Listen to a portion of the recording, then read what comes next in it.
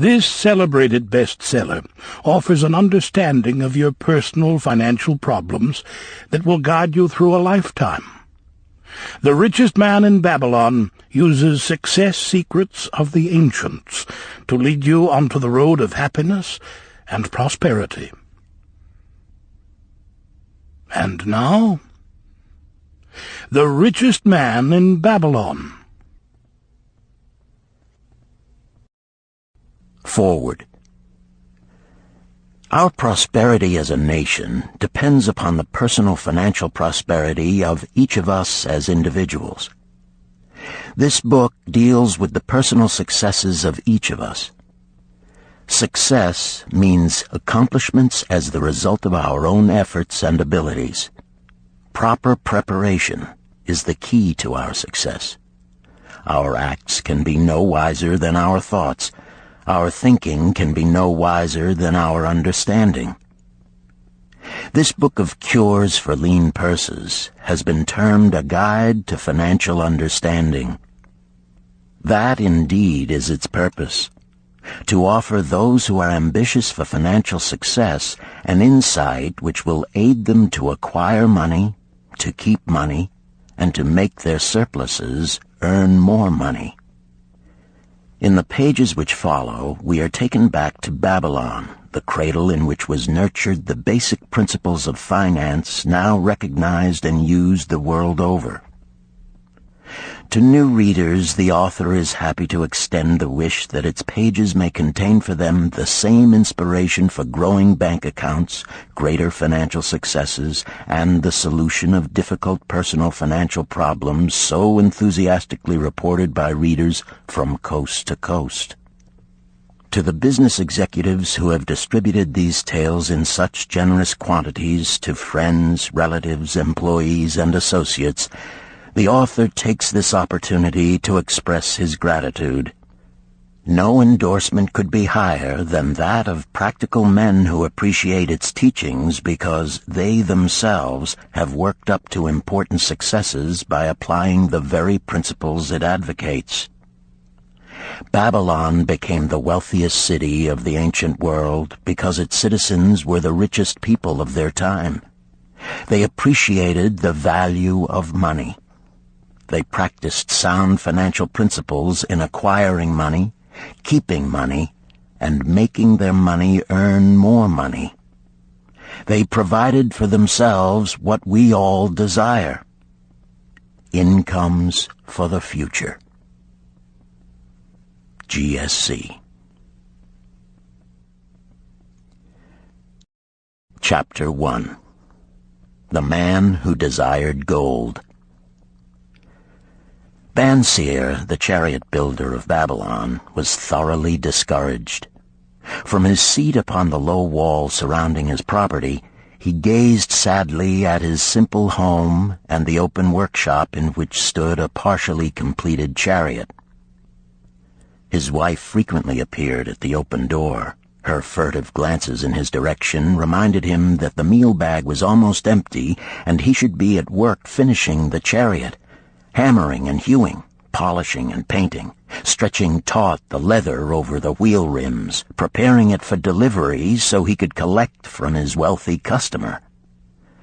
Nevertheless, his fat, muscular body sat stolidly upon the wall. His slow mind was struggling patiently with a problem for which he could find no answer. The hot tropical sun, so typical of this valley of the Euphrates, beat down upon him mercilessly. Beads of perspiration formed upon his brow and trickled down unnoticed to lose themselves in the hairy jungle on his chest. Beyond his home towered the high terraced walls surrounding the king's palace. Nearby, cleaving the blue heavens, was the painted tower of the Temple of Bel. In the shadow of such grandeur was his simple home and many others far less neat and well cared for. Babylon was like this, a mixture of grandeur and squalor, of dazzling wealth and direst poverty, crowded together without plan or system within the protecting walls of the city. Behind him, had he cared to turn and look, The noisy chariots of the rich jostled and crowded aside the sandaled tradesmen as well as the barefooted beggars. Even the rich were forced to turn into the gutters to clear the way for the long lines of slave water carriers on the king's business, each bearing a heavy goatskin of water to be poured upon the hanging gardens. Bansier was too engrossed in his own problem to hear or heed the confused hubbub of the busy city. It was the unexpected twanging of the strings from a familiar lyre that aroused him from his reverie. He turned and looked into the sensitive, smiling face of his best friend, Kabai, the musician. "May the gods bless thee with great liberality, my good friend," began Kabai with an elaborate salute. "Yet it does appear they have already been so generous thou needst not to labor. I rejoice with thee in thy good fortune. More, I would even share it with thee. Pray, from thy purse, which must be bulging, else thou wouldst be busy in yon shop, extract but 2 humble shekels and lend them to me until after the nobleman's feast this night. Thou wilt not miss them ere they are returned." "If I did have 2 shekels," Bansier responded gloomily, "to no one could I lend them, not even to you, my best of friends, for they would be my fortune, my entire fortune." No one lends his entire fortune, not even to his best friend. "What?" exclaimed Kabai with genuine surprise. "Thou hast not 1 shekel in thy purse, yet sit like a statue upon a wall. Why not complete that chariot? How else canst thou provide for thy noble appetite? 'Tis not like thee, my friend. Where is thy endless energy? Doth something distress thee? Have the gods brought to thee troubles?" "A torment from the gods it must be," Bansier agreed. "It began with a dream, a senseless dream in which I thought I was a man of means. From my belt hung a handsome purse, heavy with coins. There were shekels which I cast with careless freedom to the beggars. There were pieces of silver with which I did buy finery for my wife and whatever I did desire for myself. There were pieces of gold which made me feel assured of the future and unafraid to spend the silver. A glorious feeling of contentment was within me.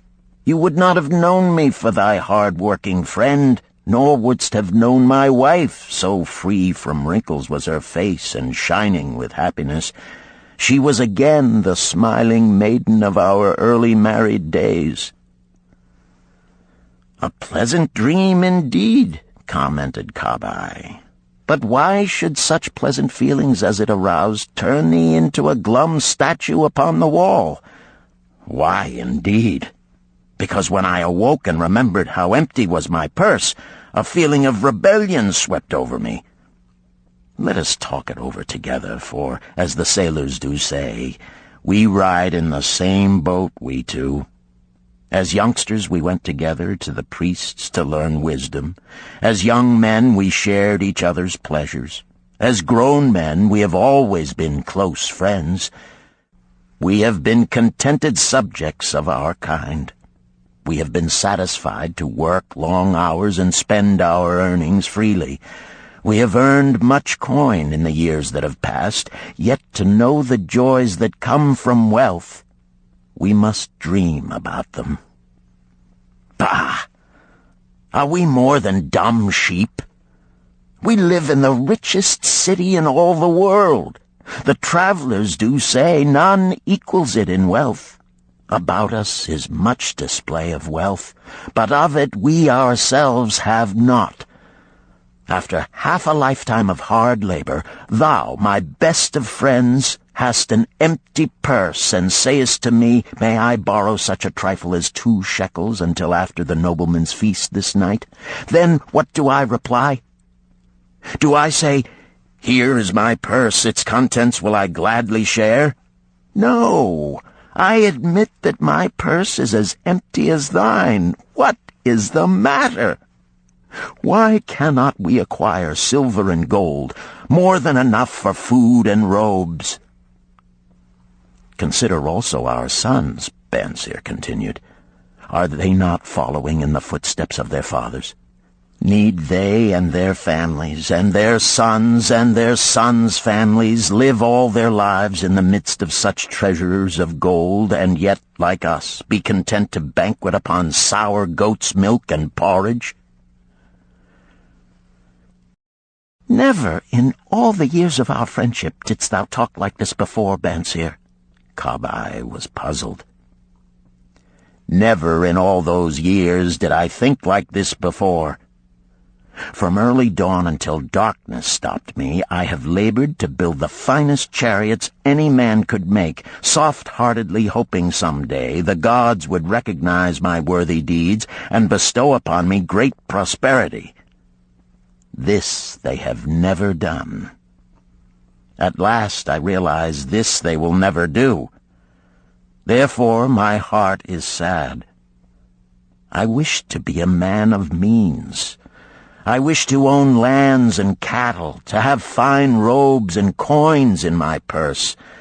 I am willing to work for these things with all the strength in my back, with all the skill in my hands, with all the cunning in my mind. But I wish my labors to be fairly rewarded. What is the matter with us? Again, I ask you, why cannot we have our just share of the good things so plentiful for those who have the gold with which to buy them? Would I knew the answer, Kabai replied. No better than thou am I satisfied. My earnings from my lyre are quickly gone. Often must I plan and scheme that my family be not hungry. Also within my breast is a deep longing for a lyre large enough that it may truly sing the strains of music that do surge through my mind.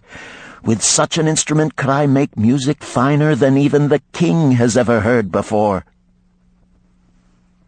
Such a lyre thou shouldst have. No man in all Babylon could make it sing more sweetly. Could make it sing so sweetly not only the king, but the gods themselves would be delighted. But how mayest thou secure it while we both of us are as poor as the king's slaves? Listen to the bell. Here they come. He pointed to the long column of half-naked, sweating water-bearers plodding laboriously up the narrow street from the river. 5 abreast they marched, each bent under a heavy goatskin of water. A fine figure of a man he who doth lead them, Kabai indicated the wearer of the bell who marched in front without a load. A prominent man in his own country, 'tis easy to see. There are many good figures in the line, Bansir agreed, as good men as we. Tall blond men from the north, laughing black men from the south, little brown men from the nearer countries, all marching together from the river to the gardens, back and forth, day after day, year after year, naught of happiness to look forward to, beds of straw upon which to sleep, hard grain porridge to eat. Pity the poor brutes, Kabai. Pity them I do, yet thou dost make me see how little better off are we, free men though we call ourselves. That is truth, Kabai, unpleasant thought though it may be. We do not wish to go on year after year living slavish lives, working, getting nowhere. Might we not find out how others acquire gold and do as they do? Kabai inquired. Perhaps there is some secret we might learn if we but sought from those who knew, replied Bansir thoughtfully. This very day, suggested Kabai, I did pass our old friend Arkad, riding in his golden chariot. This I will say, he did not look over my humble head as many in his station might consider his right. Instead, he did wave his hand that all onlookers might see him pay greetings and bestow his smile of friendship upon Kabai, the musician. He is claimed to be the richest man in all Babylon, Bansir mused. So rich, the king is said to seek his golden aid in affairs of the treasury, Kabai replied. So rich, Bansir interrupted. I fear if I should meet him in the darkness of the night, I should lay my hands upon his fat wallet. Nonsense, reproved Kabai. A man's wealth is not in the purse he carries. A fat purse quickly empties if there be no golden stream to refill it. Arkad has an income that constantly keeps his purse full, no matter how liberally he spends. Income, that is the thing, ejaculated Bansir. I wish an income that will keep flowing into my purse whether I sit upon the wall or travel to far lands. Arkad must know how a man can make an income for himself. Dost suppose it is something he could make clear to a mind as slow as mine? Methinks he did teach his knowledge to his son, Nomasir, Kabai responded. Did he not go to Nineveh and, so it is told at the inn, become, without aid from his father, one of the richest men in that city? Kabai, thou bringest to me a rare thought. A new light gleamed in Bansir's eyes. It costs nothing to ask wise advice from a good friend, and Arkad was always that. Never mind though our purses be as empty as the falcon's nest of a year ago. Let that not detain us. We are weary of being without gold in the midst of plenty. We wish to become men of means. Come, let us go to Arkad and ask how we also may acquire incomes for ourselves. Thou speakest with true inspiration, Bansir. Thou bringest to my mind a new understanding.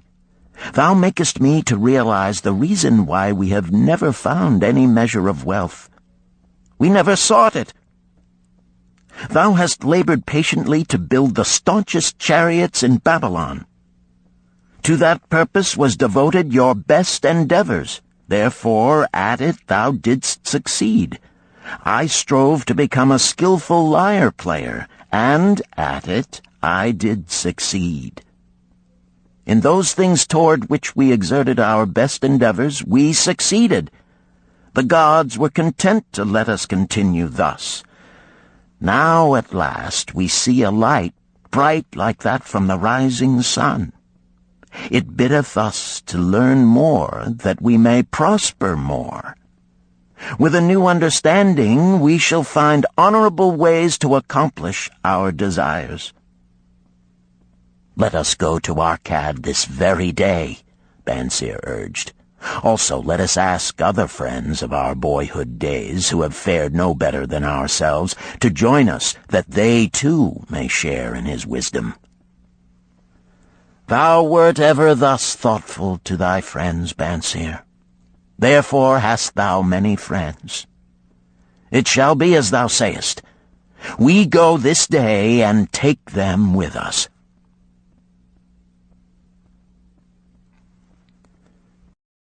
Chapter 2. The Richest Man in Babylon. In old Babylon there once lived a certain very rich man named Arkad. Far and wide he was famed for his great wealth. Also was he famed for his liberality. He was generous in his charities. He was generous with his family. He was liberal in his own expenses. But nevertheless, each year his wealth increased more rapidly than he spent it. And there were certain friends of younger days who came to him and said, You, Arkad, are more fortunate than we. You have become the richest man in all Babylon, while we struggle for existence. You can wear the finest garments, and you can enjoy the rarest foods, while we must be content if we can clothe our families in raiment that is presentable and feed them as best we can. Yet once we were equal. We studied under the same master. We played in the same games, and in neither the studies nor the games did you outshine us. And in the years since, you have been no more an honorable citizen than we. Nor have you worked harder or more faithfully in so far as we can judge. Why, then, should a fickle fate single you out to enjoy all the good things of life and ignore us who are equally deserving? Thereupon Arcad remonstrated with them, saying, If you have not acquired more than a bare existence in the years since we were youths, it is because you either have failed to learn the laws that govern the building of wealth, or else you do not observe them. Fickle fate is a vicious goddess who brings no permanent good to anyone. On the contrary, she brings ruin to almost every man upon whom she showers unearned gold.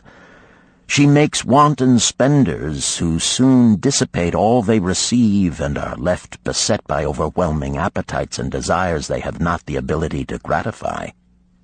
Yet others whom she favors become misers and hoard their wealth, fearing to spend what they have, knowing they do not possess the ability to replace it. They further are beset by fear of robbers and doom themselves to lives of emptiness and secret misery. Others there probably are who can take unearned gold and add to it and continue to be happy and contented citizens, but so few are they, I know of them but by hearsay. Think you of the men who have inherited sudden wealth, and see if these things are not so. His friends admitted that of the men they knew who had inherited wealth, these words were true, and they besought him to explain to them how he had become possessed of so much prosperity, so he continued. In my youth, I looked about me and saw all the good things there were to bring happiness and contentment, and I realized that wealth increased the potency of all these. Wealth is a power. With wealth, many things are possible. One may ornament the home with the richest of furnishings. One may sail the distant seas. One may feast on the delicacies of far lands. One may buy the ornaments of the gold worker and the stone polisher. One may even build mighty temples for the gods. One may do all these things and many others in which there is delight for the senses and gratification for the soul. And when I realized all this, I decided to myself that I would claim my share of the good things of life. I would not be one of those who stand afar off, enviously watching others enjoy. I would not be content to clothe myself in the cheapest raiment that looked respectable. I would not be satisfied with the lot of a poor man. On the contrary, I would make myself a guest at this banquet of good things. Being, as you know, the son of a humble merchant, one of a large family with no hope of an inheritance, and not being endowed, as you have so frankly said, with superior powers or wisdom, I decided that if I was to achieve what I desired, time and study would be required. As for time, all men have it in abundance. You, each of you, have let slip by sufficient time to have made yourselves wealthy. Yet you admit you have nothing to show except your good families, of which you can be justly proud. As for study, did not our wise teacher teach us that learning was of two kinds? The one kind being the things we learned and knew, and the other being the training that taught us how to find out what we did not know. Therefore did I decide to find out how one might accumulate wealth, and, when I had found out, to make this my task and do it well. For is it not wise that we should enjoy while we dwell in the brightness of the sunshine? For sorrows enough shall descend upon us when we depart for the darkness of the world of spirit. I found employment as a scribe in the hall of records, and long hours each day I labored upon the clay tablets. Week after week, and month after month I labored, yet for my earnings I had naught to show. Food and clothing and penance to the gods, and other things of which I could remember not what, absorbed all my earnings, but my determination did not leave me. And one day Algamish, the moneylender, came to the house of the city master and ordered a copy of the 9th law, and he said to me, I must have this in 2 days, and if the task is done by that time, 2 coppers will I give to thee. So I labored hard, but the law was long, and when Algamish returned, the task was unfinished. He was angry, and had I been his slave, he would have beaten me.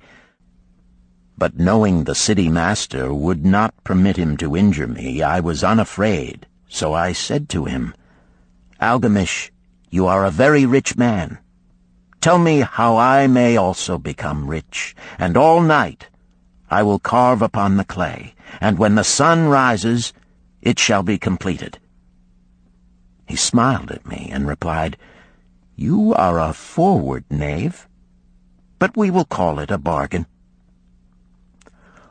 All that night I carved, though my back pained and the smell of the wick made my head ache until my eyes could hardly see.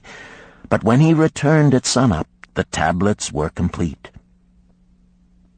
Now, I said, tell me what you promised.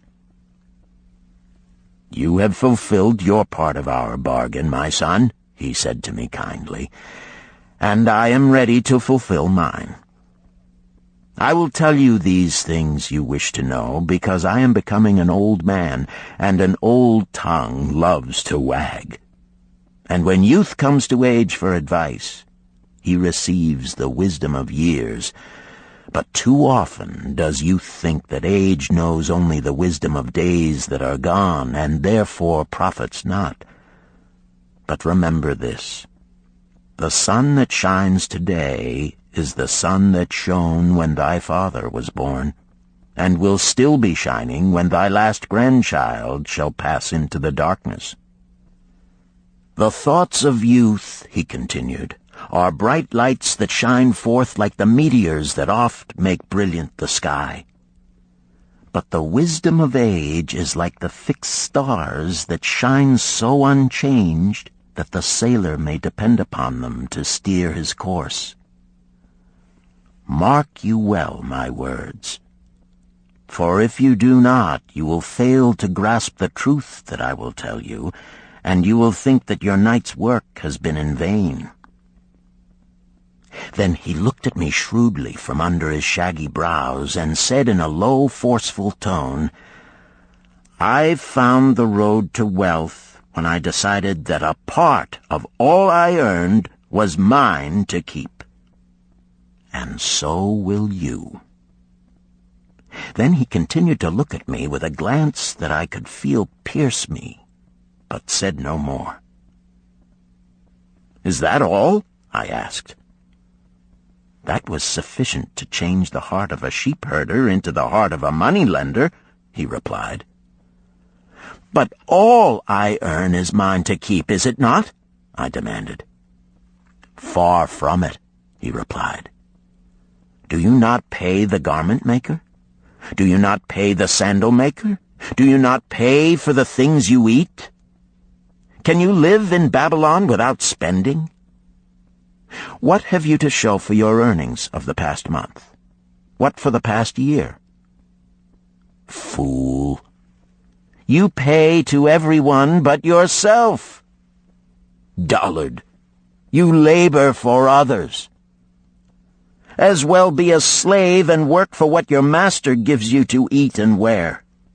If you did keep for yourself 1/10 of all you earn, how much would you have in 10 years? My knowledge of the numbers did not forsake me, and I answered, "As much as I earn in 1 year." "You speak but half the truth," he retorted. "Every gold piece you save is a slave to work for you.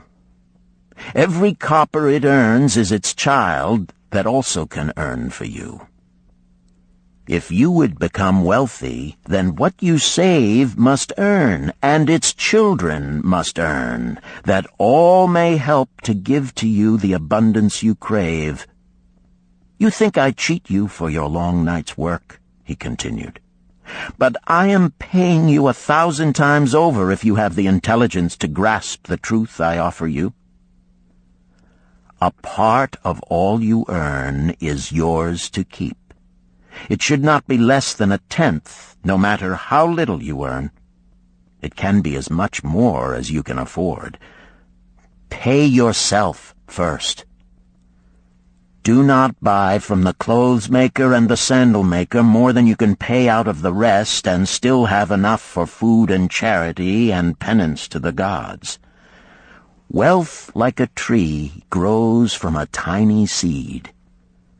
The first copper you save is the seed from which your tree of wealth shall grow. The sooner you plant that seed, the sooner shall the tree grow. And the more faithfully you nourish and water that tree with consistent savings, the sooner may you bask in contentment beneath its shade." So saying, he took his tablets and went away. I thought much about what he had said to me, and it seemed reasonable, so I decided that I would try it. Each time I was paid, I took 1 from each 10 pieces of copper and hid it away. And strange as it may seem, I was no shorter of funds than before. I noticed little difference as I managed to get along without it. But often I was tempted, as my hoard began to grow, to spend it for some of the good things the merchants displayed, brought by camels and ships from the land of the Phoenicians. But I wisely refrained. A 12th month after Algamish had gone, he again returned and said to me, "Son, have you paid to yourself not less than 1/10 of all you have earned for the past year?"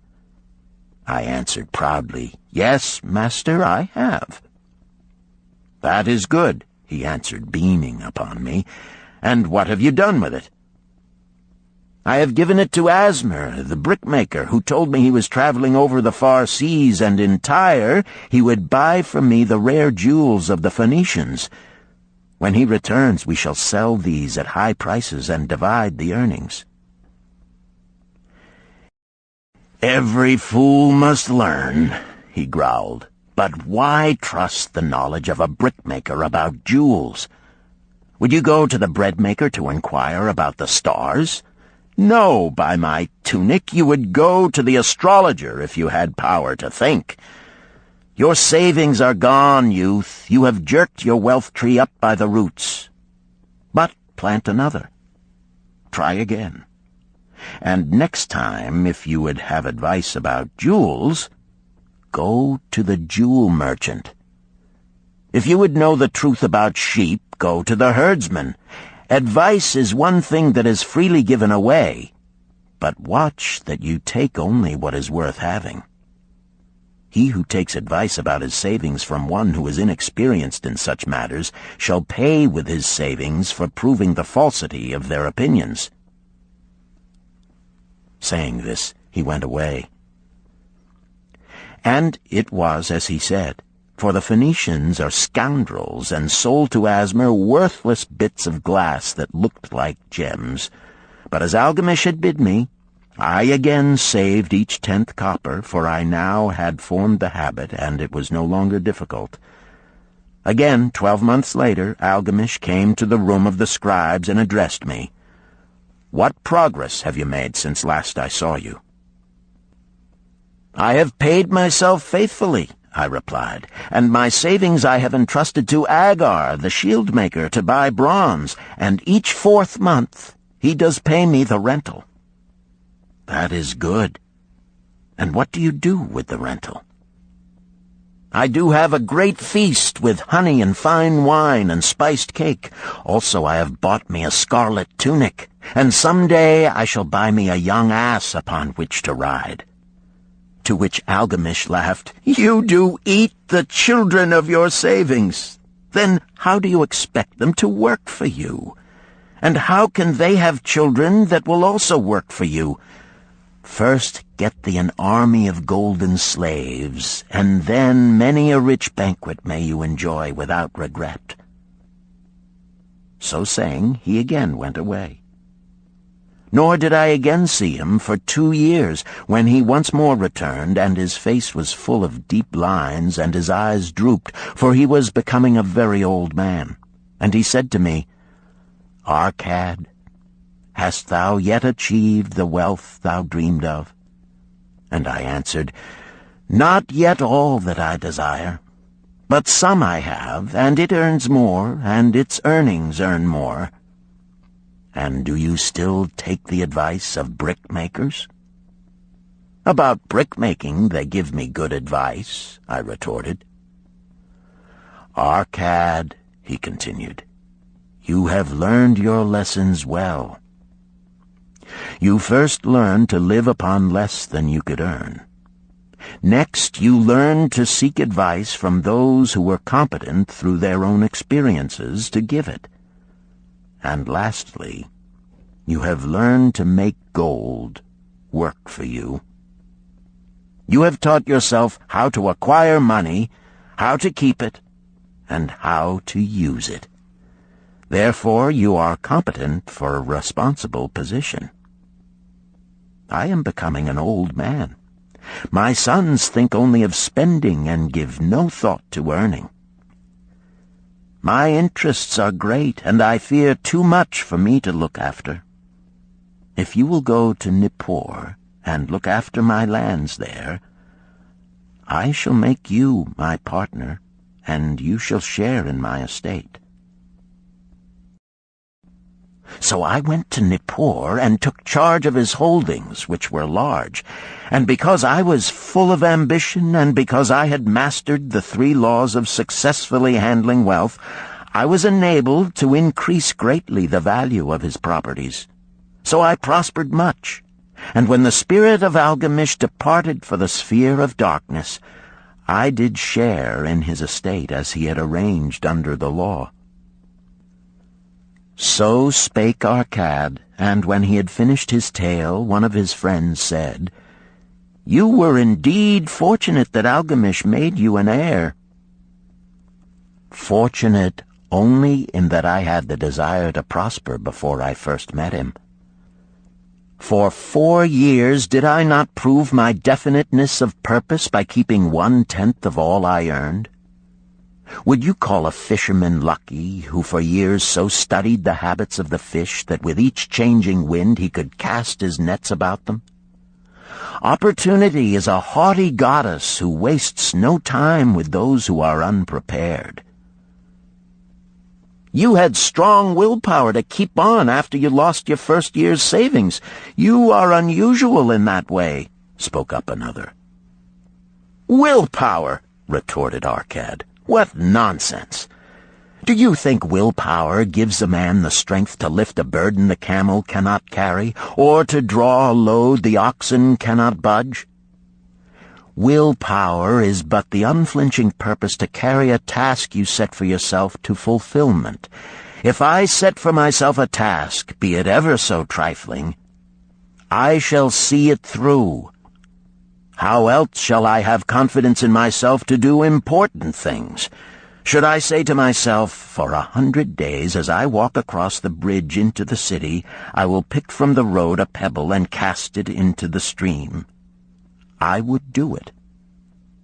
If on the 7th day I passed by without remembering, I would not say to myself, tomorrow I will cast 2 pebbles, which will do as well.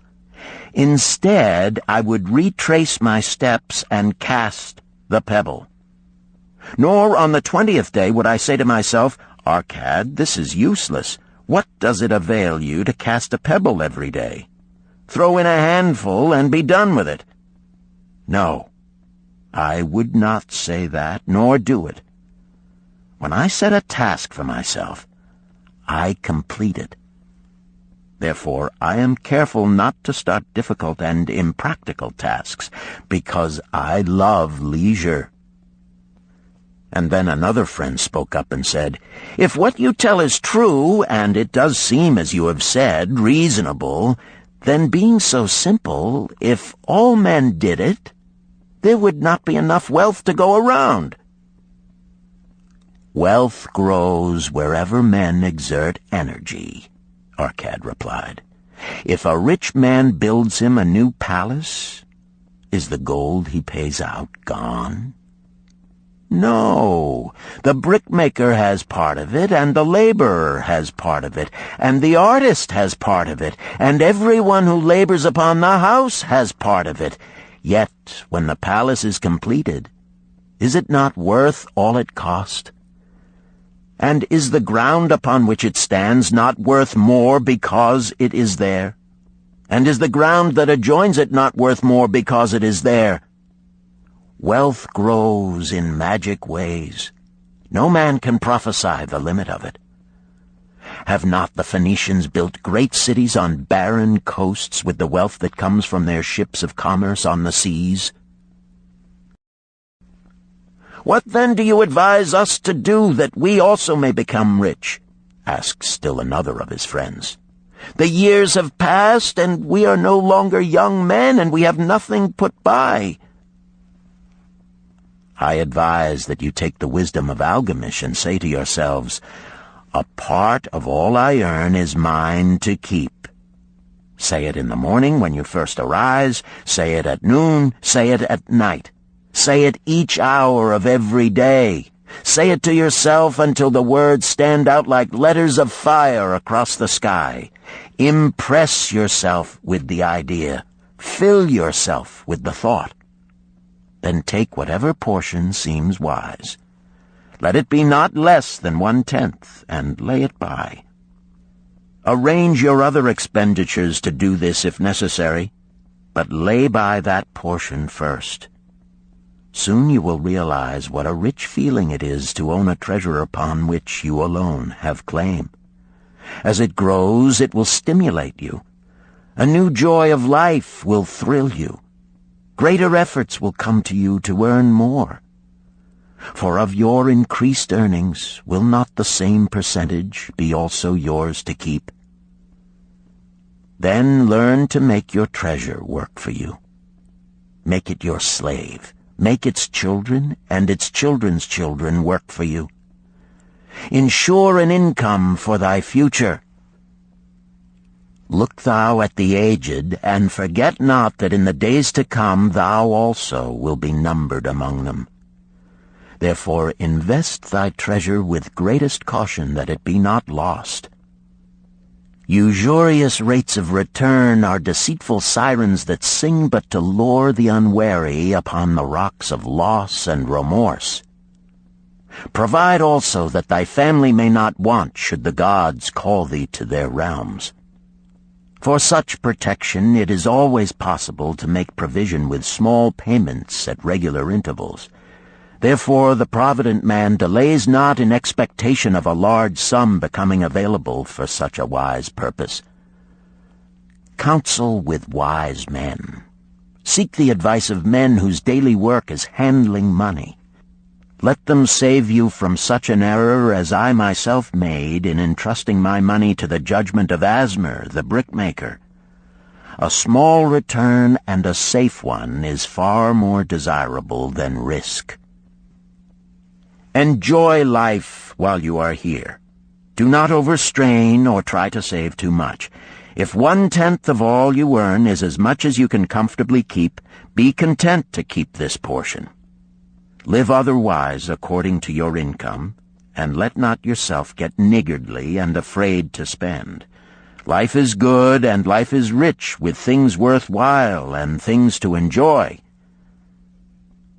His friends thanked him and went away.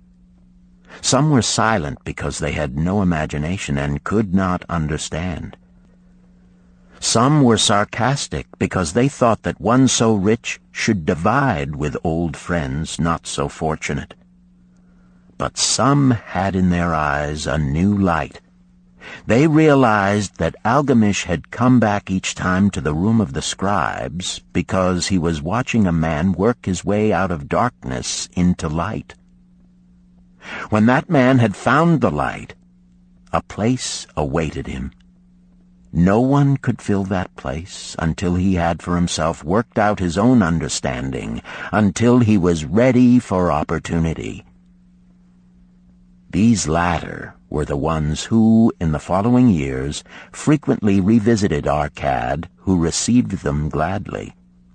He counseled with them and gave them freely of his wisdom, as men of broad experience are always glad to do, and he assisted them in so investing their savings that it would bring in a good interest with safety and would neither be lost nor entangled in investments that paid no dividends.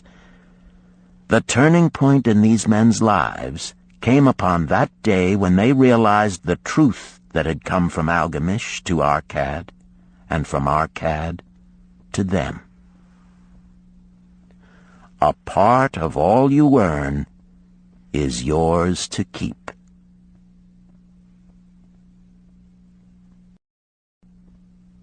Chapter 3. 7 Cures for a Lean Purse. The glory of Babylon endures. Down through the ages, its reputation comes to us as the richest of cities, its treasures as fabulous. Yet it was not always so. The riches of Babylon were the results of the wisdom of its people. They first had to learn how to become wealthy. When the good King Sargon returned to Babylon after defeating his enemies, the Elamites, he was confronted with a serious situation. The royal chancellor explained it to the king thus: "After many years of great prosperity brought to our people because your majesty built the great irrigation canals and the mighty temples of the gods, now that these works are completed, the people seem unable to support themselves. The laborers are without employment.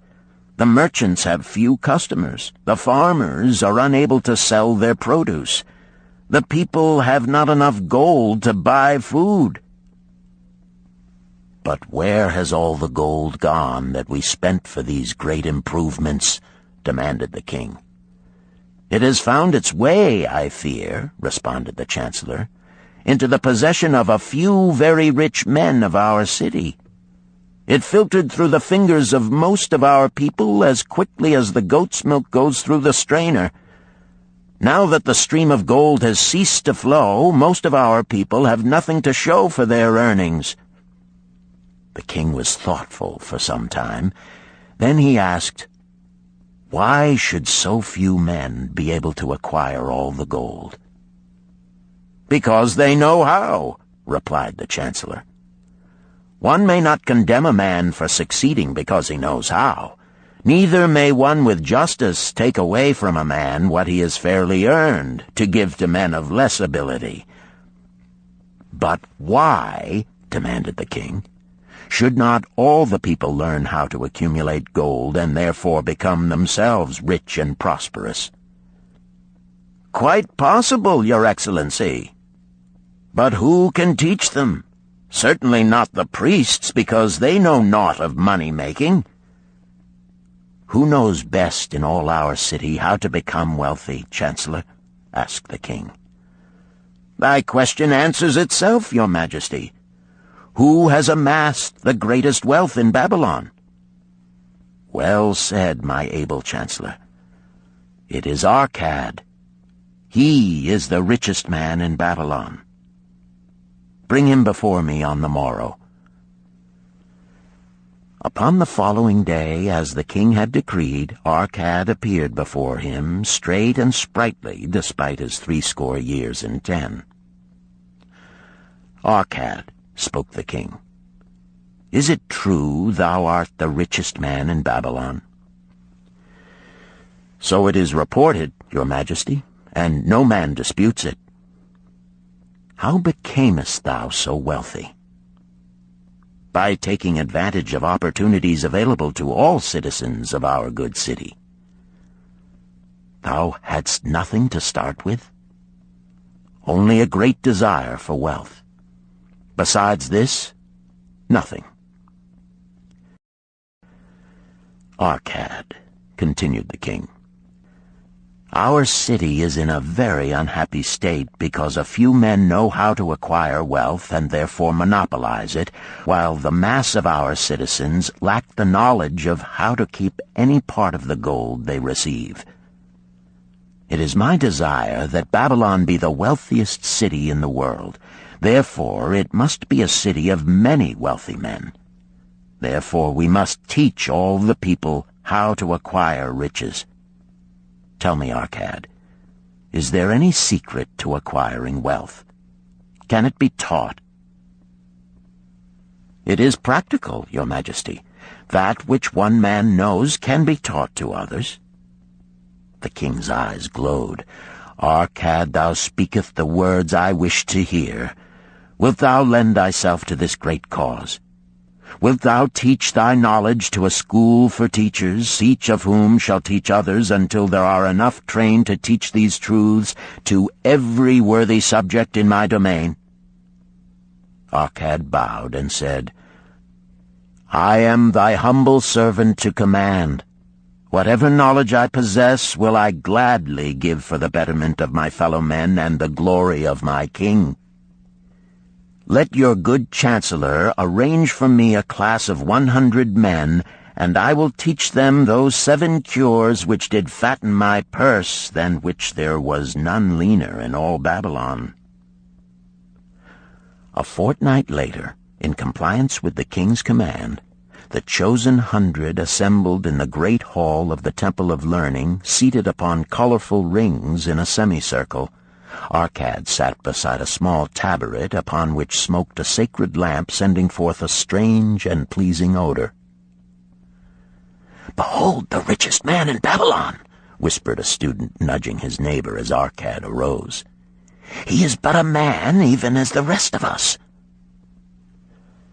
"As a dutiful subject of our great king," Arcad began, "I stand before you in his service.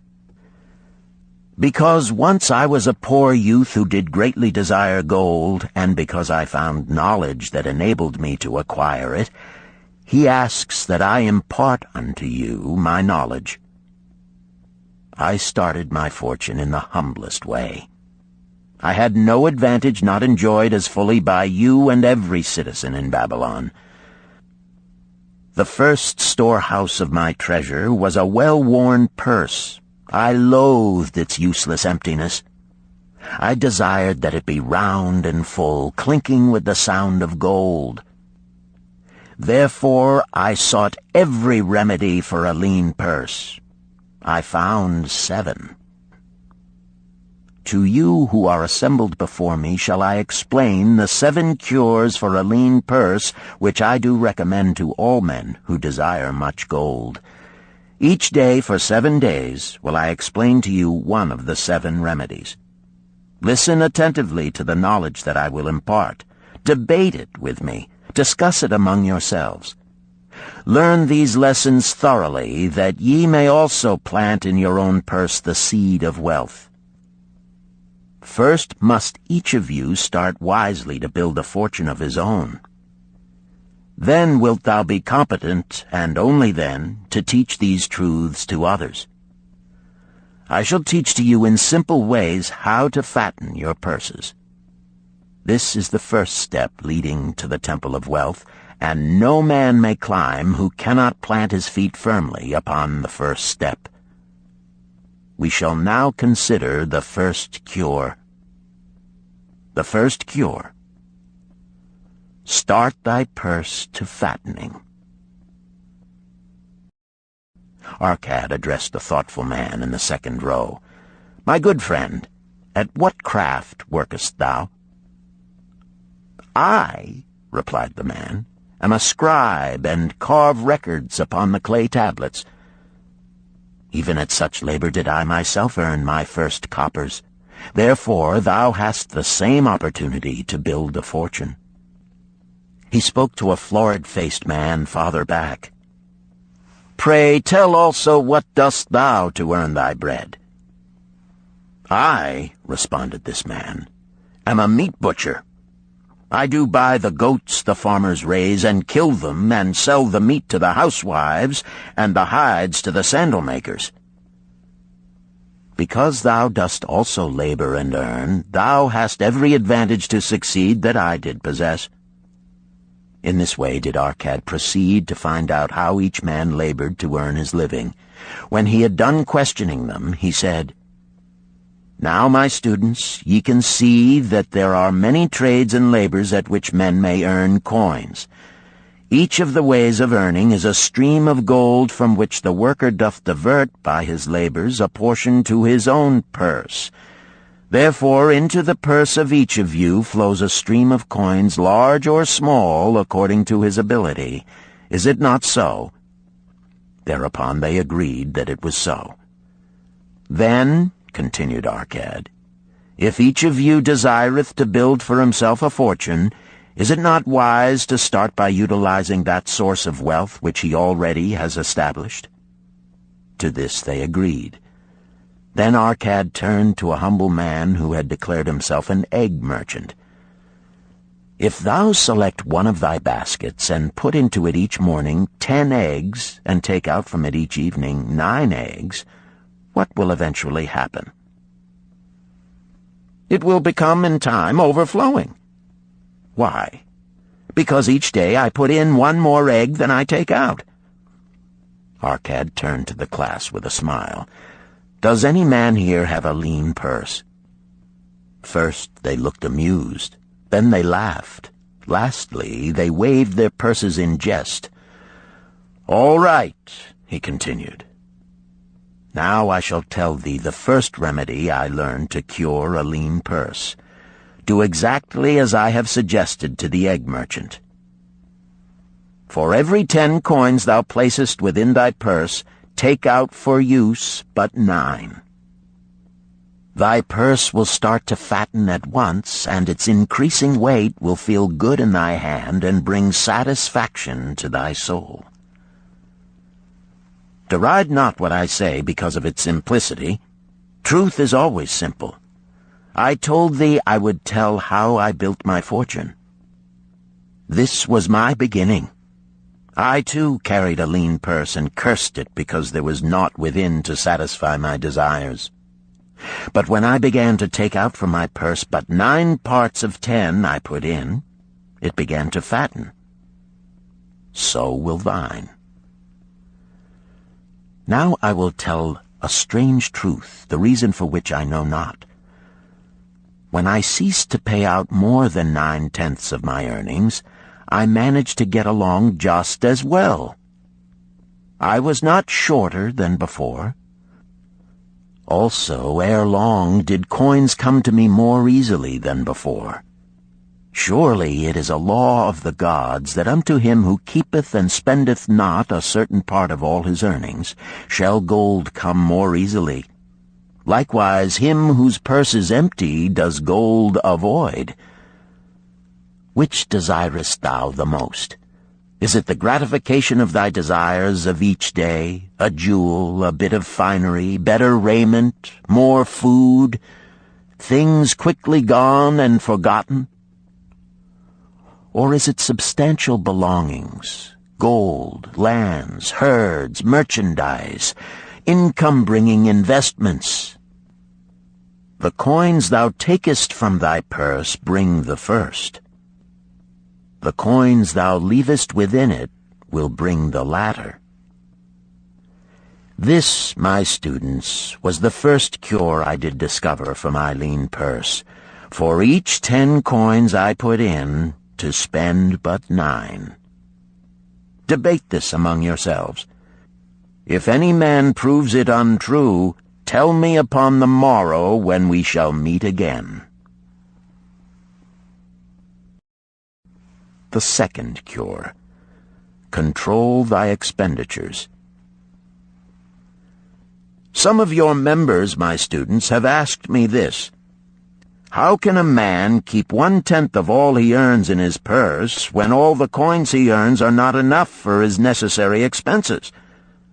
So did Arcad address his students upon the second day. "Yesterday, how many of thee carried lean purses?" "All of us," answered the class.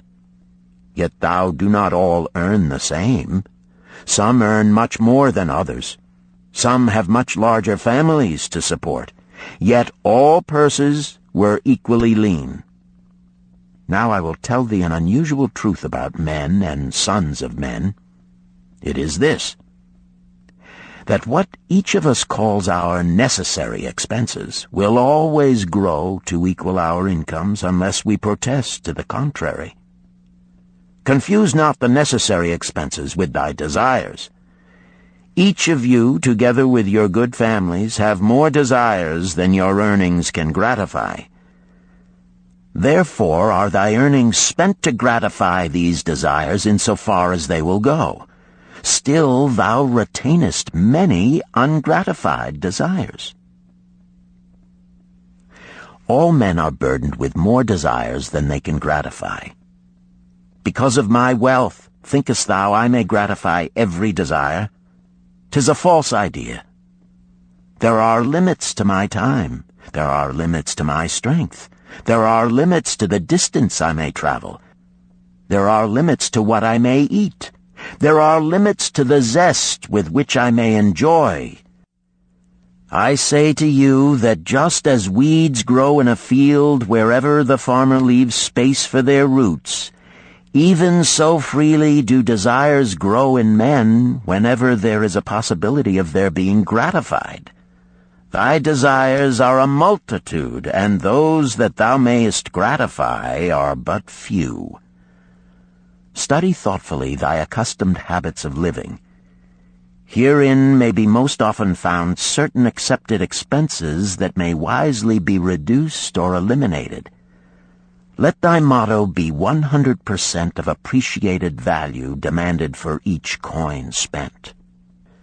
Therefore, engrave upon the clay each thing for which thou desireth to spend. Select those that are necessary and others that are possible through the expenditure of 9/10 of thy income. Cross out the rest and consider them but a part of that great multitude of desires that must go unsatisfied, and regret them not. Budget then thy necessary expenses. Touch not the 1/10 that is fattening thy purse. Let this be thy great desire that is being fulfilled.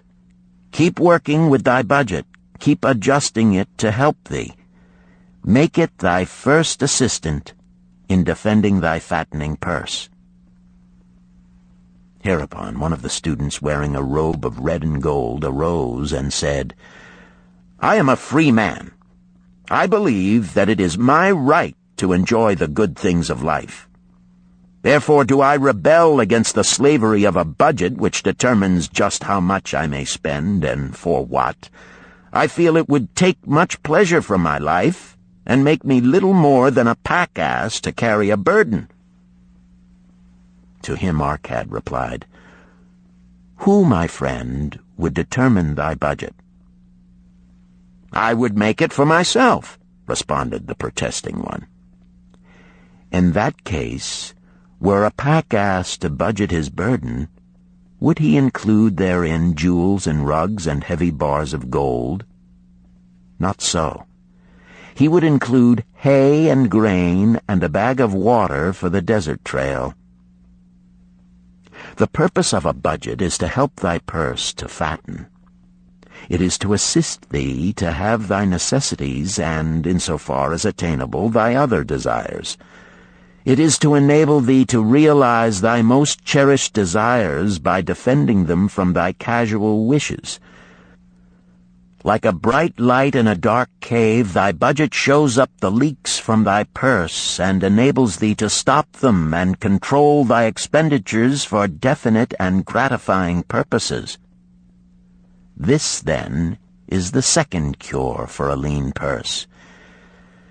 Budget thy expenses, that thou mayest have coins to pay for thy necessities, to pay for thy enjoyments, and to gratify thy worthwhile desires without spending more than 9/10 of thy earnings. The third cure: make thy gold multiply. Behold, thy lean purse is fattening. Thou hast disciplined thyself to leave therein 1/10 of all thou earnest. Thou hast controlled thy expenditures to protect thy growing treasure. Next, we will consider means to put thy treasure to labor and to increase. Gold in a purse is gratifying to own, and satisfieth a miserly soul, but earns nothing. The gold we may retain from our earnings is but the start. The earnings it will make shall build our fortunes. So spoke Arcad upon the third day to his class. How, therefore, may we put our gold to work? My first investment was unfortunate, for I lost all. Its tale I will relate later. My first profitable investment was a loan I made to a man named Agar, a shield maker. Once each year did he buy large shipments of bronze brought from across the sea to use in his trade. Lacking sufficient capital to pay the merchants, he would borrow from those who had extra coins. He was an honorable man. His borrowing he would repay, together with a liberal rental as he sold his shields. Each time I loaned to him, I loaned back also the rental he had paid to me. Therefore not only did my capital increase, but its earnings likewise increased. Most gratifying was it to have these sums returned to my purse. I tell you, my students, a man's wealth is not in the coins he carries in his purse. It is the income he buildeth, the golden stream that continually floweth into his purse and keepeth it always bulging. That is what every man desireth. That is what thou, each one of thee, desireth. An income that continueth to come whether thou work or travel. Great income I have acquired, so great that I am called a very rich man. My loans to Agar were my first training in profitable investment. Gaining wisdom from this experience, I extended my loans and investments as my capital increased. From a few sources at first, from many sources later, flowed into my purse a golden stream of wealth available for such wise uses as I should decide. Behold, from my humble earnings, I had begotten a horde of golden slaves, each laboring and earning more gold. As they labored for me, so their children also labored, and their children's children, until great was the income from their combined efforts. Gold increaseth rapidly when making reasonable earnings, as thou wilt see from the following. A farmer, when his first son was born, took 10 pieces of silver to a moneylender and asked him to keep it on rental for his son until he became 20 years of age. This the moneylender did, and agreed the rental should be 1/4 of its value each 4 years. The farmer asked, because this sum he had set aside as belonging to his son, that the rental be added to the principal.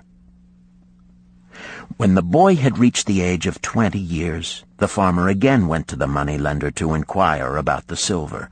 The moneylender explained that because this sum had been increased by compound interest, the original 10 pieces of silver had now grown to 30 1/2 pieces. The farmer was well pleased, and because the son did not need the coins, he left them with the moneylender. When the son became 50 years of age, the father meantime having passed to the other world, the moneylender paid the son in settlement 167 pieces of silver. Thus, in 50 years, had the investment multiplied itself at rental almost 17 times. This, then, is the third cure for a lean purse. to put each coin to laboring, that it may reproduce its kind, even as the flocks of the field, and help bring to thee income, a stream of wealth that shall flow constantly into thy purse. The fourth cure. Guard thy treasures from loss. Misfortune loves a shining mark. Gold in a man's purse must be guarded with firmness, else it be lost. Thus it is wise that we must first secure small amounts and learn to protect them before the gods entrust us with larger. So spoke Arcad upon the fourth day to his class. Every owner of gold is tempted by opportunities whereby it would seem that he could make large sums by its investment in most plausible projects. Often friends and relatives are eagerly entering such investment and urge him to follow. The first sound principle of investment is security for thy principal. Is it wise to be intrigued by larger earnings when thy principal may be lost? I say not. The penalty of risk is probable loss. Study carefully, before parting with thy treasure, each assurance that it may be safely reclaimed. Be not misled by thine own romantic desires to make wealth rapidly. Before thou loan it to any man, assure thyself of his ability to repay and his reputation for doing so, that thou mayest not unwittingly be making him a present of thy hard-earned treasure. Before thou entrust it as an investment in any field, acquaint thyself with the dangers which may beset it. My own first investment was a tragedy to me at the time. The guarded savings of a year I did entrust to a brickmaker named Asmer, who was traveling over the far seas, and in Tyre agreed to buy for me the rare jewels of the Phoenicians. These we would sell upon his return and divide the profits. The Phoenicians were scoundrels and sold him bits of glass. My treasure was lost. Today, my training would show to me at once the folly of entrusting a brickmaker to buy jewels. Therefore do I advise thee from the wisdom of my experiences, be not too confident of thine own wisdom in entrusting thy treasures to the possible pitfalls of investments. Better by far to consult the wisdom of those experienced in handling money for profit. Such advice is freely given for the asking, and may readily possess a value equal in gold to the sum thou considerest investing. In truth, such is its actual value if it save thee from loss. This, then, is the fourth cure for a lean purse, and of great importance if it prevent thy purse from being emptied once it has become well filled. Guard thy treasure from loss by investing only where thy principal is safe, where it may be reclaimed if desirable, and where thou wilt not fail to collect a fair rental. Consult with wise men. Secure the advice of those experienced in the profitable handling of gold. Let their wisdom protect thy treasure from unsafe investments. This ends Disc 1. The Richest Man in Babylon, Disc 2. The fifth cure. Make of thy dwelling a profitable investment. If a man setteth aside 9 parts of his earnings upon which to live and enjoy life, and if any part of this 9 parts he can turn into a profitable investment without detriment to his well-being, then so much faster will his treasures grow. So spake Arcad to his class at their 5th lesson. All too many of our men of Babylon do raise their families in unseemly quarters. They do pay to exacting landlords liberal rentals for rooms where their wives have not a spot to raise the blooms that gladden a woman's heart, and their children have no place to play their games except in the unclean alleys. No man's family can fully enjoy life unless they do have a plot of ground wherein children can play in the clean earth, and where the wife may raise not only blossoms but good rich herbs to feed her family. To a man's heart it brings gladness to eat the figs from his own trees and the grapes of his own vines, to own his own domicile and to have it a place he is proud to care for, putteth confidence in his heart and greater effort behind all his endeavors. Therefore do I recommend that every man own the roof that sheltereth him and his. Nor is it beyond the ability of any well-intentioned man to own his home. Hath not our great king so widely extended the walls of Babylon that within them much land is now unused, and may be purchased at sums most reasonable? Also I say to you, my students, that the money-lenders gladly consider the desires of men who seek homes and land for their families. Readily may thou borrow to pay the brickmaker and the builder for such commendable purposes, if thou can show a reasonable portion of the necessary sum which thou thyself hast provided for the purpose. Then when the house be built, thou canst pay the money-lender with the same regularity as thou didst pay the landlord, because each payment will reduce thy indebtedness to the money-lender. A few years will satisfy his loan. Then will thy heart be glad, because thou wilt own in thy own right a valuable property, and thy only cost will be the king's taxes. Also wilt thy good wife go more often to the river to wash thy robes, that each time returning she may bring a goatskin of water to pour upon the growing things.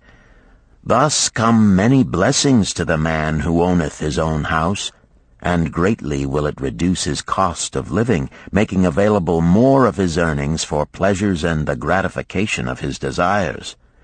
This, then, is the fifth cure for a lean purse.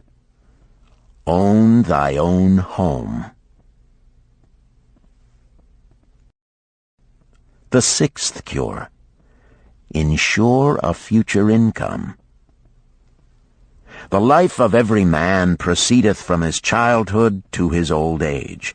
This is the path of life, and no man may deviate from it, unless the gods call him prematurely to the world beyond.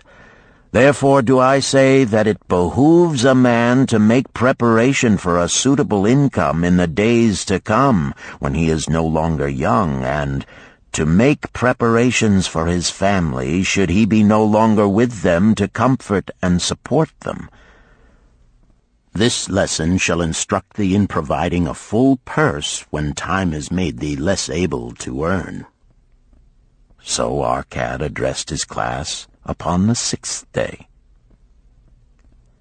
The man who, because of his understanding of the laws of wealth, acquireth a growing surplus, should give thought to those future days. He should plan certain investments or provisions that may endure safely for many years, yet will be available when the time arrives which he has so wisely anticipated. There are diverse ways by which a man may provide with safety for his future. He may provide a hiding place and there bury a secret treasure. Yet no matter with what skill it be hidden, it may nevertheless become the loot of thieves. For this reason I recommend not this plan. A man may buy houses or lands for this purpose. If wisely chosen as to their usefulness and value in the future, they are permanent in their value and their earnings, or their sale will provide well for his purpose. A man may loan a small sum to the moneylender and increase it at regular periods. The rental which the moneylender adds to this will largely add to its increase. I do know a sandal-maker named Ansan, who explained to me not long ago that each week for 8 years he had deposited with his moneylender 2 pieces of silver. The moneylender had but recently given him an accounting over which he greatly rejoiced. The total of his small deposits with their rental at the customary rate of 1/4 their value for each 4 years had now become 1,040 pieces of silver.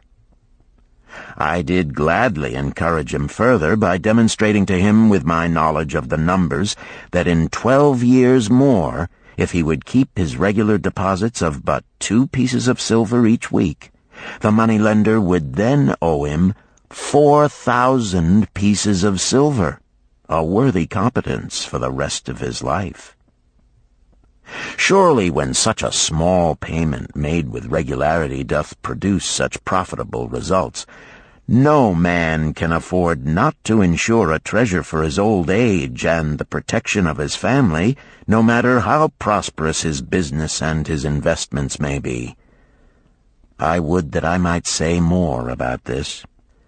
In my mind rests a belief that someday wise-thinking men will devise a plan to insure against death, whereby many men pay in but a trifling sum regularly, the aggregate making a handsome sum for the family of each member who passeth to the beyond. This do I see as something desirable and which I could highly recommend. But today it is not possible, because it must reach beyond the life of any man or any partnership to operate. It must be as stable as the king's throne. Some day do I feel that such a plan shall come to pass, and be a great blessing to many men, because even the first small payment will make available a snug fortune for the family of a member, should he pass on. But because we live in our own day, and not in the days which are to come, must we take advantage of those means and ways of accomplishing our purposes. Therefore do I recommend to all men that they, by wise and well-thought-out methods, do provide against a lean purse in their mature years. For a lean purse to a man no longer able to earn, or to a family without its head, is a sore tragedy. This, then, is the 6th cure for a lean purse. Provide in advance for the needs of thy growing age and the protection of thy family. The 7th cure. Increase thy ability to earn. This day do I speak to thee, my students, of one of the most vital remedies for a lean purse. Yet I will not talk of gold, but of yourselves, of the men beneath the robes of many colors who do sit before me. I will talk to you of those things within the minds and lives of men which do work for or against their success. So did Arcad address his class upon the 7th day. Not long ago came to me a young man seeking to borrow. When I questioned him the cause of his necessity, he complained that his earnings were insufficient to pay his expenses. Thereupon I explained to him, this being the case, he was a poor customer for the moneylender, as he possessed no surplus earning capacity to repay the loan. What you need, young man, I told him, is to earn more coins. What dost thou to increase thy capacity to earn? All that I can do, he replied. 6 times within 2 moons have I approached my master to request my pay be increased, but without success. No man can go oftener than that. We may smile at his simplicity, yet he did possess one of the vital requirements to increase his earnings. Within him was a strong desire to earn more, a proper and commendable desire. Preceding accomplishment must be desire. Thy desires must be strong and definite. General desires are but weak longings. For a man to wish to be rich is of little purpose. For a man to desire 5 pieces of gold is a tangible desire which he can press to fulfillment. After he has backed his desire for 5 pieces of gold with strength of purpose to secure it, next he can find similar ways to obtain 10 pieces, and then 20 pieces, and later 1,000 pieces, and, behold, he has become wealthy. In learning to secure his one definite small desire, he hath trained himself to secure a larger one. This is the process by which wealth is accumulated, first in small sums, then in larger ones as a man learns and becomes more capable. Desires must be simple and definite. They defeat their own purpose should they be too many, too confusing, or beyond a man's training to accomplish. As a man perfecteth himself in his calling, even so doth his ability to earn increase. In those days when I was a humble scribe carving upon the clay for a few coppers each day, I observed that other workers did more than I, and were paid more. Therefore did I determine that I would be exceeded by none. Nor did it take long for me to discover the reason for their greater success. More interest in my work, more concentration upon my task, more persistence in my effort, and, behold, few men could carve more tablets in a day than I. With reasonable promptness my increased skill was rewarded, nor was it necessary for me to go 6 times to my master to request recognition. The more of wisdom we know, the more we may earn. That man who seeks to learn more of his craft shall be richly rewarded. If he is an artisan, he may seek to learn the methods and the tools of those most skillful in the same line. If he laboreth at the law or at healing, he may consult and exchange knowledge with others of his calling. If he be a merchant, he may continually seek better goods that can be purchased at lower prices. Always do the affairs of men change and improve, because keen-minded men seek greater skill that they may better serve those upon whose patronage they depend. Therefore I urge all men to be in the front rank of progress and not to stand still, lest they be left behind. Many things come to make a man's life rich with gainful experiences. Such things as the following a man must do if he respects himself.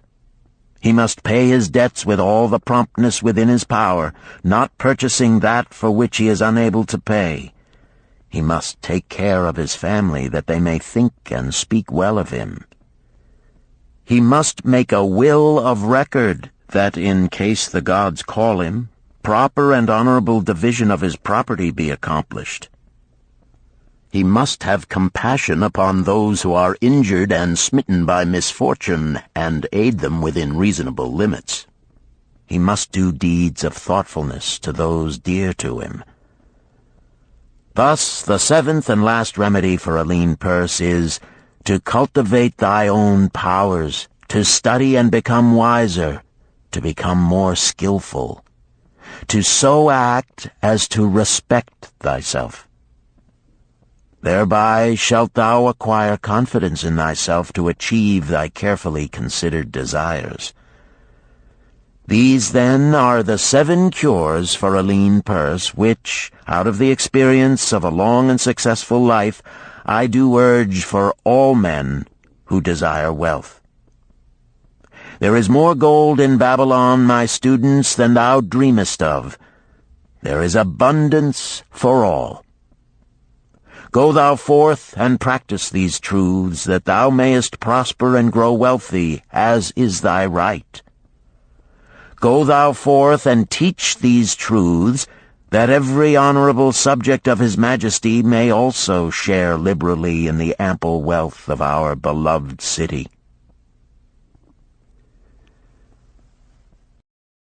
Chapter 4. Meet the Goddess of Good Luck. Babylonian proverb.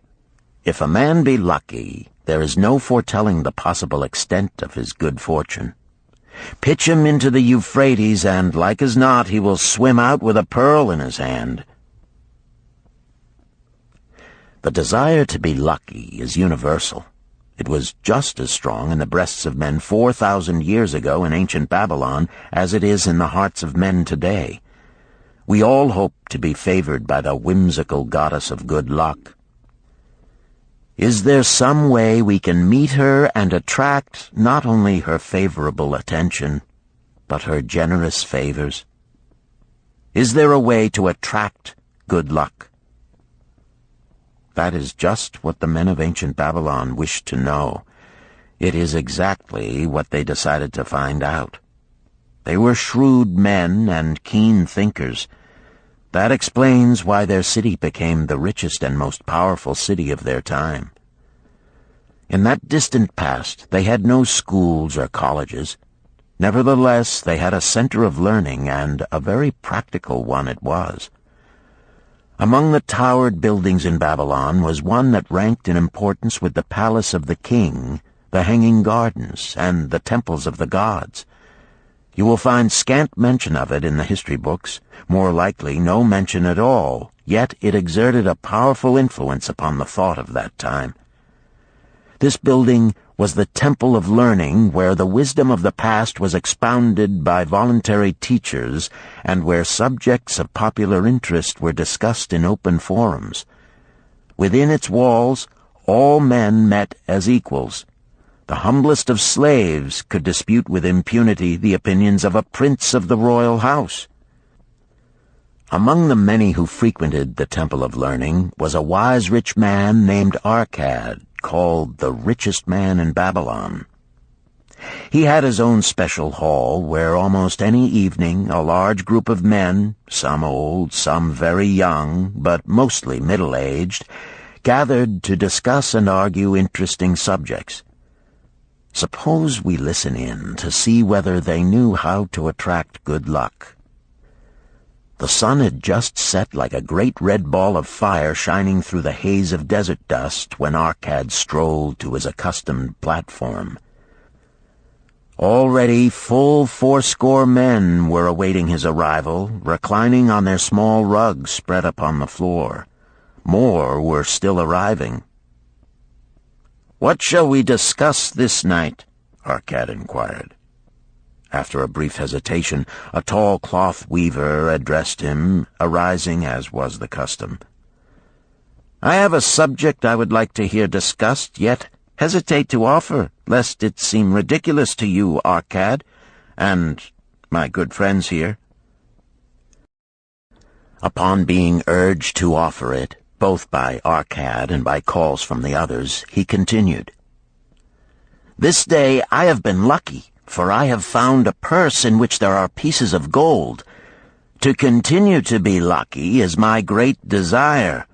Feeling that all men share with me this desire, I do suggest we debate how to attract good luck, that we may discover ways it can be enticed to one."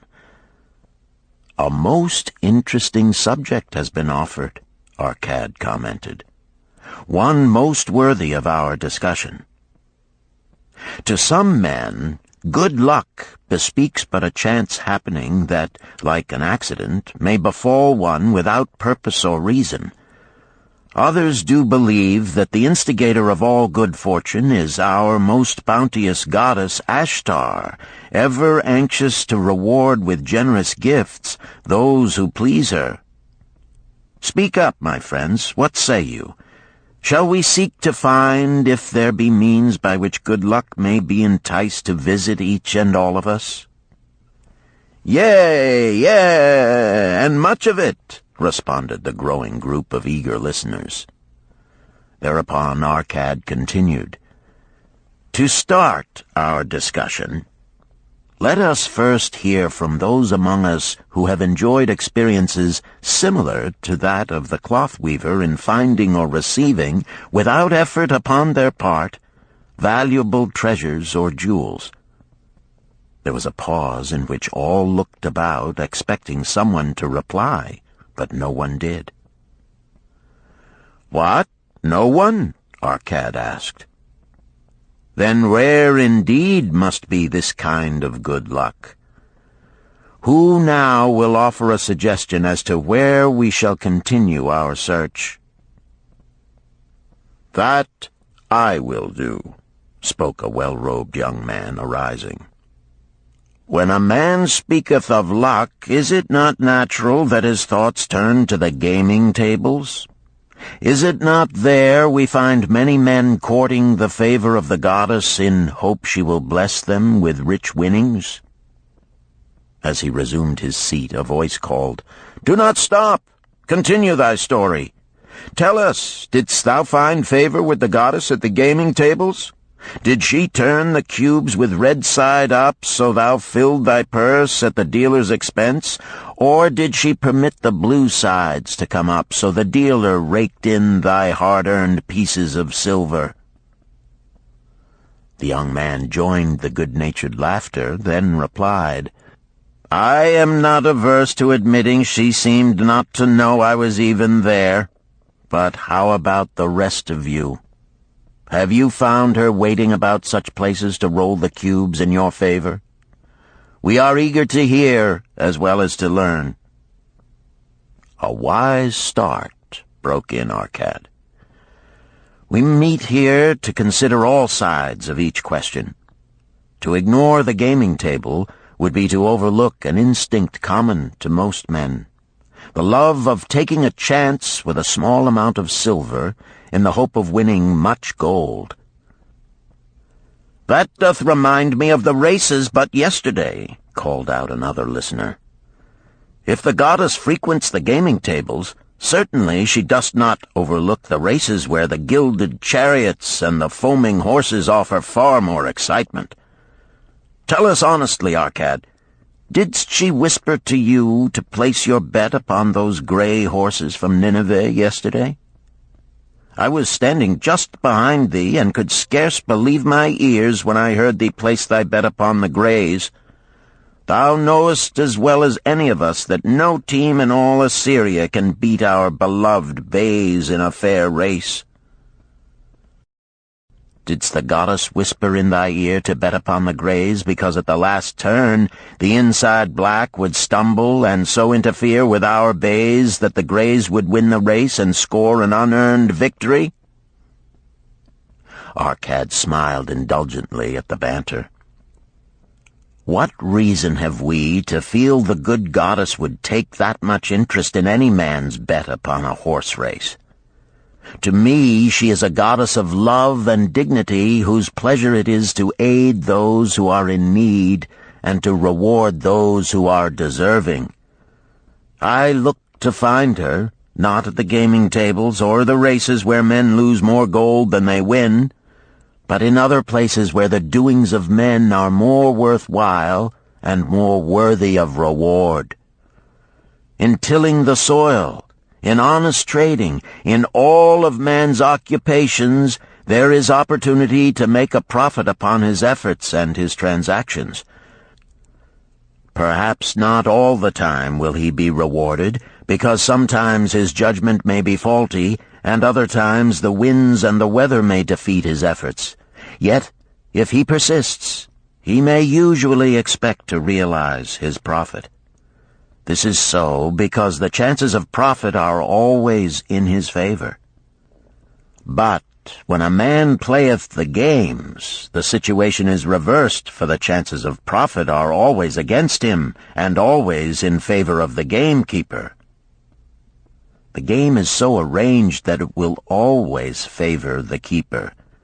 It is his business at which he plans to make a liberal profit for himself from the coins bet by the players. Few players realize how certain are the gamekeeper's profits and how uncertain are their own chances to win. For example, let us consider wagers placed upon the cube. Each time it is cast, we bet which side will be uppermost. If it be the red side, the game master pays to us 4 times our bet. But if any other of the 5 sides come uppermost, we lose our bet. Thus, the figures show that for each cast we have 5 chances to lose, but because the red pays 4 for 1, we have 4 chances to win. In a night's play, the game master can expect to keep for his profit 1/5 of all the coins wagered. Can a man expect to win more than occasionally against odds so arranged that he should lose 1/5 of all his bets? Yet some men do win large sums at times, volunteered one of the listeners. Quite so, they do, Arcad continued. Realizing this, the question comes to me whether money secured in such ways brings permanent value to those who are thus lucky. Among my acquaintances are many of the successful men of Babylon, yet among them I am unable to name a single one who started his success from such a source. You who are gathered here tonight know many more of our substantial citizens.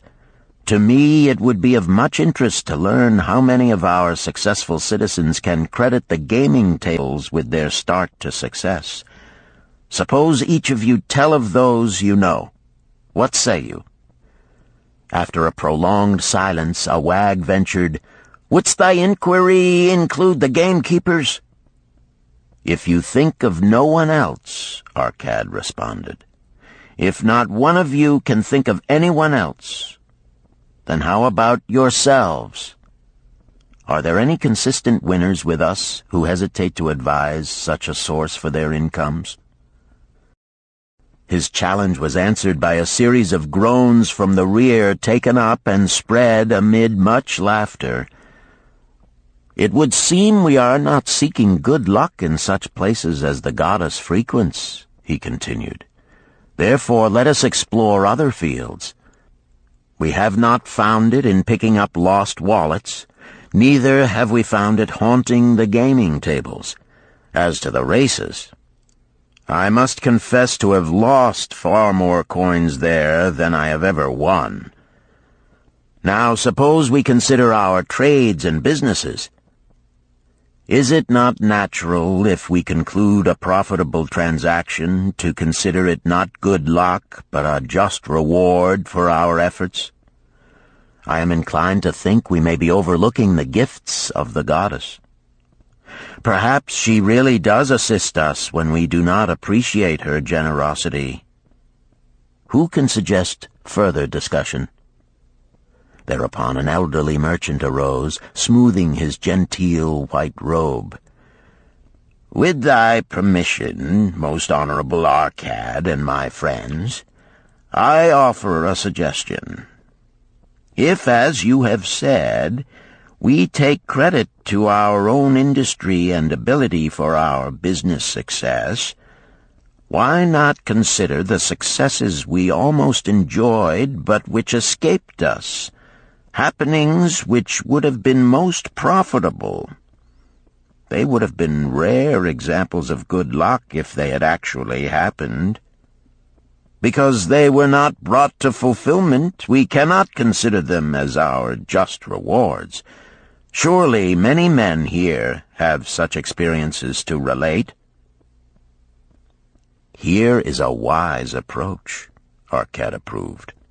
"Who among you have had good luck within your grasp only to see it escape?"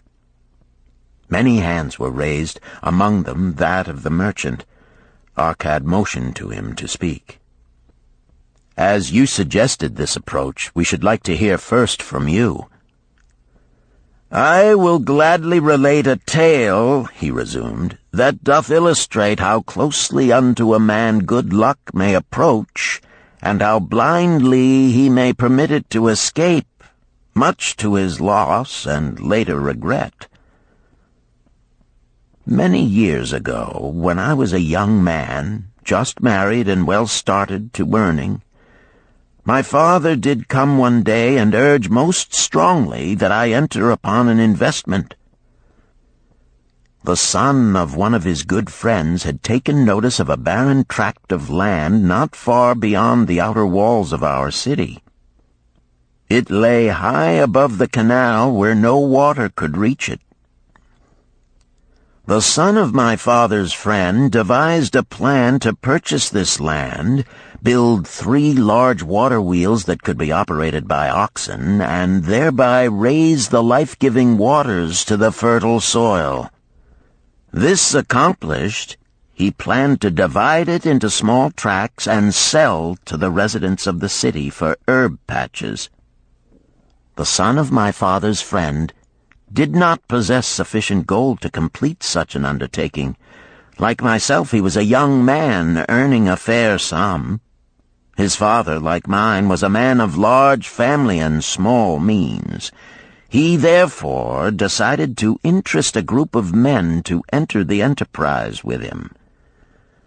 The group was to comprise 12. Each of whom must be a money earner and agree to pay 1/10 of his earnings into the enterprise until the land was made ready for sale. All would then share justly in the profits in proportion to their investment. "Thou, my son," bespoke my father unto me, "art now in thy young manhood. It is my deep desire that thou begin the building of a valuable estate for thyself, that thou mayest become respected among men. I desire to see thou profit from a knowledge of the thoughtless mistakes of thy father." "This do I most ardently desire, my father," I replied. "Then this do I advise. Do what I should have done at thy age. From thy earnings keep out 1/10 to put into favorable investments. With this 1/10 of thy earnings, and what it will also earn, thou canst, before thou art my age, accumulate for thyself a valuable estate." "Thy words are words of wisdom, my father. Greatly do I desire riches. Yet there are many uses to which my earnings are called. Therefore do I hesitate to do as thou dost advise. I am young. There is plenty of time." "So I thought at thy age. Yet behold, many years have passed, and I have not yet made the beginning." "We live in a different age, my father. I shall avoid thy mistakes." "Opportunity stands before thee, my son. It is offering a chance that may lead to wealth. I beg of thee, do not delay. Go upon the morrow to the son of my friend, and bargain with him to pay 10% of thy earnings into this investment. Go promptly upon the morrow. Opportunity waits for no man. Today it is here, soon it is gone, therefore delay not." In spite of the advice of my father, I did hesitate. There were beautiful new robes just brought by the tradesmen from the East, robes of such richness and beauty my good wife and I felt we must each possess one. Should I agree to pay 1/10 of my earnings into the enterprise, we must deprive ourselves of these and other pleasures we dearly desired. I delayed making a decision until it was too late, much to my subsequent regret. The enterprise did prove to be more profitable than any man had prophesied. This is my tale, showing how I did permit good luck to escape. In this tale, we see how good luck waits to come to that man who accepts opportunity, commented a swarthy man of the desert. To the building of an estate, there must always be the beginning. That start may be a few pieces of gold or silver which a man diverts from his earnings to his first investment. I, myself, am the owner of many herds. The start of my herds I did begin when I was a mere boy, and did purchase with 1 piece of silver a young calf. This, being the beginning of my wealth, was of great importance to me. To take his first start to building an estate is as good luck as can come to any man. With all men, that first step, which changes them from men who earn from their own labor to men who draw dividends from the earnings of their gold, is important. Some fortunately take it when young and thereby outstrip in financial success those who do take it later, or those unfortunate men, like the father of this merchant, who never take it. Had our friend the merchant taken this step in his early manhood when this opportunity came to him, this day he would be blessed with much more of this world's goods. Should the good luck of our friend the cloth weaver cause him to take such a step at this time, it will indeed be but the beginning of much greater good fortune. "Thank you. I like to speak also," a stranger from another country arose. "I am a Syrian. Not so well do I speak your tongue. I wish to call this friend, the merchant, a name. Maybe you think it not polite, this name. Yet I wish to call him that. But, alas, I not know your word for it. If I do call it in Syrian, you will not understand.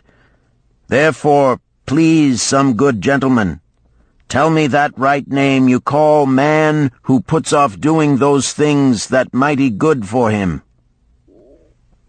"Procrastinator!" called a voice. "That's him!" shouted the Syrian, waving his hands excitedly. "He accepts not opportunity when she comes. He waits. He says I have much business right now. By and by I talk to you. Opportunity she will not wait for such slow fellow. She thinks if a man desires to be lucky he will step quick. Any man who not step quick when opportunity comes. He, big procrastinator like our friend, this merchant." The merchant arose and bowed good-naturedly in response to the laughter. "My admiration to thee, stranger within our gates, who hesitates not to speak the truth." And now let us hear another tale of opportunity. "Who has for us another experience?" demanded Arcad. "I have," responded a red-robed man of middle age. "I am a buyer of animals, mostly camels and horses. Sometimes I do also buy the sheep and goats. The tale I am about to relate will tell truthfully how opportunity came one night when I did least expect it. Perhaps for this reason I did let it escape. Of this you shall be the judge. Returning to the city one evening after a disheartening 10 days' journey in search of camels, I was much angered to find the gates of the city closed and locked. While my slaves spread our tent for the night, which we looked to spend with little food and no water, I was approached by an elderly farmer who, like ourselves, found himself locked outside. "Honored sir," he addressed me, "from thy appearance I do judge thee to be a buyer. If this be so, much would I like to sell to thee the most excellent flock of sheep just driven up. Alas, my good wife lies very sick with the fever. I must return with all haste. Buy thou my sheep, that I and my slaves may mount our camels and travel back without delay." So dark it was that I could not see his flock, but from the bleating I did know it must be large. Having wasted 10 days searching for camels I could not find, I was glad to bargain with him. In his anxiety he did set a most reasonable price. I accepted, well knowing my slaves could drive the flock through the city gates in the morning and sell at a substantial profit. The bargain concluded, I called my slaves to bring torches that we might count the flock which the farmer declared to contain 900. I shall not burden you, my friends, with a description of our difficulty in attempting to count so many thirsty, restless, milling sheep. It proved to be an impossible task. Therefore, I bluntly informed the farmer I would count them at daylight and pay him then. "Please, most honorable sir," he pleaded, Pay me but 2/3 of the price tonight, that I may be on my way. I will leave my most intelligent and educated slave to assist to make the count in the morning. He is trustworthy, and to him thou canst pay the balance." But I was stubborn and refused to make payment that night. Next morning, before I awoke, the city gates opened, and 4 buyers rushed out in search of flocks. They were most eager and willing to pay high prices because the city was threatened with siege and food was not plentiful. Nearly 3 times the price at which he had offered the flock to me did the old farmer receive for it. Thus was rare good luck allowed to escape. "Here is a tale most unusual," commented Arcad. "What wisdom doth it suggest?" "The wisdom of making a payment immediately when we are convinced our bargain is wise," suggested a venerable saddle-maker. "If the bargain be good, then dost thou need protection against thy own weaknesses as much as against any other man. We mortals are changeable. Alas, I must say more apt to change our minds when right than wrong. Wrong, we are stubborn indeed. Right, we are prone to vacillate and let opportunity escape. My first judgment is my best. Yet always have I found it difficult to compel myself to proceed with a good bargain when made. Therefore, as a protection against my own weaknesses, I do make a prompt deposit thereon. This doth save me from later regrets for the good luck that should have been mine." "Thank you. Again I like to speak." The Syrian was upon his feet once more. "These tales much alike. Each time opportunity fly away for same reason. Each time she come to procrastinator, bringing good plan. Each time they hesitate, not say, right now, best time, I do it quick. How can men succeed that way?" "Wise are thy words, my friend," responded the buyer. "Good luck fled from procrastination in both these tales. Yet this is not unusual. The spirit of procrastination is within all men. We desire riches, yet how often, when opportunity doth appear before us, that spirit of procrastination from within doth urge various delays in our acceptance. In listening to it, we do become our own worst enemies. In my younger days, I did not know it by this long word our friend from Syria doth enjoy. I did think at first it was my own poor judgment that did cause me loss at many profitable trades. Later I did credit it to my stubborn disposition.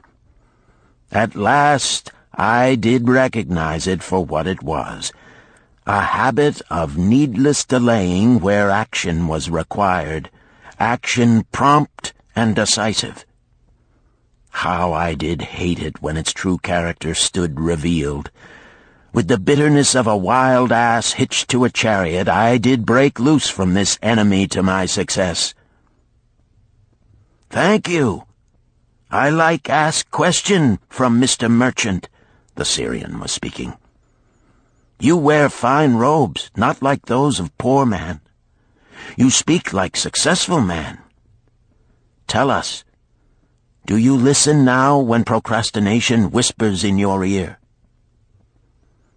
"Like our friend the buyer, I also had to recognize and conquer procrastination," responded the merchant.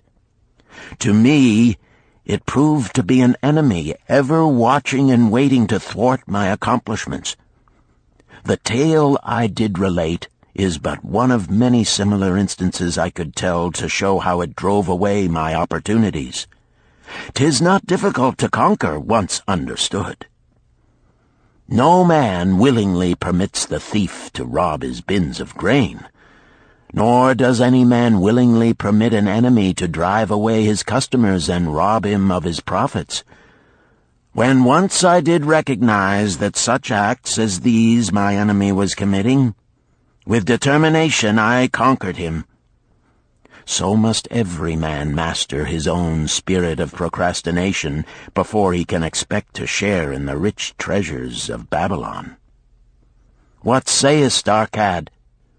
Because thou art the richest man in Babylon, many do proclaim thee to be the luckiest.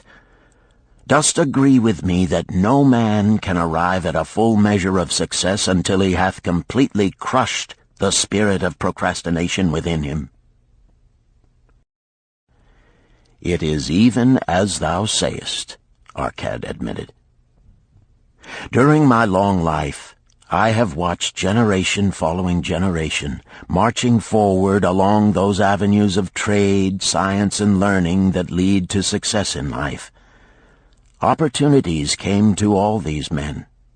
Some grasped theirs and moved steadily to the gratification of their deepest desires, but the majority hesitated, faltered, and fell behind. Arcad turned to the cloth-weaver. Thou didst suggest that we debate good luck. Let us hear what thou now thinkest upon the subject. I do see good luck in a different light. I had thought of it as something most desirable that might happen to a man without effort upon his part. Now I do realize such happenings are not the sort of thing one may attract to himself. From our discussion have I learned that to attract good luck to oneself, it is necessary to take advantage of opportunities. Therefore, in the future, I shall endeavor to make the best of such opportunities as do come to me. Thou hast well grasped the truths brought forth in our discussion, Arcad replied. Good luck, we do find, often follows opportunity, but seldom comes otherwise. Our merchant friend would have found great good luck had he accepted the opportunity the good goddess did present to him. Our friend the buyer likewise would have enjoyed good luck had he completed the purchase of the flock and sold at such a handsome profit. We did pursue this discussion to find a means by which good luck could be enticed to us. I feel that we have found the way. Both the tales did illustrate how good luck follows opportunity. Herein lies a truth that many similar tales of good luck, won or lost, could not change. The truth is this: good luck can be enticed by accepting opportunity. Those eager to grasp opportunities for their betterment do attract the interest of the good goddess. She is ever anxious to aid those who please her. Men of action please her best. Action will lead thee forward to the successes thou dost desire. Men of action are favored by the goddess of good luck.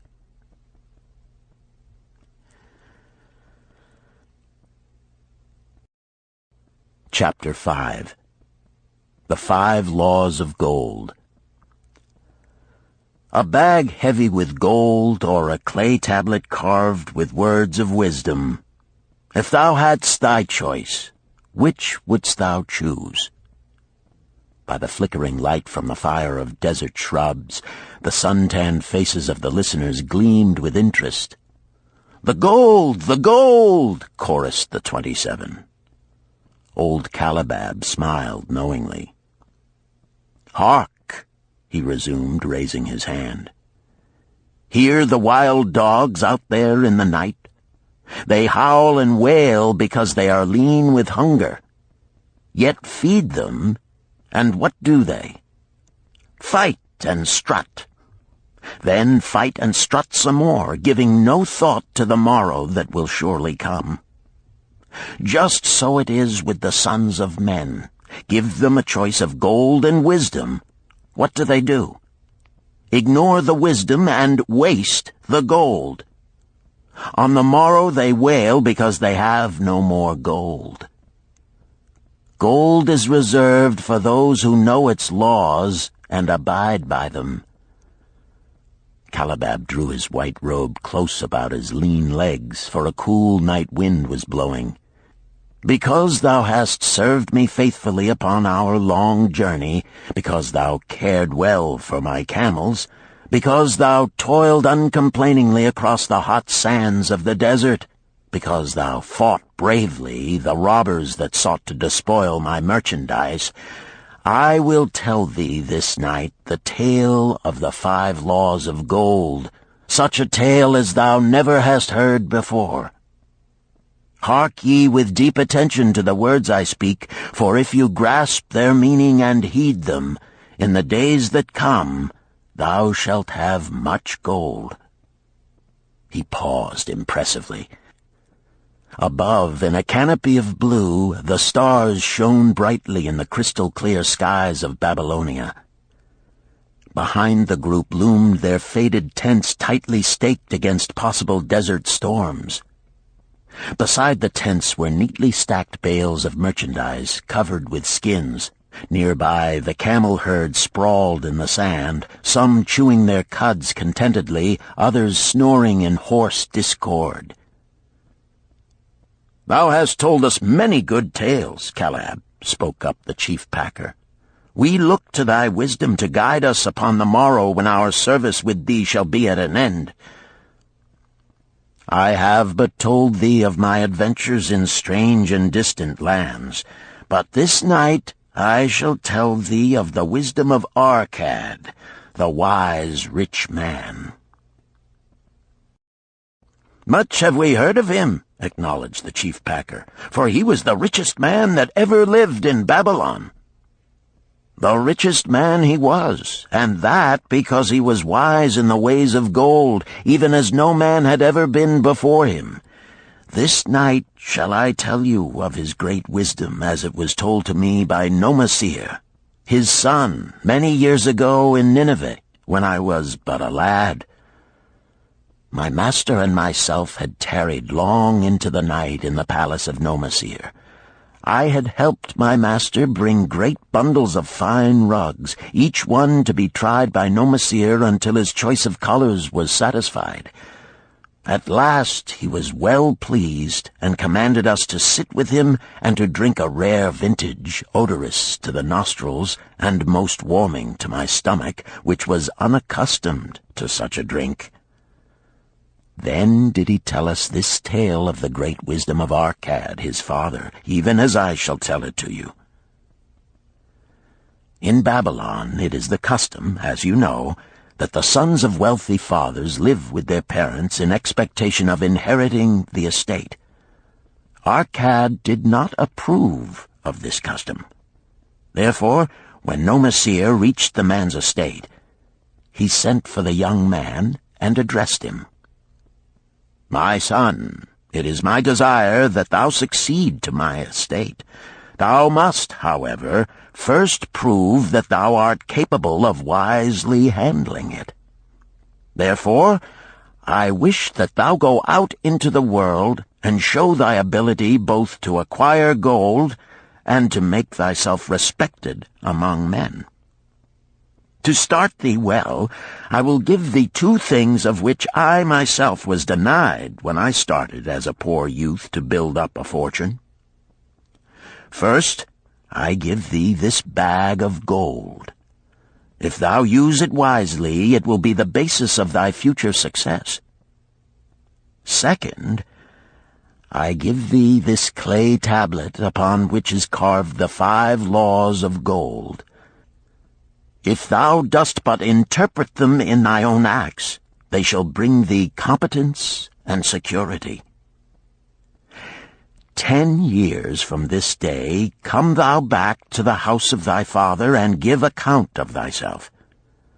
If thou prove worthy, I will then make thee the heir to my estate. Otherwise I will give it to the priests that they may barter for my soul the kind consideration of the gods." So Nomasir went forth to make his own way, taking his bag of gold the clay tablet carefully wrapped in silken cloth, his slave, and the horses upon which they rode. The 10 years passed, and Nomasir, as he had agreed, returned to the house of his father, who provided a great feast in his honor, to which he invited many friends and relatives. After the feast was over, the father and mother mounted their throne-like seats at one side of the great hall, and Nomasir stood before them to give an account of himself as he had promised his father. It was evening. The room was hazy with smoke from the wicks of the oil lamps that but dimly lighted it. Slaves in white woven jackets and tunics fanned the humid air rhythmically with long-stemmed palm leaves. A stately dignity colored the scene. The wife of Nomasir and his 2 young sons, with friends and other members of the family, sat upon rugs behind him, eager listeners. "My father," he began deferentially, "I bow before thy wisdom. 10 years ago, when I stood at the gates of manhood, thou bade me go forth and become a man among men, instead of remaining a vassal to thy fortune. Thou gave me liberally of thy gold. Thou gave me liberally of thy wisdom. Of the gold, alas, I must admit of a disastrous handling. It fled indeed from my inexperienced hands, even as a wild hare flees at the first opportunity from the youth who captures it." The father smiled indulgently. "Continue, my son. Thy tale interests me in all its details." I decided to go to Nineveh, as it was a growing city, believing that I might find there opportunities. I joined a caravan, and among its members made numerous friends. 2 well-spoken men who had a most beautiful white horse, as fleet as the wind, were among these. As we journeyed, they told me in confidence that in Nineveh was a wealthy man who owned a horse so swift that it had never been beaten. Its owner believed that no horse living could run with greater speed. Therefore would he wager any sum, however large, that his horse could outspeed any horse in all Babylonia. Compared to their horse, so my friend said, it was but a lumbering ass that could be beaten with ease. They offered, as a great favor, to permit me to join them in a wager. I was quite carried away with the plan. Our horse was badly beaten, and I lost much of my gold. The father laughed. Later, I discovered that this was a deceitful plan of these men, and they constantly journeyed with caravans seeking victims. You see, the man in Nineveh was their partner and shared with them the bets he won. This shrewd deceit taught me my first lesson in looking out for myself. I was soon to learn another, equally bitter. In the caravan was another young man with whom I became quite friendly. He was the son of wealthy parents and, like myself, journeying to Nineveh to find a suitable location. Not long after our arrival, he told me that a merchant had died, and his shop with its rich merchandise and patronage could be secured at a paltry price. Saying that we would be equal partners, but first he must return to Babylon to secure his gold, he prevailed upon me to purchase the stock with my gold, agreeing that his would be used later to carry on our venture. He long delayed the trip to Babylon, proving in the meantime to be an unwise buyer and a foolish spender. I finally put him out, but not before the business had deteriorated to where we had only unsaleable goods and no gold to buy other goods. I sacrificed what was left to an Israelite for a pitiful sum. Soon there followed, I tell you, my father, bitter days. I sought employment and found it not, for I was without trade or training that would enable me to earn. I sold my horses, I sold my slave. I sold my extra robes that I might have food and a place to sleep, but each day grim want crouched closer. But in those bitter days, I remembered thy confidence in me, my father. Thou hadst sent me forth to become a man, and this I was determined to accomplish. The mother buried her face and wept softly. At this time I bethought me of the table thou had given to me, upon which thou had carved the 5 laws of gold. Thereupon I read most carefully thy words of wisdom, and realized that had I but sought wisdom first, my gold would not have been lost to me. I learned by heart each law, and determined that when once more the goddess of good fortune smiled upon me, I would be guided by the wisdom of age, and not by the inexperience of youth. For the benefit of you who are seated here this night, I will read the wisdom of my father as engraved upon the clay tablet which he gave to me 10 years ago. The 5 laws of gold. 1. Gold cometh gladly and in increasing quantity to any man who will put by not less than 1/10 of his earnings to create an estate for his future and that of his family. 2. Gold laboreth diligently and contentedly for the wise owner who finds for it profitable employment, multiplying even as the flocks of the field. 3. Gold clingeth to the protection of the cautious owner who invests it under the advice of men wise in its handling. 4. Gold slippeth away from the man who invests it in businesses or purposes with which he is not familiar, or which are not approved by those skilled in its keep. 5. Gold flees the man who would force it to impossible earnings, or who followeth the alluring advice of tricksters and schemers, or who trusts it to his own inexperience and romantic desires in investment. These are the 5 laws of gold as written by my father. I do proclaim them as of greater value than gold itself, as I will show by the continuance of my tale. He again faced his father. I have told thee of the depth of poverty and despair to which my inexperience brought me. However, there is no chain of disasters that will not come to an end. Mine came when I secured employment managing a crew of slaves working upon the new outer wall of the city.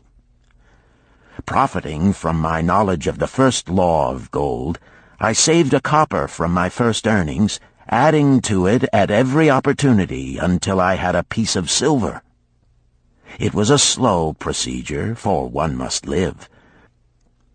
I did spend grudgingly, I admit, because I was determined to earn back before the 10 years were over as much gold as you, my father, had given to me. One day the slave-master with whom I had become quite friendly said to me, "Thou art a thrifty youth who spends not wantonly what he earns. Hast thou gold put by that is not earning?" "Yes," I replied. "It is my greatest desire to accumulate gold, to replace that which my father gave to me and which I have lost. 'Tis a worthy ambition, I will grant. And do you know that the gold which you have saved can work for you and earn much more gold?" "Alas, my experience has been bitter, for my father's gold has fled from me, and I am in much fear lest my own do the same." "If thou hast confidence in me, I will give thee a lesson in the profitable handling of gold," he replied. "Within a year the outer wall will be complete and ready for the great gates of bronze that will be built at each entrance to protect the city from the king's enemies. In all Nineveh there is not enough metal to make these gates, and the king has not thought to provide it. Here is my plan. A group of us will pool our gold and send a caravan to the mines of copper and tin which are distant, and bring to Nineveh the metal for the gates. When the king says, 'Make the great gates,' we alone can supply the metal, and a rich price he will pay. If the king will not buy from us, we will yet have the metal which can be sold for a fair price." In his offer, I recognized an opportunity to abide by the third law and invest my savings under the guidance of wise men. Nor was I disappointed. Our pool was a success, and my small store of gold was greatly increased by the transaction. In due time, I was accepted as a member of this same group in other ventures. They were men wise in the profitable handling of gold. They talked over each plan presented with great care before entering upon it. They would take no chance on losing their principal or tying it up in unprofitable investments from which their gold could not be recovered. Such foolish things as the horse race and the partnership into which I had entered with my inexperience would have had scant consideration with them. They would have immediately pointed out their weaknesses. Through my association with these men, I learned to safely invest gold to bring profitable returns. As the years went on, my treasure increased more and more rapidly. I not only made back as much as I lost, but much more. Through my misfortunes, my trials, and my success, I have tested time and again the wisdom of the 5 laws of gold, my father, and have proven them true in every test. To him who is without knowledge of the 5 laws, gold comes not often, and goeth away quickly. But to him who abide by the 5 laws, gold comes and works as his dutiful slave." Nomasir ceased speaking and motioned to a slave in the back of the room. The slave brought forward one at a time 3 heavy leather bags. One of these Nomasir took and placed upon the floor before his father, addressing him again. "Thou didst give to me a bag of gold, Babylon gold. Behold, in its place I do return to thee a bag of Nineveh gold of equal weight, an equal exchange, as all will agree.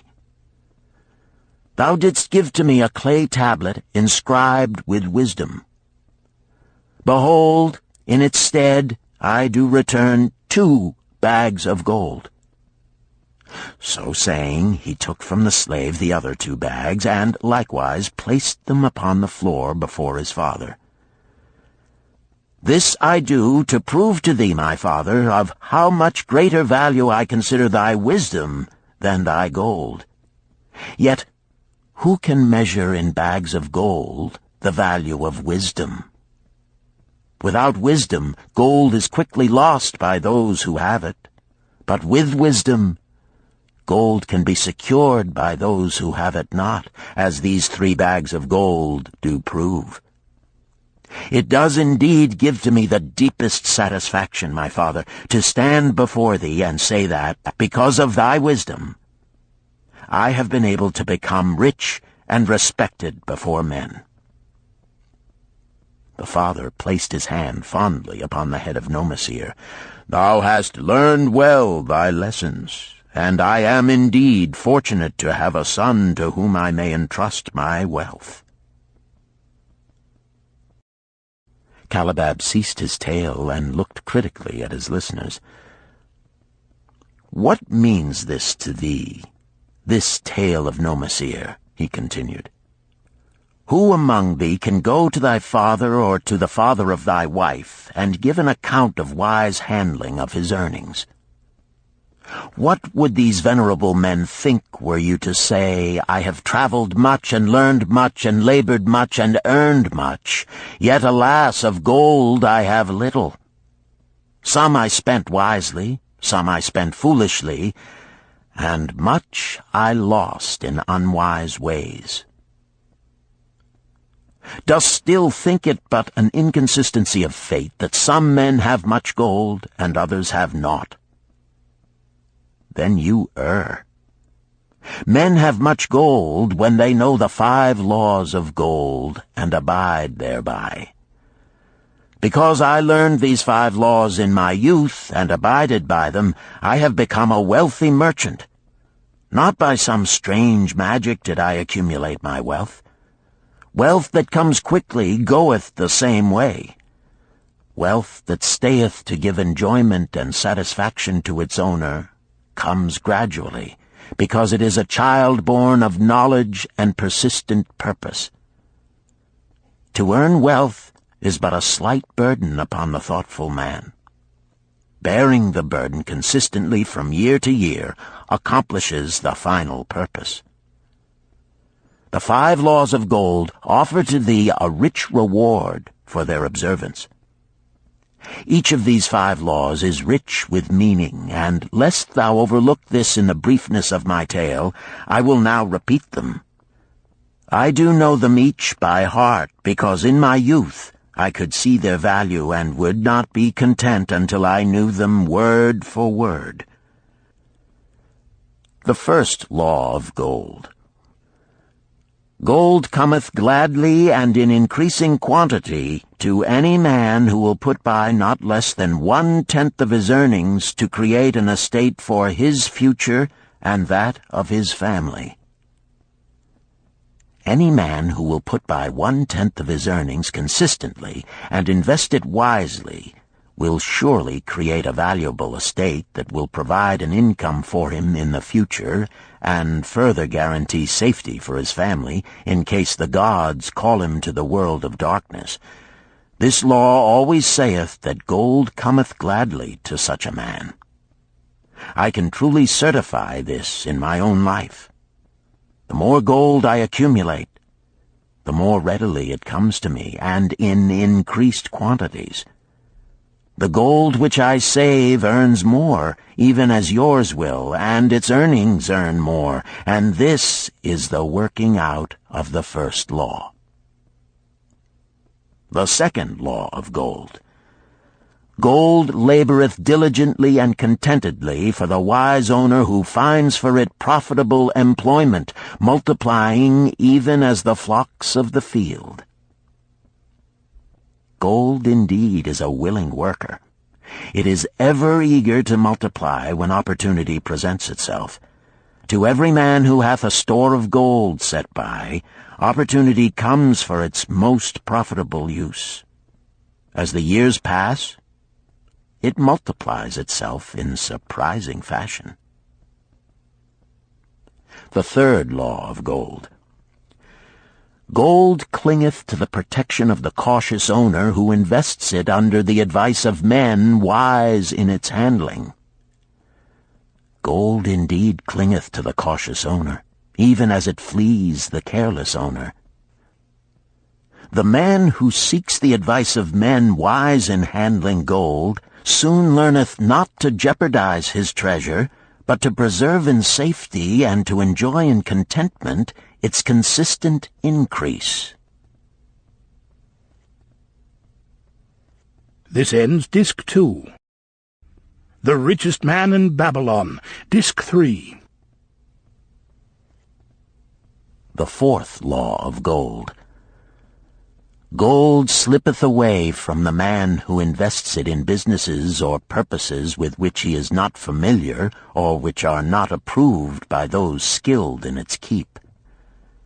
To the man who hath gold yet is not skilled in its handling, many uses for it appear most profitable. Too often these are fraught with danger of loss, and if properly analyzed by wise men, show small possibility of profit.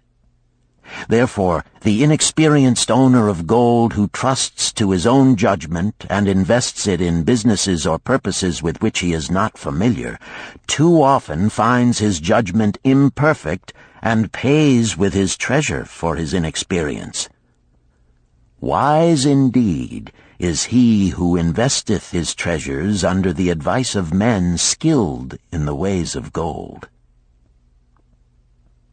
the 5th law of gold.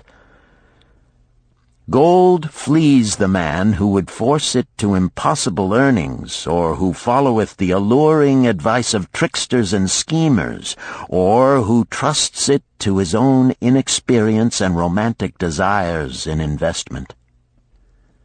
Fanciful propositions that thrill like adventure tales always come to the new owner of gold.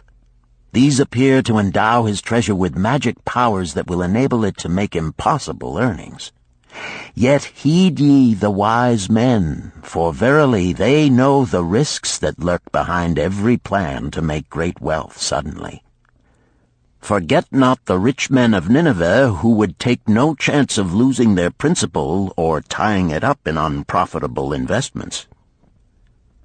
This ends my tale of the 5 laws of gold.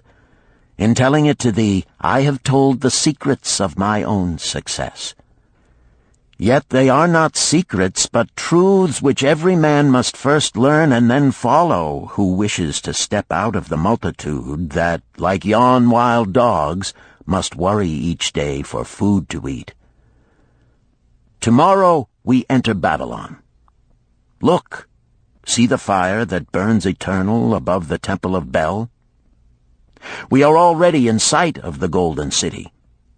Tomorrow each of thee shall have gold, the gold thou hast so well earned by thy faithful services. 10 years from this night, what can you tell about this gold? If there be men among you who, like Nomasir, will use a portion of their gold to start for themselves an estate and be thenceforth wisely guided by the wisdom of Arkad, 10 years from now, 'tis a safe wager, like the son of Arkad, they will be rich and respected among men.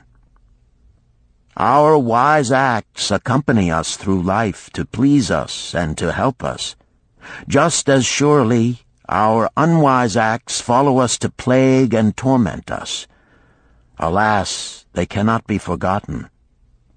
In the front rank of the torments that do follow us are the memories of the things we should have done, of the opportunities which came to us, and we took not.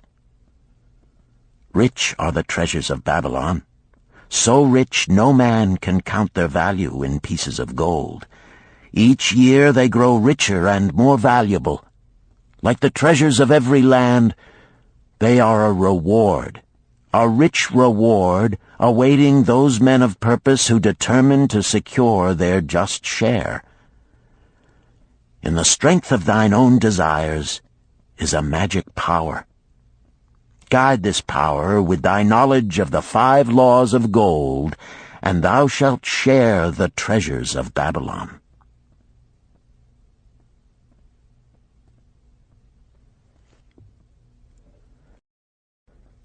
Chapter 6. The Gold Lender of Babylon. 50 pieces of gold. Never before had Rodan, the spear-maker of old Babylon, carried so much gold in his leather wallet. Happily down the king's highway from the palace of his most liberal majesty he strode.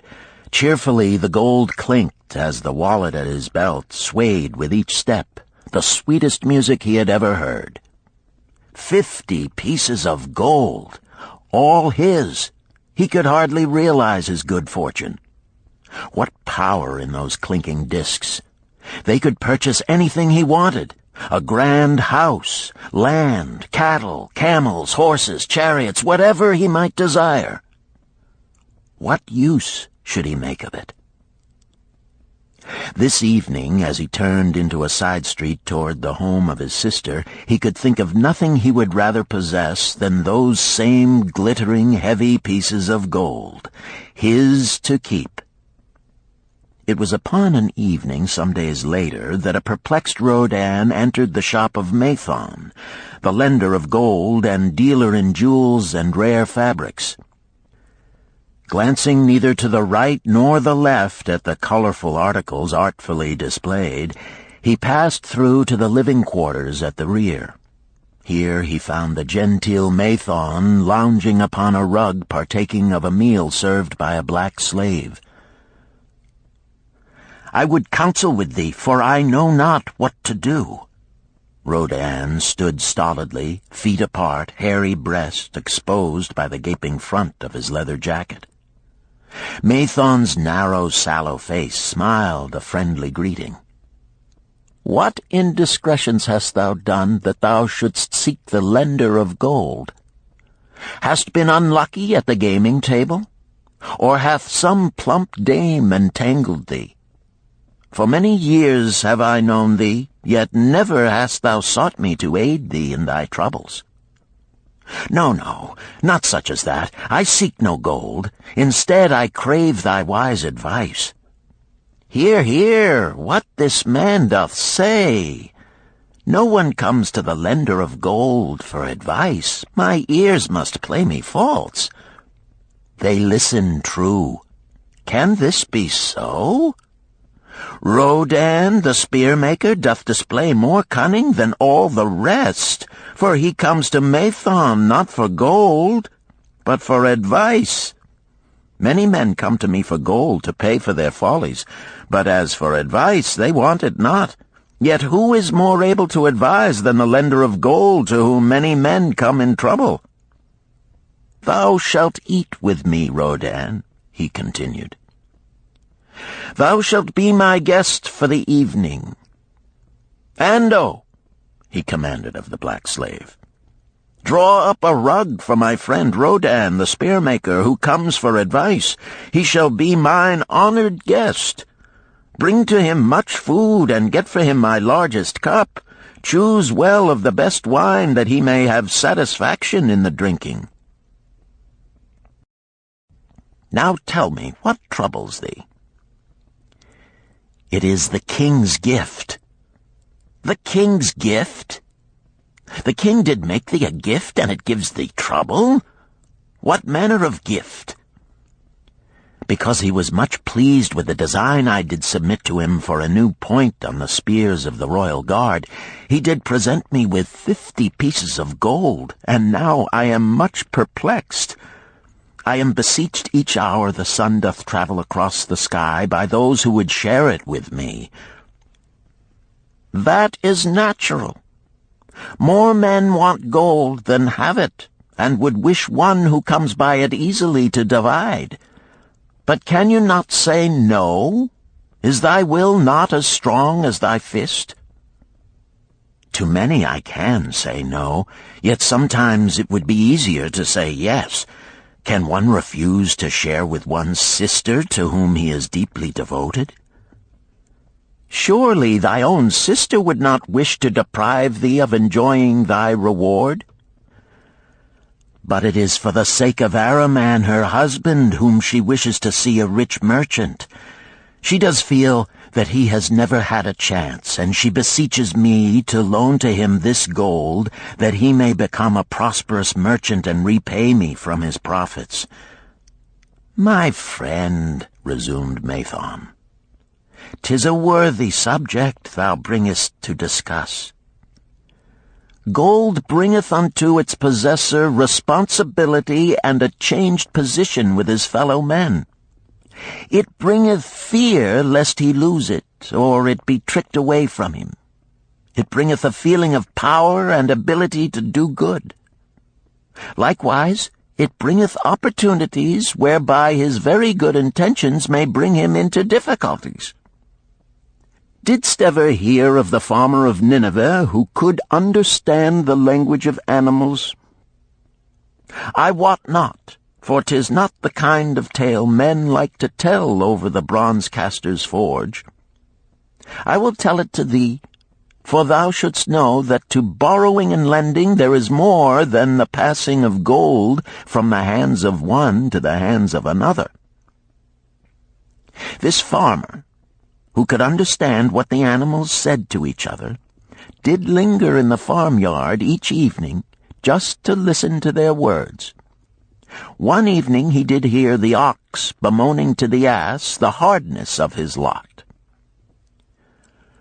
I do labor pulling the plow from morning until night, no matter how hot the day, or how tired my legs, or how the bow doth chafe my neck, still must I work. But you are a creature of leisure. You are trapped with a colorful blanket and do nothing more than carry our master about where he wishes to go. When he goes nowhere, you do rest and eat the green grass all the day." Now the ass, in spite of his vicious heels, was a goodly fellow and sympathized with the ox. "My good friend," he replied, "you do work very hard, and I would help ease your lot. Therefore will I tell you how you may have a day of rest. In the morning, when the slave comes to fetch you to the plow, lie upon the ground and bellow much, that he may say you are sick and cannot work." So the ox took the advice of the ass, and the next morning the slave returned to the farmer and told him the ox was sick and could not pull the plow. "Then," said the farmer, "hitch the ass to the plow, for the plowing must go on." All that day, the ass, who had only intended to help his friend, found himself compelled to do the ox's task. When night came and he was released from the plow, his heart was bitter, and his legs were weary, and his neck was sore where the bow had chafed it. The farmer lingered in the barnyard to listen. The ox began first. "You are my good friend. Because of your wise advice, I have enjoyed a day of rest." "And I," retorted the ass, "am like many another simple-hearted one who starts to help a friend and ends up by doing his task for him. Hereafter you draw your own plow, for I did hear the master tell the slave to send for the butcher were you sick again. I wish he would, for you are a lazy fellow." Thereafter they spoke to each other no more. This ended their friendship. "Canst thou tell the moral to this tale, Rodan?" "'Tis a good tale," responded Rodan, "but I see not the moral." "I thought not that you would, but it is there, and simple too. Just this: if you desire to help thy friend, do so in a way that will not bring thy friend's burdens upon thyself." "I had not thought of that. It is a wise moral. I wish not to assume the burdens of my sister's husband. But tell me, you lend to many. Do not the borrowers repay?" Mathon smiled the smile of one whose soul is rich with much experience. "Could a loan be well made if the borrower cannot repay? Must not the lender be wise and judge carefully whether his gold can perform a useful purpose to the borrower and return to him once more? Or whether it will be wasted by one unable to use it wisely and leave him without his treasure, and leave the borrower with a debt he cannot repay? I will show to thee the tokens in my token chest, and let them tell thee some of their stories." Into the room he brought a chest as long as his arm, covered with red pigskin and ornamented with bronze designs. He placed it upon the floor and squatted before it, both hands upon the lid. "From each person to whom I lend, I do exact a token for my token chest, to remain there until the loan is repaid. When they repay, I give it back. But if they never repay, it will always remind me of one who was not faithful to my confidence. The safest loans, my token box tells me, are to those whose possessions are of more value than the one they desire.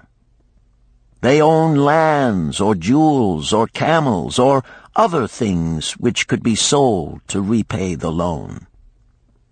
Some of the tokens given to me are jewels of more value than the loan. Others are promises that if the loan be not repaid as agreed, they will deliver to me certain property settlement. On loans like those I am assured that my gold will be returned with the rental thereon, for the loan is based on property. In another class are those who have the capacity to earn. They are such as you, who labor or serve and are paid. They have income. And if they are honest and suffer no misfortune, I know that they also can repay the gold I loan them and the rental to which I am entitled. Such loans are based on human effort. Others are those who have neither property nor assured earning capacity. Life is hard, and there will always be some who cannot adjust themselves to it. Alas for the loans I make them! Even though they be no larger than a pence, my token box may censure me in the years to come unless they be guaranteed by good friends of the borrower who know him honorable. Mathon released the clasp and opened the lid. Rodan leaned forward eagerly. At the top of the chest, a bronze neckpiece lay upon a scarlet cloth. Mathon picked up the piece and patted it affectionately.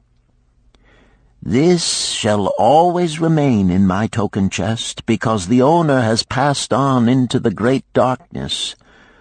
I treasure it, his token, and I treasure his memory, for he was my good friend. We traded together with much success until out of the East he brought a woman to wed, beautiful, but not like our women, a dazzling creature. He spent his gold lavishly to gratify her desires. He came to me in distress when his gold was gone. I counseled with him. I told him I would help him to once more master his own affairs. He swore by the sign of the great bull that he would. But it was not to be. In a quarrel she thrust a knife into the heart he dared her to pierce." "And she?" questioned Rodan. "Yes, of course. This was hers." He picked up the scarlet cloth. "In bitter remorse she threw herself into the Euphrates. These 2 loans will never be repaid. The chest tells you, Rodan, that humans in the throes of great emotions are not safe risks for the gold lender. Here, now, this is different." He reached for a ring carved of oxbone. "This belongs to a farmer. I buy the rugs of his women. The locusts came, and they had not food. I helped him, and when the new crop came, he repaid me. Later he came again and told of strange goats in a distant land, as described by a traveler. They had long hair so fine and soft it would weave into rugs more beautiful than any ever seen in Babylon. He wanted a herd, but he had no money. So I did lend him gold to make the journey and bring back goats. Now his herd is begun, and next year I shall surprise the lords of Babylon with the most expensive rugs it has been their good fortune to buy. Soon I must return his ring. He doth insist on repaying promptly." "Some borrowers do that?" queried Rodan. "If they borrow for purposes that bring money back to them, I find it so. But if they borrow because of their indiscretions, I warn thee to be cautious if thou wouldst ever have thy gold back in hand again."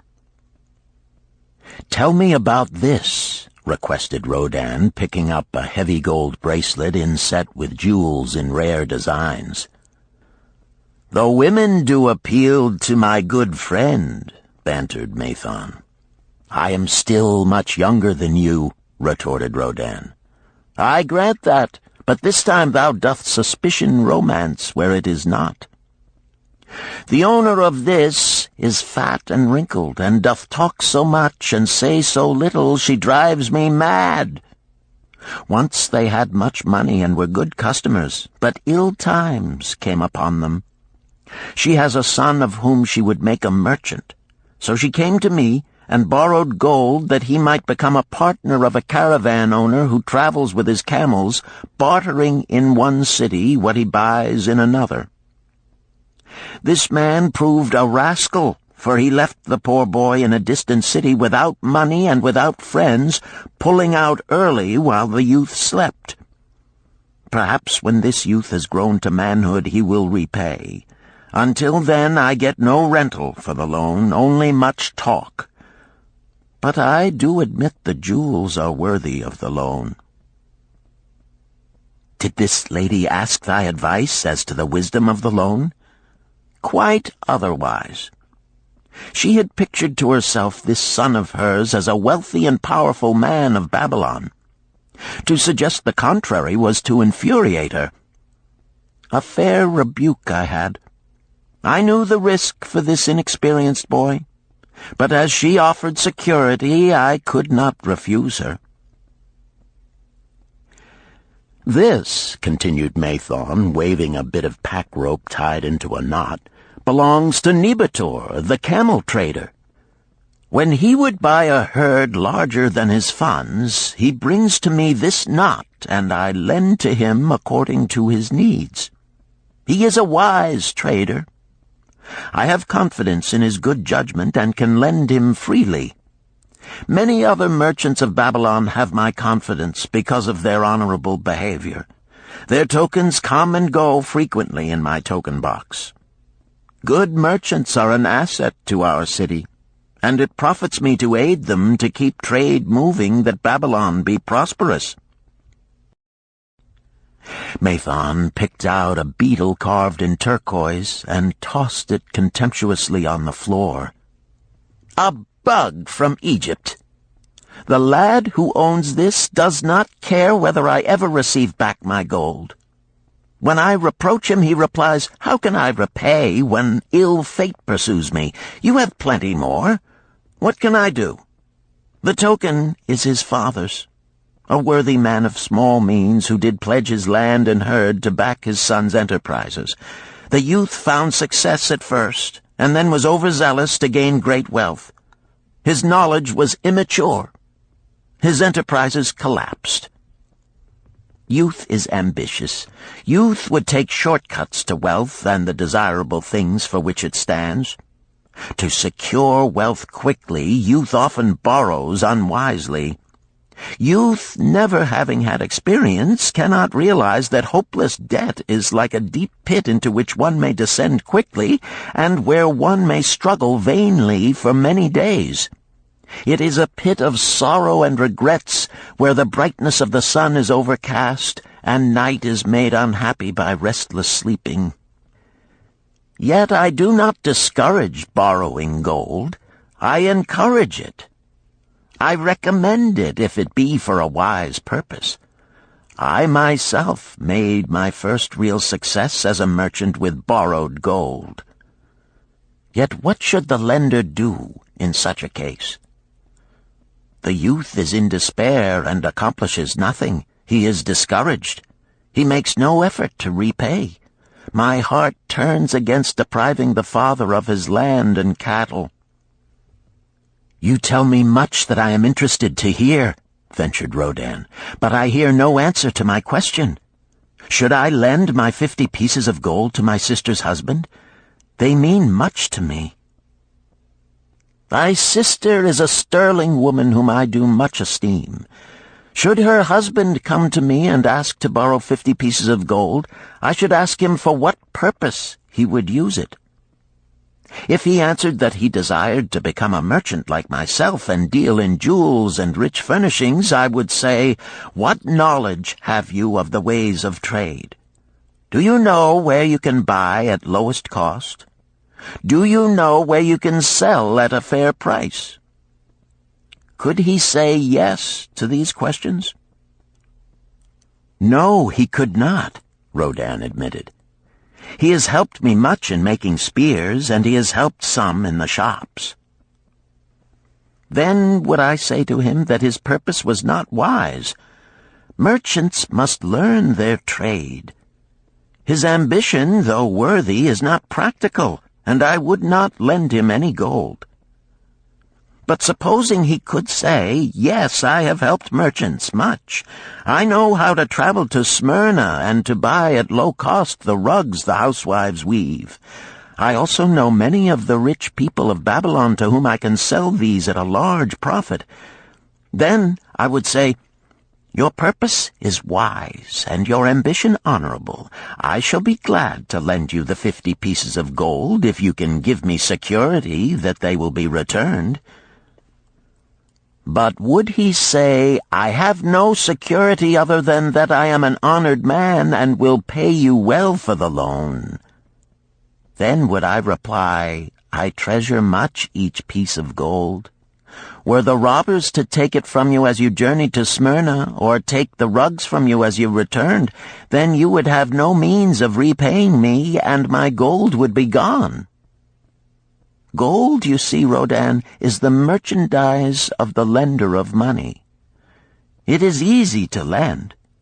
If it is lent unwisely, then it is difficult to get back. The wise lender wishes not the risk of the undertaking, but the guarantee of safe repayment. "'Tis well," he continued, "to assist those that are in trouble. 'Tis well to help those upon whom fate has laid a heavy hand. 'Tis well to help those who are starting, that they may progress and become valuable citizens. But help must be given wisely, lest, like the farmer's ass, in our desire to help, we but take upon ourselves the burden that belongs to another." Again I wandered from thy question, Rodin, but hear my answer. Keep thy 50 pieces of gold. What thy labor earns for thee and what is given thee for reward is thine own, and no man can put an obligation upon thee to part with it unless it do be thy wish. If thee wouldst lend it so that it may earn thee more gold, then lend with caution and in many places. I like not idle gold, even less I like too much of risk. How many years hast thou labored as a spear-maker? Fully 3. How much besides the king's gift hast saved? 3 gold pieces. Each year that thou hast labored, thou hast denied thyself good things to save from thine earnings 1 piece of gold? 'Tis as you say. Then mightest save in 50 years of labor 50 pieces of gold by thy self-denial? A lifetime of labor it would be.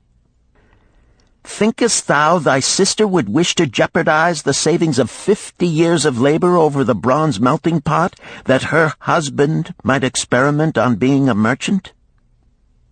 Not if I spoke in your words. Then go to her and say, 3 years I have labored each day except fast days, from morning until night, and I have denied myself many things that my heart craved. For each year of labor and self-denial, I have to show 1 piece of gold. Thou art my favored sister, and I wish that thy husband may engage in business in which he will prosper greatly. If he will submit to me a plan that seems wise and possible to my friend Mathon, then will I gladly lend to him my savings of an entire year, that he may have an opportunity to prove that he can succeed. Do that, I say, and if he has within him the soul to succeed, he can prove it. If he fails, he will not owe thee more than he can hope some day to repay. I am a gold lender because I own more gold than I can use in my own trade. I desire my surplus gold to labor for others and thereby earn more gold. I do not wish to take risk of losing my gold, for I have labored much and denied myself much to secure it. Therefore I will no longer lend any of it where I am not confident that it is safe and will be returned to me. Neither will I lend it where I am not convinced that its earnings will be promptly paid to me. I have told to thee, Rodan, a few of the secrets of my token chest. From them you may understand the weakness of men and their eagerness to borrow that which they have no certain means to repay. From this you can see how often their high hopes of the great earnings they could make if they but had gold are but false hopes they have not the ability or training to fulfill. Thou, Rodan, now have gold which thou shouldst put to earning more gold for thee. Thou art about to become, even as I, a gold lender. If thou dost safely preserve thy treasure, it will produce liberal earnings for thee, and be a rich source of pleasure and profit during all thy days. But if thou dost let it escape from thee, it will be a source of constant sorrow and regret as long as thy memory doth last. What desirest thou most of this gold in thy wallet? To keep it safe. Wisely spoken, replied Mathon approvingly. Thy first desire is for safety. Thinkest thou that in the custody of thy sister's husband it would be truly safe from possible loss? I fear not, for he is not wise in guarding gold. Then be not swayed by foolish sentiments of obligation to trust thy treasure to any person. If thou wouldst help thy family or thy friends, find other ways than risking the loss of thy treasure. Forget not that gold slippeth away in unexpected ways from those unskilled in guarding it. As well waste thy treasure in extravagance as let others lose it for thee. What next after safety dost desire of this treasure of thine? That it earn more gold. Again thou speakest with wisdom. It should be made to earn and grow larger. Gold wisely lent may even double itself with its earnings before a man like you groweth old. If you risk losing it, you risk losing all that it would earn as well. Therefore, be not swayed by the fantastic plans of impractical men who think they see ways to force thy gold to make earnings unusually large. Such plans are the creations of dreamers unskilled in the safe and dependable laws of trade. Be conservative in what thou expectest to earn, that thou mayest keep and enjoy thy treasure. To hire it out with a promise of usurious returns is to invite loss. Seek to associate thyself with men and enterprises whose success is established, that thy treasure may earn liberally under their skillful use and be guarded safely by their wisdom and experience. Thus mayest thou avoid the misfortunes that follow most of the sons of men to whom the gods see fit to entrust gold. When Rodan would thank him for his wise advice, he would not listen, saying, "The king's gift shall teach thee much wisdom. If wouldst keep thy 50 pieces of gold, thou must be discreet indeed. Many uses will tempt thee. Much advice will be spoken to thee. Numerous opportunities to make large profits will be offered thee. The stories from my token box should warn thee, before thou let any piece of gold leave thy pouch, to be sure that thou hast a safe way to pull it back again. Should my further advice appeal to thee, return again. It is gladly given. Ere thou goest, read this which I have carved beneath the lid of my token box. It applies equally to the borrower and the lender. Better a little caution than a great regret.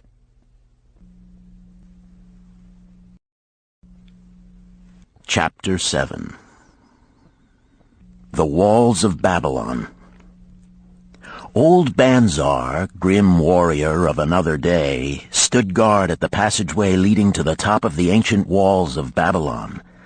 Up above, valiant defenders were battling to hold the walls. Upon them depended the future existence of this great city with its hundreds of thousands of citizens. Over the walls came the roar of the attacking armies, the yelling of many men, the trampling of thousands of horses, the deafening boom of the battering rams pounding the bronzed gates. In the street behind the gate lounged the spearmen, waiting to defend the entrance should the gates give way. They were but few for the task.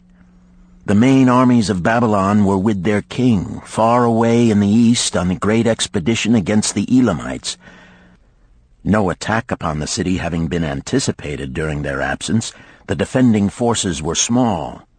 Unexpectedly from the north bore down the mighty armies of the Assyrians, and now the walls must hold or Babylon was doomed. About Banzar were great crowds of citizens, white-faced and terrified, eagerly seeking news of the battle.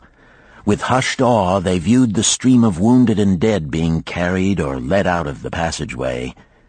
Here was the crucial point of attack. After 3 days of circling about the city, the enemy had suddenly thrown his great strength against this section and this gate. The defenders from the top of the wall fought off the climbing platforms and the scaling ladders of the attackers with arrows, burning oil, and, if any reached the top, spears. Against the defenders, thousands of the enemy's archers poured a deadly barrage of arrows. Old Banzar had the vantage point for news. He was closest to the conflict and first to hear of each fresh repulse of the frenzied attackers. An elderly merchant crowded close to him, his palsied hands quivering. tell me," he pleaded. "They cannot get in. My sons are with the good king. There is no one to protect my old wife. My goods, they will steal all. My food, they will leave nothing. We are old, too old to defend ourselves, too old for slaves. We shall starve, we shall die. Tell me they cannot get in."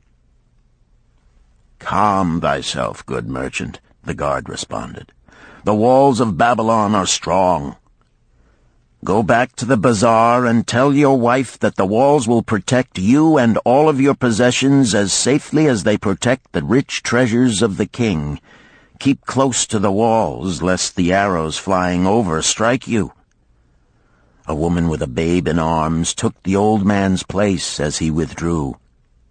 "Sergeant, what news from the top? Tell me truly that I may reassure my poor husband. He lies with fever from his terrible wounds, yet insists upon his armor and his spear to protect me, who am with child. Terrible, he says, will be the vengeful lust of our enemies should they break in." "Be thou good of heart, thou mother that is and is again to be. The walls of Babylon will protect you and your babes. They are high and strong. Hear ye not the yells of our valiant defenders as they empty the cauldrons of burning oil upon the ladder scalers?" "Yes, that do I hear, and also the roar of the battering rams that do hammer at our gates." "Back to thy husband. Tell him the gates are strong and withstand the rams. Also that the scalers climb the walls, but to receive the waiting spear thrust. Watch thy way and hasten behind yon buildings." Banzar stepped aside to clear the passage for heavily armed reinforcements. As, with clanking bronze shields and heavy tread, they tramped by, a small girl plucked at his girdle. "Tell me, soldier, are we safe?" she pleaded. "I hear the awful noises. I see the men all bleeding. I am so frightened. What will become of our family, of my mother, little brother, and the baby? The grim old campaigner blinked his eyes and thrust forward his chin as he beheld the child. "Be not afraid, little one," he reassured her. "The walls of Babylon will protect you and mother and little brother and the baby. It was for the safety of such as you that the good Queen Semiramis built them over 100 years ago. Never have they been broken through. Go back and tell your mother and little brother and the baby that the walls of Babylon will protect them and they need have no fear." Day after day, old Banzar stood at his post and watched the reinforcements file up the passageway, there to stay and fight until, wounded or dead, they came down once more. Around him unceasingly crowded the throngs of frightened citizens, eagerly seeking to learn if the walls would hold. To all he gave his answer with the fine dignity of an old soldier: "The walls of Babylon will protect you."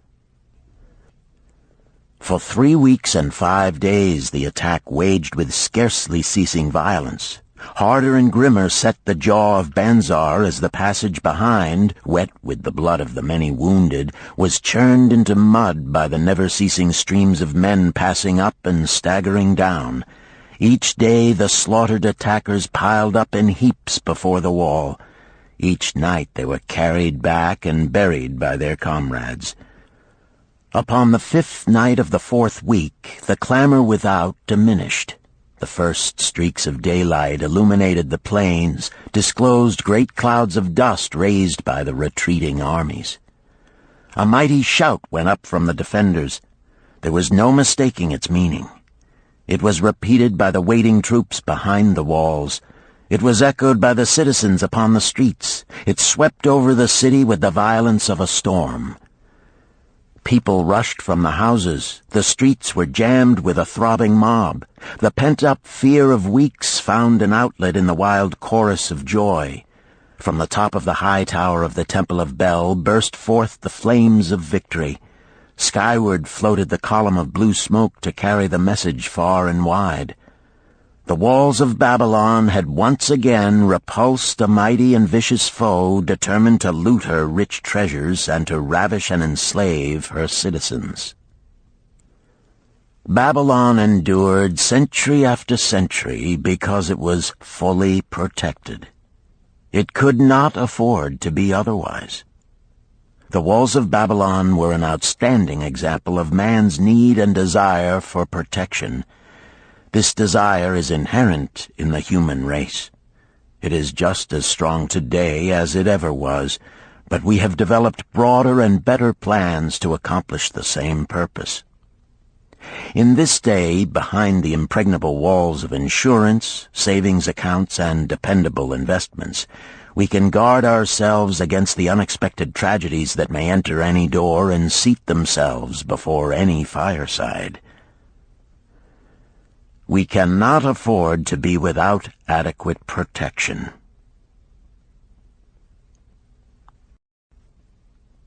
Chapter 8. The Camel Trader of Babylon. The hungrier one becomes, the clearer one's mind works. Also, the more sensitive one becomes to the odors of food. Tarkad, the son of Azure, certainly thought so. For 2 whole days he had tasted no food except 2 small figs purloined from over the wall of a garden. Not another could he grab before the angry woman rushed forth and chased him down the street. Her shrill cries were still ringing in his ears as he walked through the marketplace. They helped him to restrain his restless fingers from snatching the tempting fruits from the baskets of the market women. Never before had he realized how much food was brought to the markets of Babylon and how good it smelled. Leaving the market, he walked across to the inn and paced back and forth in front of the eating house. Perhaps here he might meet someone he knew, someone from whom he could borrow a copper that would gain him a smile from the unfriendly keeper of the inn and, with it, a liberal helping. Without the copper, he knew all too well how unwelcome he would be. In his abstraction, he unexpectedly found himself face to face with the one man he wished most to avoid, the tall, bony figure of Dabasir, the camel trader.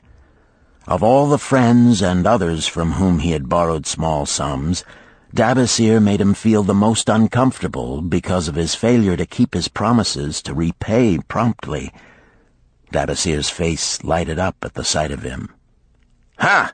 'Tis Tarkad, just the one I have been seeking, that he might repay the 2 pieces of copper which I lent him a moon ago. Also the piece of silver which I lent to him before that. We are well met. I can make good use of the coins this very day. What say, boy, what say?" Tarkad stuttered, and his face flushed. He had naught in his empty stomach to nerve him to argue with the outspoken Dabasir. "I am sorry, very sorry," he mumbled weakly. "But this day I have neither the copper nor the silver with which I could repay." "Then get it," Dabasir insisted. "Surely thou canst get hold of a few coppers and a piece of silver to repay the generosity of an old friend of thy father, who aided thee whence thou wast in need." "'Tis because ill fortune does pursue me that I cannot pay." "Ill fortune? Wouldst blame the gods for thine own weakness? Ill fortune pursues every man who thinks more of borrowing than of repaying. Come with me, boy, while I eat. I am hungry, and I would tell thee a tale." Tarkad flinched from the brutal frankness of Dabasir, but here at least was an invitation to enter the coveted doorway of the eating-house. Dabasir pushed him to a far corner of the room where they seated themselves upon small rugs. When Koskor, the proprietor, appeared smiling, Dabasir addressed him with his usual freedom. "Fat lizard of the desert, bring to me a leg of the goat, very brown with much juice, and bread and all of the vegetables, for I am hungry and want much food. Do not forget my friend here.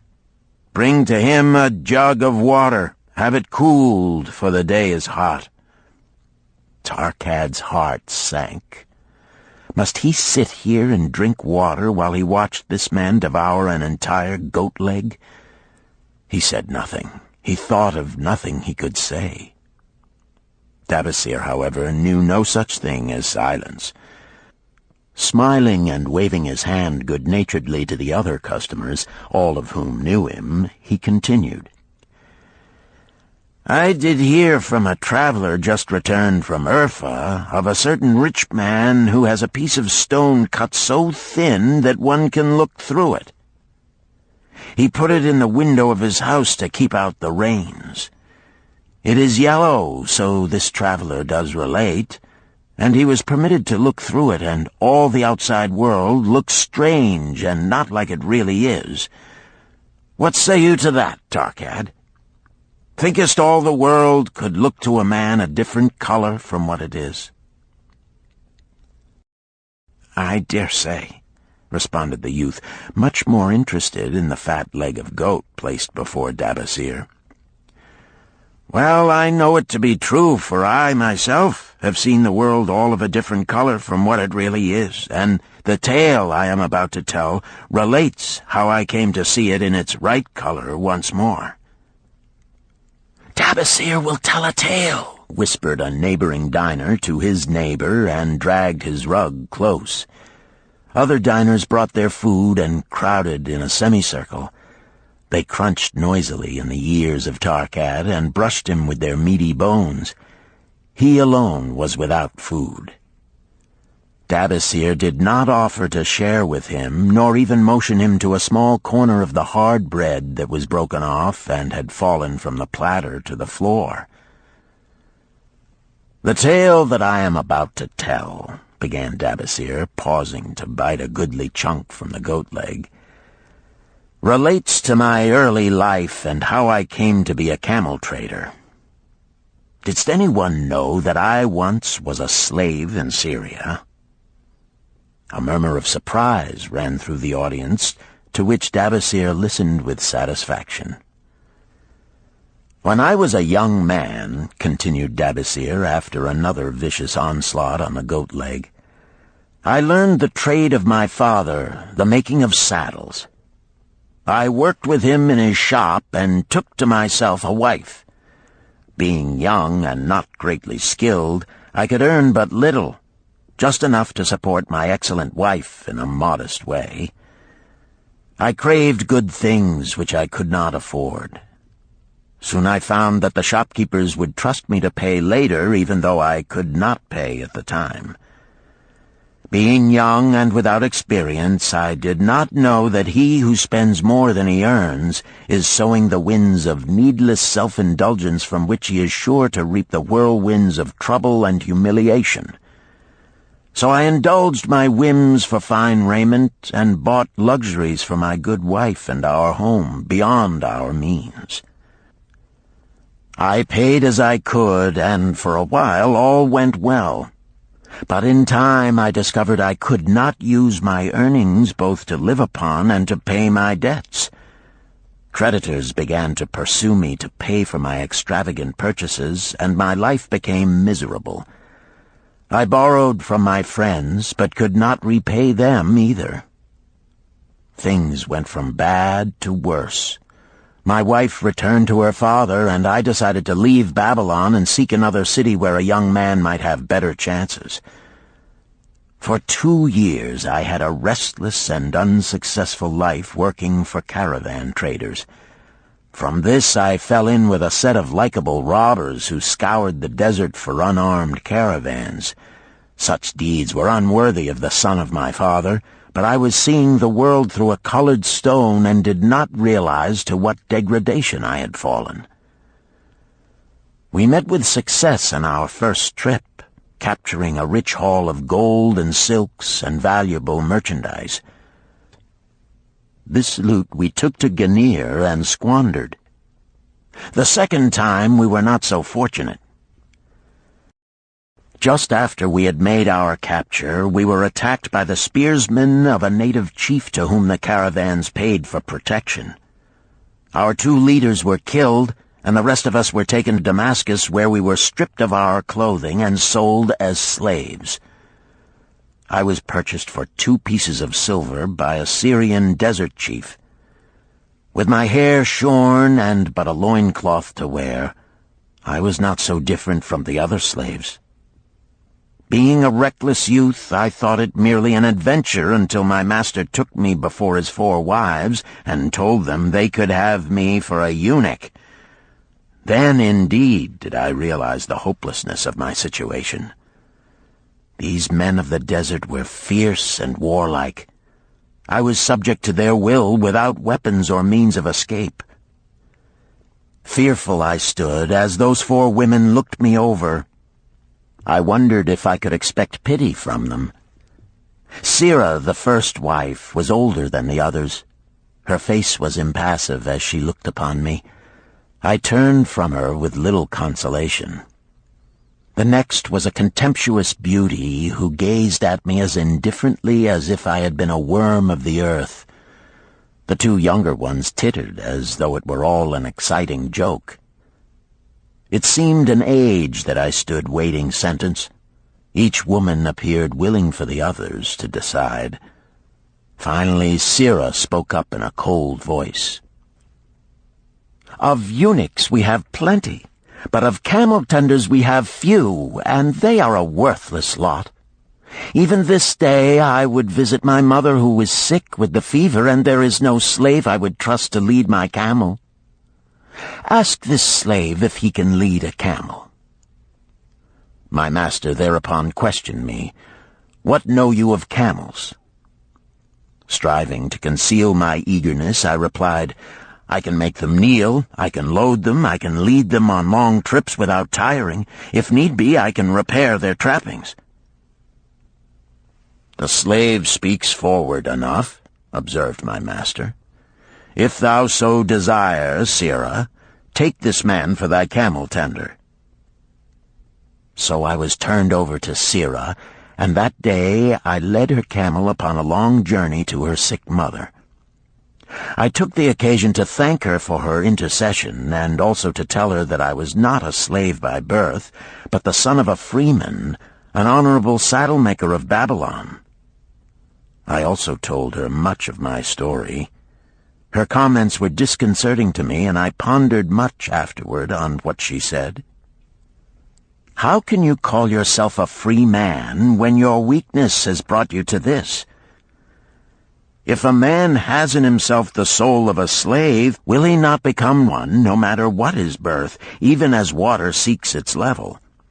If a man has within him the soul of a free man, will he not become respected and honored in his own city in spite of his misfortune? For over a year I was a slave and lived with the slaves, but I could not become as one of them. One day Sira asked me, "In the eventime, when the other slaves can mingle and enjoy the society of each other, why dost thou sit in thy tent alone?" To which I responded, "I am pondering what you have said to me. I wonder if I have the soul of a slave. I cannot join them, so I must sit apart." "I, too, must sit apart," she confided.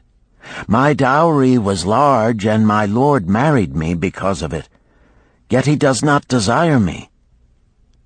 What every woman longs for is to be desired. Because of this, and because I am barren and have neither son nor daughter, must I sit apart. Were I a man, I would rather die than be such a slave, but the conventions of our tribe make slaves of women." "What think thou of me by this time?" I asked her suddenly. "Have I the soul of a man, or have I the soul of a slave?" "Have you a desire to repay the just debts you owe in Babylon?" she parried. "Yes, I have the desire, but I see no way."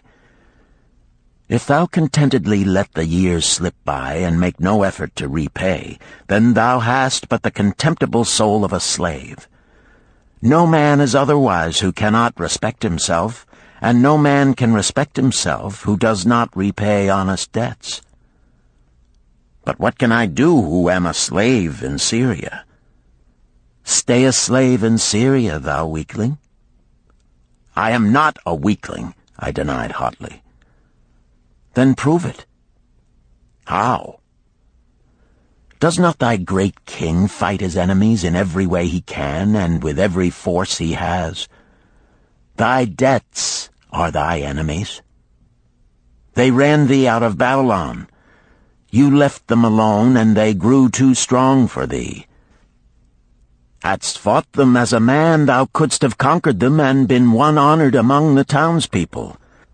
But thou had not the soul to fight them, and behold, thy pride hast gone down until thou art a slave in Syria."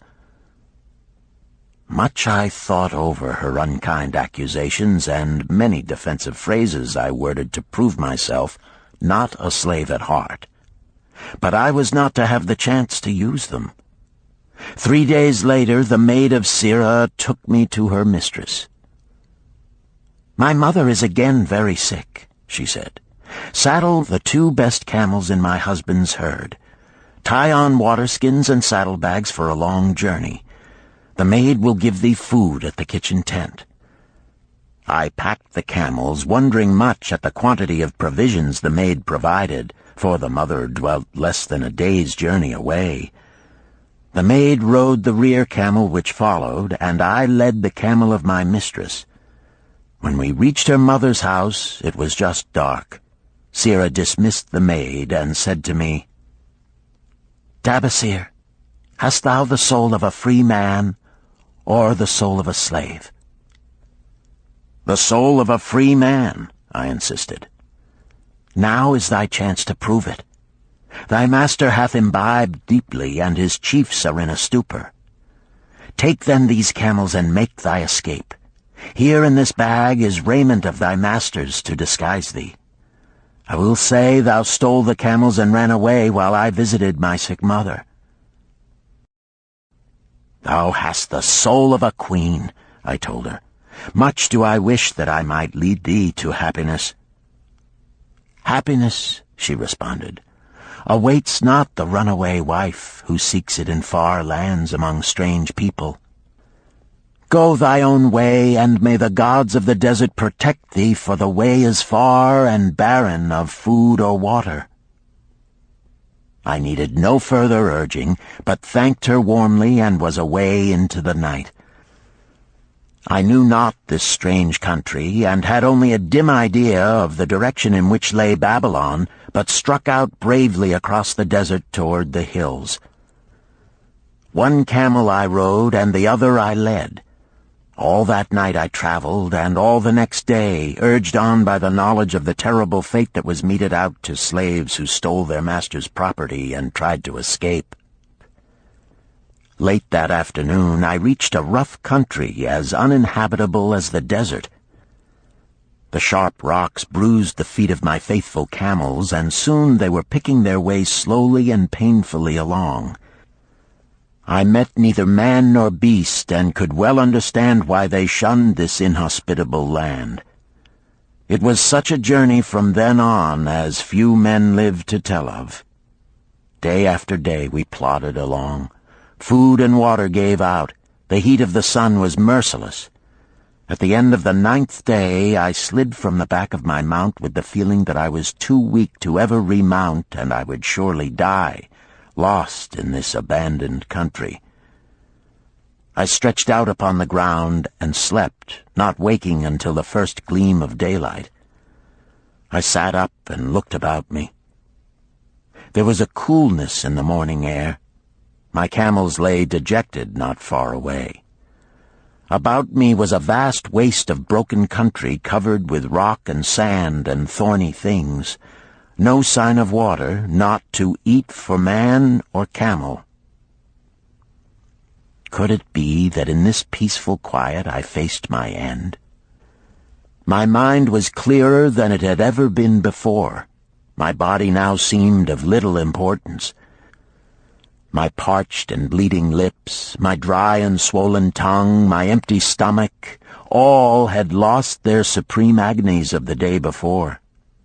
I looked across into the uninviting distance, and once again came to me the question, have I the soul of a slave or the soul of a free man? Then, with clearness, I realized that if I had the soul of a slave, I should give up, lie down in the desert and die, a fitting end for a runaway slave. But if I had the soul of a free man, what then? Surely I would force my way back to Babylon, repay the people who had trusted me, bring happiness to my wife who truly loved me, and bring peace and contentment to my parents. Thy debts are thine enemies who have run thee out of Babylon, Sirrah had said. Yes, it was so. Why had I refused to stand my ground like a man? Why had I permitted my wife to go back to her father? Then a strange thing happened. All the world seemed to be of a different color, as though I had been looking at it through a colored stone which had suddenly been removed. At last I saw the true values in life. Die in the desert, not I. With a new vision I saw the things that I must do. First, I would go back to Babylon and face every man to whom I owed an unpaid debt. I should tell them that after years of wandering and misfortune, I had come back to pay my debts as fast as the gods would permit. Next, I should make a home for my wife and become a citizen of whom my parents should be proud. My debts were my enemies, but the men I owed were my friends, for they had trusted me and believed in me. I staggered weakly to my feet. What mattered hunger? What mattered thirst? They were but incidents on the road to Babylon. Within me surged the soul of a free man going back to conquer his enemies and reward his friends. I thrilled with the great resolve.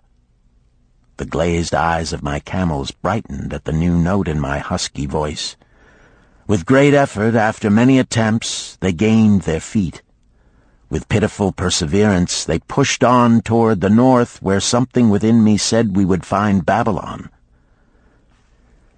We found water. We passed into a more fertile country where were grass and fruit. We found the trail to Babylon because the soul of a free man looks at life as a series of problems to be solved, and solves them, while the soul of a slave whines, "What can I do who am but a slave?" How about thee, Tarkad? Dost thy empty stomach make thy head exceedingly clear? Art ready to take the road that leads back to self-respect? Canst thou see the world in its true color?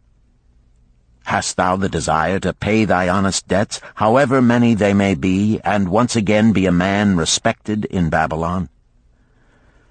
Moisture came to the eyes of the youth.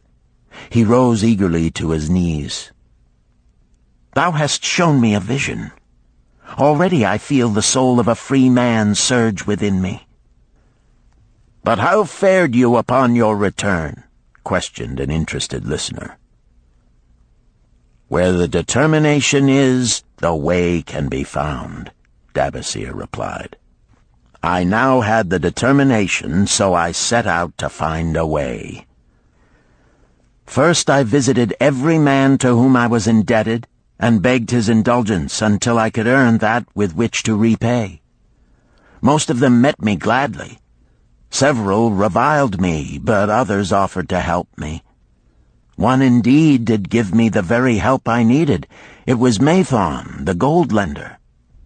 Learning that I had been a camel tender in Syria, he sent me to old Nebator, the camel trader, just commissioned by our good king to purchase many herds of sound camels for the great expedition. With him, my knowledge of camels I put to good use. Gradually, I was able to repay every copper and every piece of silver. Then at last I could hold up my head and feel that I was an honorable man among men. Again Dabasir turned to his food. "Kaskor, thou snail," he called loudly to be heard in the kitchen. "The food is cold. Bring me more meat fresh from the roasting. Bring thou also a very large portion for Tarkad, the son of my old friend, who is hungry and shall eat with me." So ended the tale of Dabasir, the camel trader of old Babylon. He found his own soul when he realized a great truth, a truth that had been known and used by wise men long before his time. It has led men of all ages out of difficulties and into success, and it will continue to do so for those who have the wisdom to understand its magic power. It is for any man to use who reads these lines. Where the determination is, the way can be found.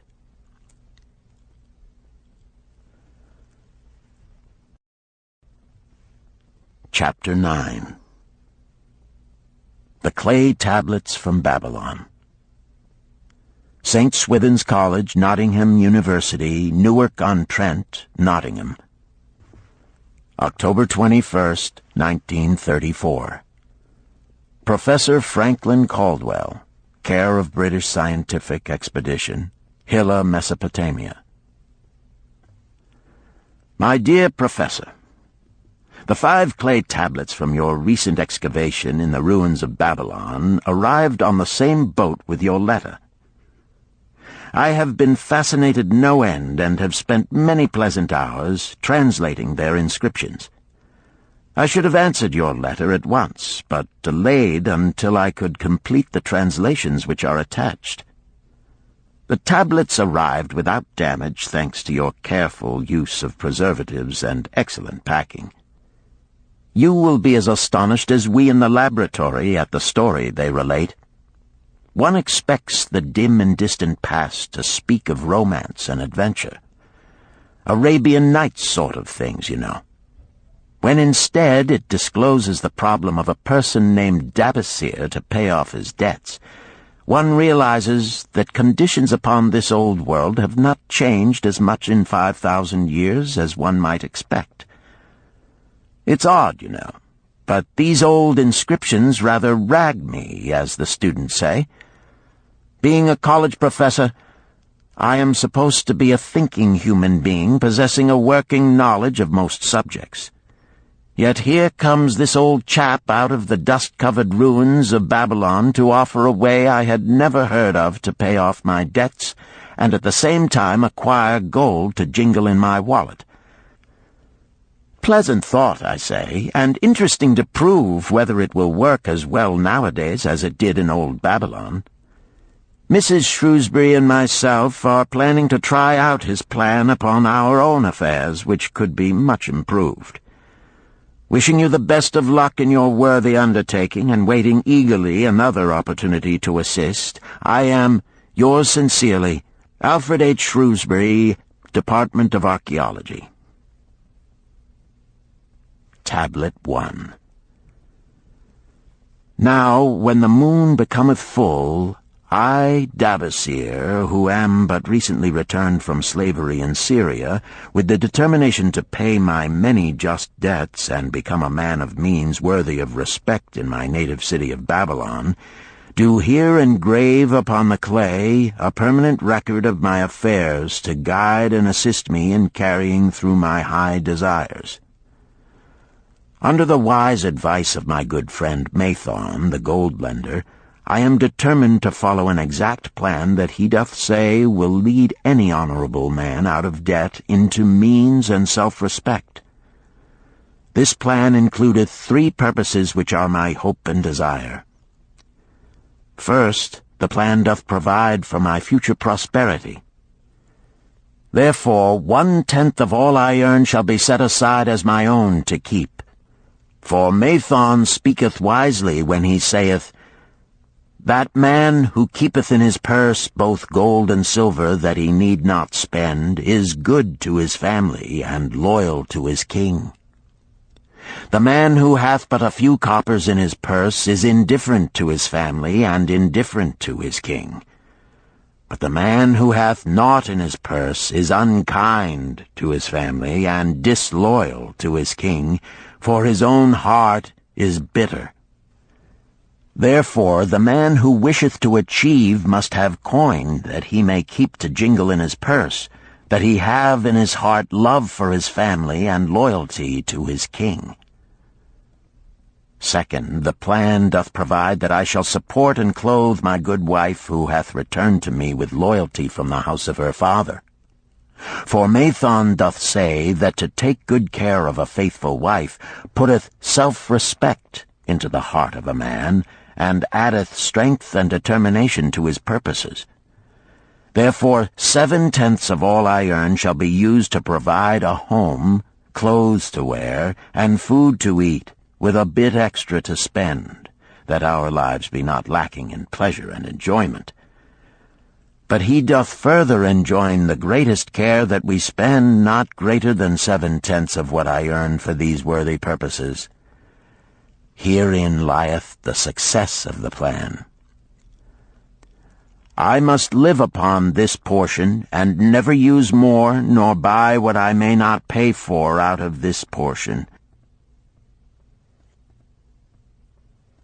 This ends Disc 3.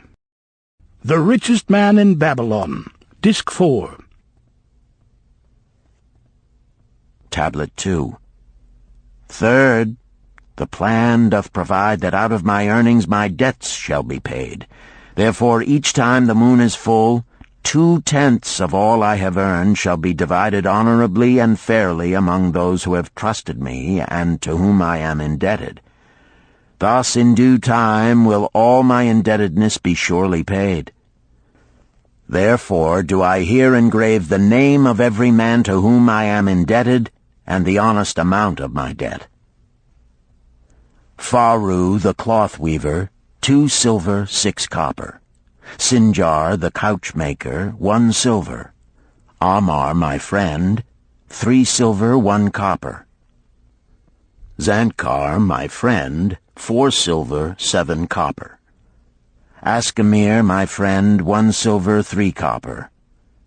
Haransir the jewel maker, 6 silver, 2 copper. Diarbekir, my father's friend, 4 silver, 1 copper. Alkahad, the house owner, 14 silver. Mathon, the gold lender, 9 silver. Birajik, the farmer, 1 silver, 7 copper. From here on, disintegrated, cannot be deciphered. Tablet 3. To these creditors do I owe in total 119 pieces of silver and 141 pieces of copper. Because I did owe these sums and saw no way to repay, in my folly I did permit my wife to return to her father, and didst leave my native city and seek easy wealth elsewhere, only to find disaster and to see myself sold into the degradation of slavery.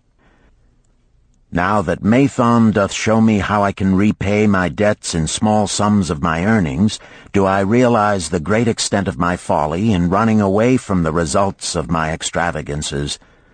Therefore have I visited my creditors and explained to them that I have no resources with which to pay except my ability to earn, and that I intend to apply 2/10 of all I earn upon my indebtedness evenly and honestly. This much can I pay, but no more. Therefore, if they be patient, in time my obligations will be paid in full. Amar, whom I thought my best friend, reviled me bitterly, and I left him in humiliation. Birajik, the farmer, pleaded that I pay him first, as he didst badly need help. Alcahad, the house owner, was indeed disagreeable, and insisted that he would make me trouble unless I did soon settle in full with him. All the rest willingly accepted my proposal. Therefore am I more determined than ever to carry through, being convinced that it is easier to pay one's just debts than to avoid them. Even though I cannot meet the needs and demands of a few of my creditors, I will deal impartially with all. Tablet 4. Again the moon shines full. I have worked hard with a free mind. My good wife hath supported my intentions to pay my creditors. Because of our wise determination, I have earned during the past moon, buying camels of sound wind and good legs for Nebertor, the sum of 19 pieces of silver. This I have divided according to the plan. 1/10 have I set aside to keep as my own, 7/10 have I divided with my good wife to pay for our living, 2/10 have I divided among my creditors as evenly as could be done in coppers. I did not see Amar, but left it with his wife. Birajik was so pleased that he would kiss my hand. Old Alcahad alone was grouchy and said I must pay faster. To which I replied that if I were permitted to be well fed and not worried, that alone would enable me to pay faster. All the others thanked me and spoke well of my efforts. Therefore, at the end of one moon, my indebtedness is reduced by almost 4 pieces of silver, and I possess almost 2 pieces of silver besides, upon which no man hath claim. My heart is lighter than it hath been for a long time. Again the moon shines full. I have worked hard, but with poor success. Few camels have I been able to buy. Only 11 pieces of silver have I earned. Nevertheless, my good wife and I have stood by the plan, even though we have bought no new raiment and eaten little but herbs. Again I paid ourselves 1/10 of the 11 pieces, while we lived upon 7/10. I was surprised when Amar commended my payment, even though small. So did Birajik. Alcahad flew into a rage, but when told to give back his portion if he did not wish it, he became reconciled. The others, as before, were content. Again the moon shines full, and I am greatly rejoiced. I intercepted a fine herd of camels and bought many sound ones, therefore my earnings were 42 pieces of silver. This moon my wife and myself have bought much-needed sandals and raiment. Also we have dined well on meat and fowl. More than 8 pieces of silver we have paid to our creditors. Even Alcahad did not protest. Great is the plan, for it leadeth us out of debt, and giveth us wealth which is ours to keep. 3 times the moon hath been full since I last carved upon this clay. Each time I paid to myself 1/10 of all I earned. Each time my good wife and I have lived upon 7/10, even though at times it was difficult. Each time have I paid to my creditors 2/10. In my purse I now have 21 pieces of silver that are mine. It maketh my head to stand straight upon my shoulders, and maketh me proud to walk among my friends. My wife keepeth well our home, and is becomingly gowned. We are happy to live together. The plan is of untold value. Hath it not made an honorable man of an ex-slave? Tablet 5. Again the moon shines full, and I remember that it is long since I carved upon the clay. 12 moons in truth have come and gone. But this day I will not neglect my record, because upon this day I have paid the last of my debts. This is the day upon which my good wife and my thankful self celebrate with great feasting that our determination hath been achieved. Many things occurred upon my final visit to my creditors that I shall long remember. Amar begged my forgiveness for his unkind words, and said that I was one of all others he most desired for a friend. Old Alcahad is not so bad after all, for he said, "Thou wert once a piece of soft clay to be pressed and molded by any hand that touched thee. But now thou art a piece of bronze capable of holding an edge. If thou needst silver or gold at any time, come to me." Nor is he the only one who holdeth me in high regard. Many others speak deferentially to me. My good wife looketh upon me with a light in her eyes that doth make a man have confidence in himself. Yet it is the plan that hath made my success. It hath enabled me to pay all my debts, and to jingle both gold and silver in my purse. I do commend it to all who wish to get ahead. For truly, if it will enable an ex-slave to pay his debts and have gold in his purse, will it not aid any man to find independence? Nor am I, myself, finished with it, for I am convinced that if I follow it further, it will make me rich among men. St. Swithin's College, Nottingham University, Newark-on-Trent, Nottingham, November 7th, 1936. Professor Franklin Caldwell, care of British Scientific Expedition, Hilla, Mesopotamia. My dear Professor, if in your further digging into those ruins of Babylon you encounter the ghost of a former resident, an old camel trader named Dabasir, do me a favor. Tell him that his scribbling upon those clay tablets so long ago has earned for him the lifelong gratitude of a couple of college folks back here in England. You will possibly remember my writing a year ago that Mrs. Shrewsbury and myself intended to try his plan for getting out of debt and at the same time having gold to jingle.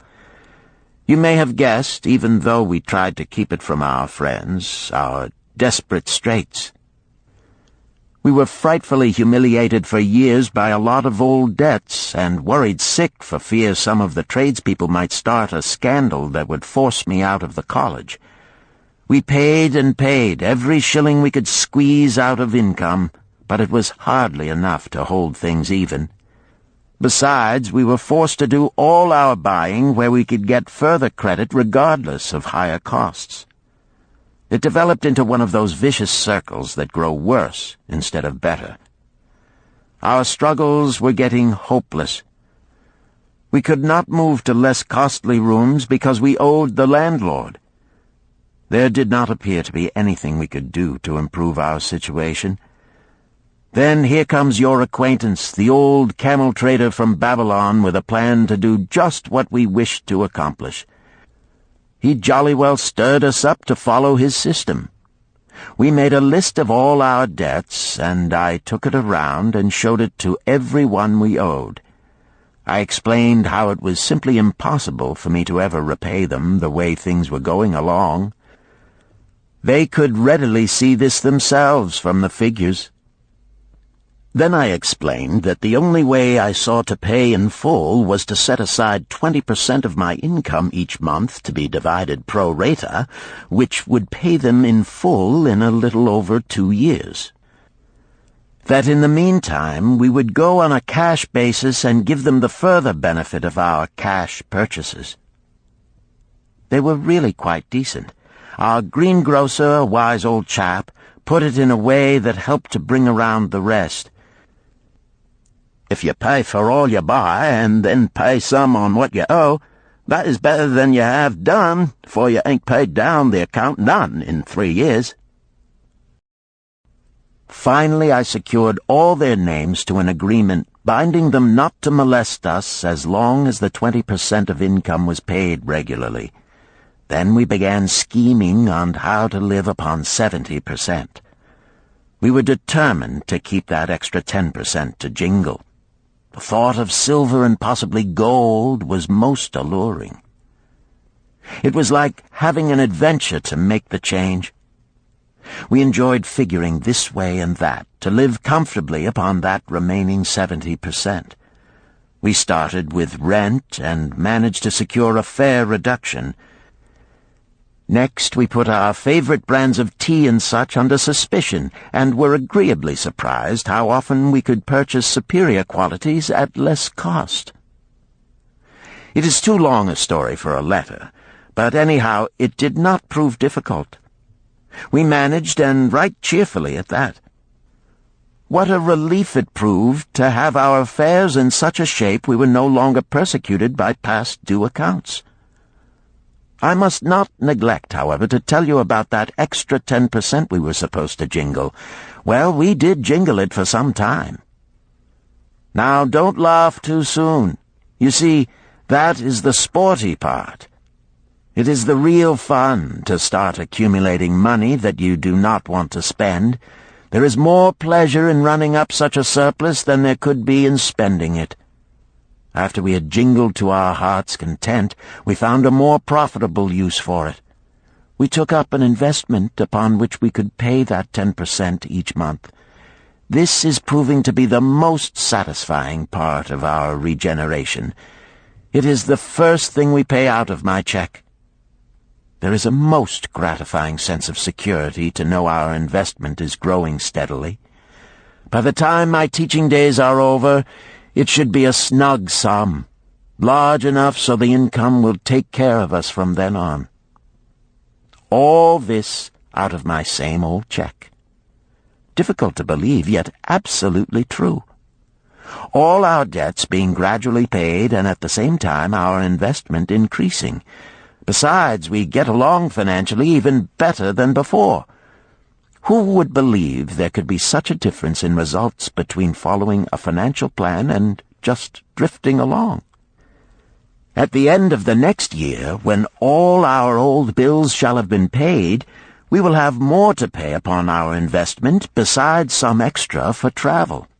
We are determined never again to permit our living expenses to exceed 70% of our income. Now you can understand why we would like to extend our personal thanks to that old chap whose plan saved us from our hell on earth. He knew. He had been through it all. He wanted others to benefit from his own bitter experiences. That is why he spent tedious hours carving his message upon the clay. He had a real message for fellow sufferers, a message so important that after 5,000 years it has risen out of the ruins of Babylon just as true and just as vital as the day it was buried. Yours sincerely, Alfred H. Shrewsbury, Department of Archaeology. Chapter 10. The Luckiest Man in Babylon. At the head of his caravan proudly rode Shahrunada, the merchant prince of Babylon. He liked fine cloth and wore rich and becoming robes. He liked fine animals and sat easily upon his spirited Arabian stallion. To look at him, one would hardly have guessed his advanced years. Certainly they would not have suspected that he was inwardly troubled.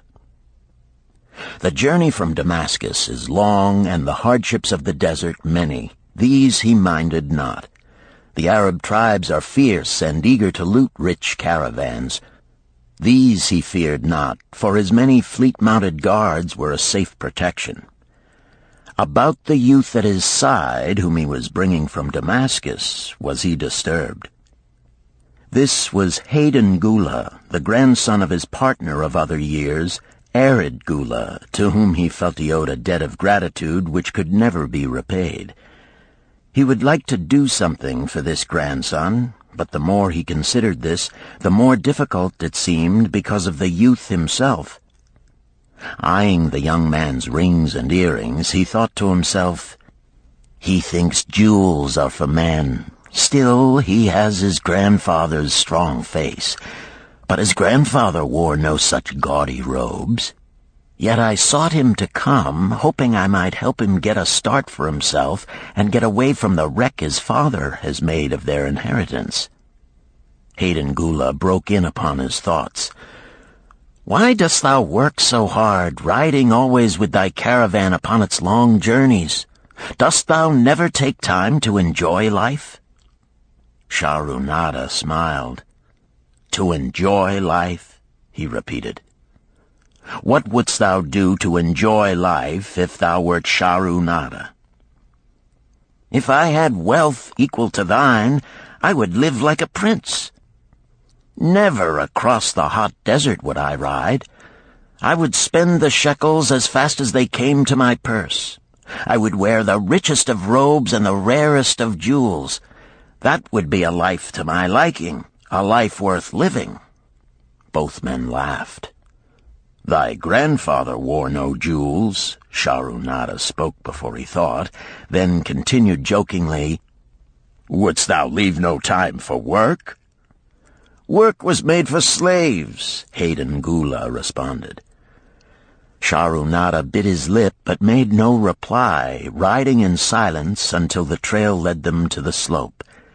Here he reined his mount, and pointing to the green valley far away, "See, there is the valley. Look far down, and thou canst faintly see the walls of Babylon. The tower is the temple of Bel. If thine eyes are sharp, thou mayest even see the smoke from the eternal fire upon its crest." "So that is Babylon? Always have I longed to see the wealthiest city in all the world," Hayden Gula commented. "Babylon, where my grandfather started his fortune. Would he were still alive, we would not be so sorely pressed. Why wish his spirit to linger on earth beyond its allotted time? Thou and thy father can well carry on his good work. Alas, of us neither has his gift. Father and myself know not his secret for attracting the golden shekels." Shahrunada did not reply, but gave rein to his mount and rode thoughtfully down the trail to the valley. Behind them followed the caravan in a cloud of reddish dust. Some time later they reached the King's Highway and turned south through the irrigated farms. 3 old men plowing a field caught Shahrunada's attention. They seemed strangely familiar. How ridiculous! One does not pass a field after 40 years and find the same men plowing there. Yet something within him said they were the same. One, with an uncertain grip, held the plow. The others laboriously plodded beside the oxen, ineffectually beating them with their barrel staves to keep them pulling. 40 years ago, he had envied these men. How gladly he would have exchanged places. But what a difference now! With pride he looked back at his trailing caravan, well-chosen camels and donkeys loaded high with valuable goods from Damascus. All this was but one of his possessions. He pointed to the plowers, saying, "Still plowing the same field where they were 40 years ago. They look it, but why thinkest thou they are the same?" "I saw them there," Shahrunada replied. Recollections were racing rapidly through his mind. Why could he not bury the past and live in the present? Then he saw, as in a picture, the smiling face of Arid Gula. The barrier between himself and the cynical youth beside him dissolved. But how could he help such a superior youth with his spendthrift ideas and bejeweled hands? Work he could offer in plenty to willing workers, but not for men who considered themselves too good for work. Yet he owed it to Arid Gula to do something, not a half-hearted attempt. He and Arid Gula had never done things that way. They were not that sort of men. A plan came almost in a flash. There were objections. He must consider his own family and his own standing. It would be cruel. It would hurt. Being a man of quick decisions, he waived objections and decided to act. "Wouldst thou be interested in hearing how thy worthy grandfather and myself joined in the partnership which proved so profitable?" he questioned. "Why not just tell me how thou madest the golden shekels? That is all I need to know," the young man parried. Sharunada ignored the reply and continued, "We start with those men plowing. I was no older than thou. As the column of men in which I marched approached, good old Megiddo, the farmer, scoffed at the slipshod way in which they plowed. Megiddo was chained next to me.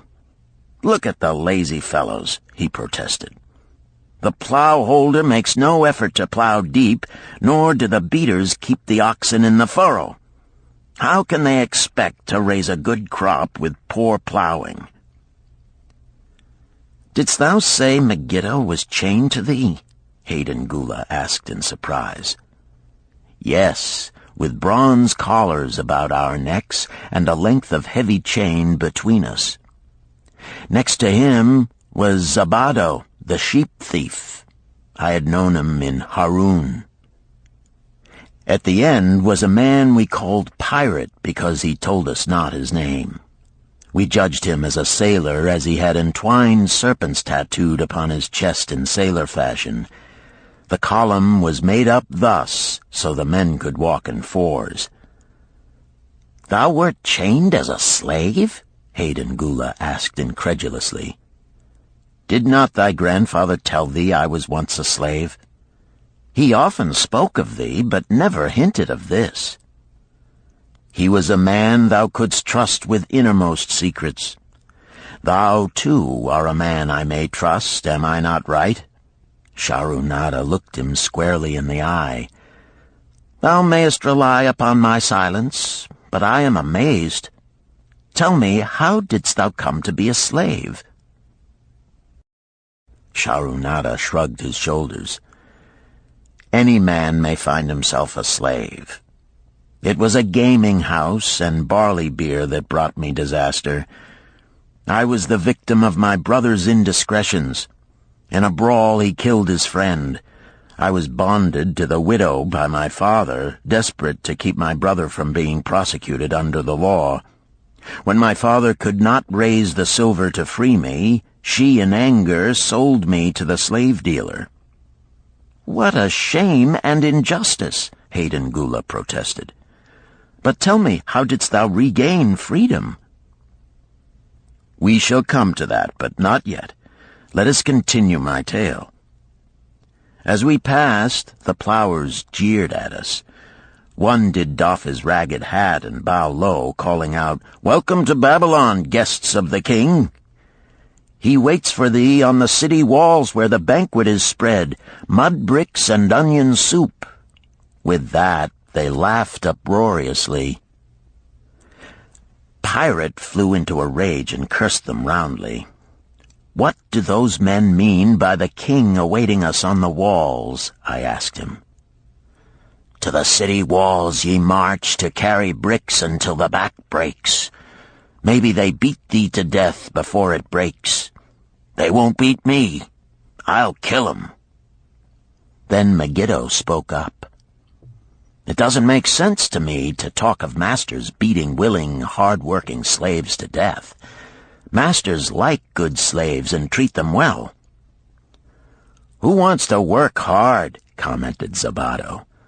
"Those plowers are wise fellows. They're not breaking their backs, just letting on as if they be." "Thou can't get ahead by shirking," Megiddo protested. "If thou plow a hectare, that's a good day's work, and any master knows it. But when thou plow only a half, that's shirking. I don't shirk.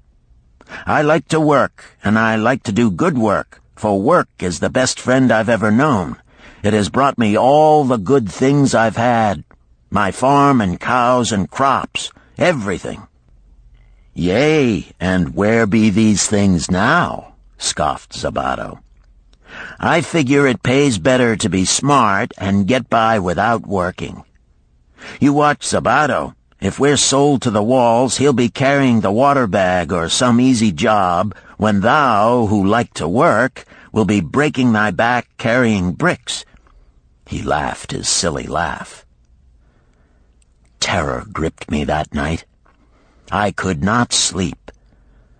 I crowded close to the guard rope, and when the others slept, I attracted the attention of Godoso, who was doing the first guard watch. He was one of those brigand Arabs, the sort of rogue who, if he robbed thee of thy purse, would think he must also cut thy throat. "Tell me, Godoso," I whispered, "when we get to Babylon, will we be sold to the walls?" "Why want to know?" he questioned cautiously. "Canst thou not understand?" I pleaded. "I am young. I want to live. I don't want to be worked or beaten to death on the walls. Is there any chance for me to get a good master?" He whispered back, "I tell something. Thou good fellow, give Godoso no trouble. Most times we go first to slave market. Listen now. When buyers come, tell 'em you good worker, like to work hard for good master, make 'em want to buy. You not make 'em buy, next day you carry brick. Mighty hard work." After he walked away, I lay in the warm sand looking up at the stars and thinking about work. What Megiddo had said about it being his best friend made me wonder if it would be my best friend. Certainly it would be if it helped me out of this. When Megiddo awoke, I whispered my good news to him. It was our one ray of hope as we marched toward Babylon. Late in the afternoon, we approached the walls and could see the lines of men, like black ants, climbing up and down the steep diagonal paths. As we drew closer, we were amazed at the thousands of men working. Some were digging in the moat, others mixed the dirt into mud bricks. The greatest number were carrying the bricks in large baskets up those steep trails to the masons. Overseers cursed the laggards and cracked bullock whips over the backs of those who failed to keep in line. Poor, worn-out fellows were seen to stagger and fall beneath their heavy baskets, unable to rise again. If the lash failed to bring them to their feet, they were pushed to the side of the paths and left writhing in agony. Soon they would be dragged down to join other craven bodies beside the roadway to await unsanctified graves. As I beheld the ghastly sight, I shuddered. So this was what awaited my father's son if he failed at the slave market. Godoso had been right. We were taken through the gates of the city to the slave prison, and next morning marched to the pens in the market. Here the rest of the men huddled in fear, and only the whips of our guard could keep them moving so the buyers could examine them. Megiddo and myself eagerly talked to every man who permitted us to address him. The slave dealer brought soldiers from the king's guard who shackled Pirate and brutally beat him when he protested. As they led him away, I felt sorry for him. Megiddo felt that we would soon part. When no buyers were near, he talked to me earnestly to impress upon me how valuable work would be to me in the future. Some men hate it. They make it their enemy. better to treat it like a friend. Make thyself like it. Don't mind because it is hard. If thou thinkest about what a good house thou build, then who cares if the beams are heavy and it is far from the well to carry the water for the plaster? Promise me, boy, if thou get a master, work for him as hard as thou canst. If he does not appreciate all thou do, never mind. Remember, work well done does good to the man who does it. It makes him a better man. He stopped as a burly farmer came to the enclosure and looked at us critically. Megiddo asked about his farm and crops, soon convincing him that he would be a valuable man. After violent bargaining with the slave dealer, the farmer drew a fat purse from beneath his robe, and soon Megiddo had followed his new master out of sight. A few other men were sold during the morning. At noon, Godoso confided to me that the dealer was disgusted and would not stay over another night, but would take all who remained at sundown to the king's buyer. I was becoming desperate when a fat, good-natured man walked up to the wall and inquired if there was a baker among us. I approached him, saying, "Why should a good baker like thyself seek another baker of inferior ways? Would it not be easier to teach a willing man like myself thy skilled ways? Look at me. I am young, strong, and like to work. Give me a chance, and I will do my best to earn gold and silver for thy purse." He was impressed by my willingness, and began bargaining with the dealer, who had never noticed me since he had bought me, but now waxed eloquent on my abilities, good health, and good disposition. I felt like a fat ox being sold to a butcher. At last, much to my joy, the deal was closed. I followed my new master away, thinking I was the luckiest man in Babylon. My new home was much to my liking. Nananeid, my master, taught me how to grind the barley in the stone bowl that stood in the courtyard, how to build the fire in the oven, and then how to grind very fine the sesame flour for the honey cakes. I had a couch in the shed where his grain was stored. The old slave housekeeper, Swasti, fed me well and was pleased at the way I helped her with the heavy tasks. Here was the chance I had longed for to make myself valuable to my master, and, I hoped, to find a way to earn my freedom. I asked Nananeid to show me how to knead the bread and to bake. This he did, much pleased at my willingness. Later, when I could do this well, I asked him to show me how to make the honey cakes, and soon I was doing all the baking. My master was glad to be idle, but Swasti shook her head in disapproval. "No work to do is bad for any man," she declared. I felt it was time for me to think of a way by which I might start to earn coins to buy my freedom. As the baking was finished at noon, I thought Nananeid would approve if I found profitable employment for the afternoons and might share my earnings with me. Then the thought came to me, why not bake more of the honey cakes and peddle them to hungry men upon the streets of the city? I presented my plan to Nananeid this way. "If I can use my afternoons after the baking is finished to earn for thee coins, would it be only fair for thee to share my earnings with me, that I might have money of my own to spend for those things which every man desires and needs?" Fair enough," he admitted. When I told him of my plan to peddle our honey cakes, he was well pleased. "Here is what we will do," he suggested. "Thou sellest them at 2 for a penny, then half of the pennies will be mine to pay for the flour and the honey and the wood to bake them. Of the rest I shall take half, and thou shalt keep half." I was much pleased by this generous offer that I might keep for myself 1/4 of my sales. That night I worked late to make a tray upon which to display them. Nananeid gave me one of his worn robes that I might look well, and Swasti helped me patch it and wash it clean. The next day I baked an extra supply of honey cakes. They looked brown and tempting upon the tray as I went along the street, loudly calling my wares. At first no one seemed interested, and I became discouraged.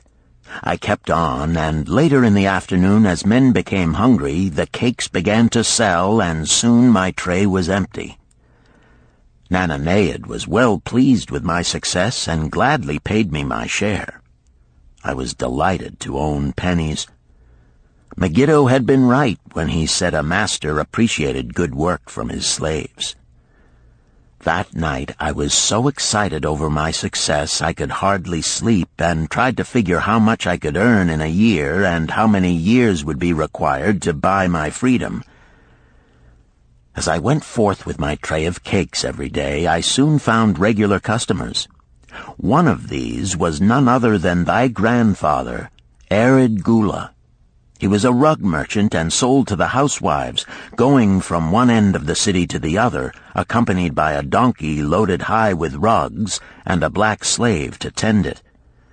He would buy 2 cakes for himself and 2 for his slave, always tarrying to talk with me while they ate them. Thy grandfather said something to me one day that I shall always remember. "I like thy cakes, boy. But better still, I like the fine enterprise with which thou offerest them. Such spirit can carry thee far on the road to success." But how canst thou understand, Hayden Gula, what such words of encouragement could mean to a slave boy, lonesome in a great city, struggling with all he had in him to find a way out of his humiliation? As the months went by, I continued to add pennies to my purse. It began to have a comforting weight upon my belt. Work was proving to be my best friend, just as Megiddo had said. I was happy, but Swasti was worried. "Thy master, I fear to have him spend so much time at the gaming houses," she protested. I was overjoyed one day to meet my friend Megiddo upon the street. He was leading 3 donkeys loaded with vegetables to the market. "I am doing mighty well," he said. "My master does appreciate my good work, for now I am a foreman. See, he does trust the marketing to me. And also he is sending for my family. Work is helping me to recover from my great trouble. Someday it will help me to buy my freedom and once more own a farm of my own." Time went on, and Nananeid became more and more anxious for me to return from selling. He would be waiting when I returned, and would eagerly count and divide our money. He would also urge me to seek further markets and increase my sales. Often I went outside the city gates to solicit the overseers of the slaves building the walls. I hated to return to the disagreeable sights, but found the overseers liberal buyers. One day I was surprised to see Zabado waiting in line to fill his basket with bricks. He was gaunt and bent, and his back was covered with welts and sores from the whips of the overseers. I was sorry for him, and handed him a cake which he crushed into his mouth like a hungry animal. Seeing the greedy look in his eyes, I ran before he could grab my tray. "Why dost thou work so hard?" Arid Gula said to me one day. "Almost the same question thou asked of me today, dost thou remember?" I told him what Megiddo had said about work and how it was proving to be my best friend. I showed him with pride my wallet of pennies and explained how I was saving them to buy my freedom. "When thou art free, what wilt thou do?" he inquired. "Then," I answered, "I intend to become a merchant." At that he confided in me, something I had never suspected. "Thou knowest not that I also am a slave. I am in partnership with my master." "Stop," demanded Hayden Gula. "I will not listen to lies defaming my grandfather. He was no slave." His eyes blazed in anger. Sharunada remained calm. I honor him for rising above his misfortune and becoming a leading citizen of Damascus. Art thou his grandson, cast of the same mold? Art thou man enough to face true facts, or dost thou prefer to live under false illusions?" Hayden Gula straightened in his saddle. In a voice suppressed with deep emotion, he replied, "My grandfather was beloved by all. Countless were his good deeds. When the famine came, did not his gold buy grain in Egypt, and did not his caravan bring it to Damascus and distribute it to the people so none would starve? Now thou sayest he was but a despised slave in Babylon. Had he remained a slave in Babylon, then he might well have been despised. But when, through his own efforts, he became a great man in Damascus, the gods indeed condoned his misfortunes and honored him with their respect," Sharunada replied. "After telling me that he was a slave," Sharunada continued, "he explained how anxious he had been to earn his freedom. Now that he had enough money to buy this, he was much disturbed as to what he should do. He was no longer making good sales and feared to leave the support of his master." I protested his indecision. "Cling no longer to thy master. Get once again the feeling of being a free man. Act like a free man and succeed like one. Decide what thou desirest to accomplish, and then work will aid thee to achieve it." He went on his way, saying he was glad I had shamed him for his cowardice. One day I went outside the gates again, and was surprised to find a great crowd gathering there. When I asked a man for an explanation, he replied, "Hast thou not heard? An escaped slave who murdered one of the king's guards has been brought to justice and will this day be flogged to death for his crime. Even the king himself is to be here." So dense was the crowd about the flogging post, I feared to go near lest my tray of honey cakes be upset. Therefore I climbed up the unfinished wall to see over the heads of the people. I was fortunate in having a view of Nebuchadnezzar himself as he rode by in his golden chariot. Never had I beheld such grandeur, such robes and hangings of gold cloth and velvet. I could not see the flogging, though I could hear the shrieks of the poor slave. I wondered how one so noble as our handsome king could endure to see such suffering, yet when I saw he was laughing and joking with his nobles, I knew he was cruel and understood why such inhuman tasks were demanded of the slaves building the walls. After the slave was dead, his body was hung upon a pole by a rope attached to his leg so all might see. As the crowd began to thin, I went close. On the hairy chest, I saw tattooed 2 entwined serpents. It was Pirate. The next time I met Arid Gula, he was a changed man. Full of enthusiasm, he greeted me. "Behold, the slave thou knewest is now a free man. There was magic in thy words. Already my sales and my profits are increasing. My wife is overjoyed. She was a free woman, the niece of my master. She much desires that we move to a strange city where no man shall know I was once a slave.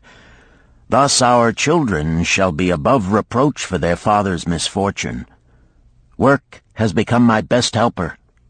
It has enabled me to recapture my confidence and my skill to sell."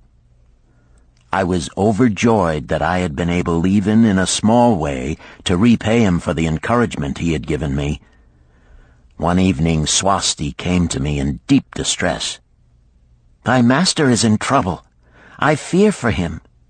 Some months ago he lost much at the gaming tables. He pays not the farmer for his grain, nor his honey. He pays not the money-lender. They are angry and threaten him." "Why should we worry over his folly? We are not his keepers," I replied thoughtlessly. "Foolish youth, thou understandest not. To the moneylender didst he give thy title to secure a loan?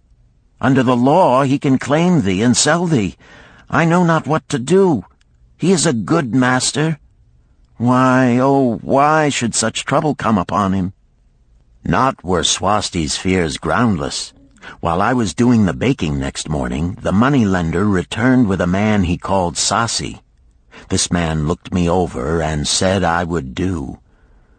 The moneylender waited not for my master to return, but told Swasti to tell him he had taken me. With only the robe on my back and the purse of pennies hanging safely from my belt, I was hurried away from the unfinished baking. I was whirled away from my dearest hopes as the hurricane snatches the tree from the forest and casts it into the surging sea. Again a gaming house and barley beer had caused me disaster. Sasi was a blunt, gruff man. As he led me across the city, I told him of the good work I had been doing for Nananeid, and said I hoped to do good work for him. His reply offered no encouragement. I like not this work. My master likes it not. The king has told him to send me to build a section of the Grand Canal. Master tells Sasi to buy more slaves, work hard, and finish quick. Bah! How can any man finish a big job quick? Picture a desert with not a tree, just low shrubs and a sun burning with such fury the water in our barrels became so hot we could scarcely drink it. Then picture rows of men going down into the deep excavation and lugging heavy baskets of dirt up soft, dusty trails from daylight until dark. Picture food served in open troughs from which we helped ourselves like swine. We had no tents, no straw for beds. That was the situation in which I found myself. I buried my wallet in a marked spot, wondering if I would ever dig it up again. At first I worked with good will, but as the months dragged on I felt my spirit breaking. Then the heat fever took hold of my weary body. I lost my appetite and could scarcely eat the mutton and vegetables. At night I would toss in unhappy wakefulness. In my misery I wondered if Zabado had not the best plan, to shirk and keep his back from being broken in work. Then I recalled my last sight of him and knew his plan was not good. I thought of Pirate with his bitterness and wondered if it might be just as well to fight and kill. The memory of his bleeding body reminded me that his plan was also useless. Then I remembered my last sight of Megiddo. His hands were deeply calloused from hard work, but his heart was light and there was happiness on his face. His was the best plan. Yet I was just as willing to work as Megiddo. He could not have worked harder than I. Why did not my work bring me happiness and success? Was it work that brought Megiddo happiness, or was happiness and success merely in the laps of the gods? Was I to work the rest of my life without gaining my desires, without happiness and success? All of these questions were jumbled in my mind, and I had not an answer. Indeed, I was sorely confused. Several days later, when it seemed that I was at the end of my endurance and my questions still unanswered, Sasi sent for me. A messenger had come from my master to take me back to Babylon. I dug up my precious wallet, wrapped myself in the tattered remnants of my robe, and was on my way. As we rode, the same thoughts of a hurricane whirling me hither and thither kept racing through my feverish brain. I seemed to be living the weird words of a chant from my native town of Harun. Besetting a man like a whirlwind, driving him like a storm, whose course no one can follow, whose destiny no one can foretell. Was I destined to be ever thus punished for I knew not what? What new miseries and disappointments awaited me? When we rode to the courtyard of my master's house, imagine my surprise when I saw Erid Gula awaiting me. He helped me down and hugged me like a long-lost brother. As we went our way, I would have followed him as a slave should follow his master, but he would not permit me. He put his arm about me, saying, "I hunted everywhere for thee.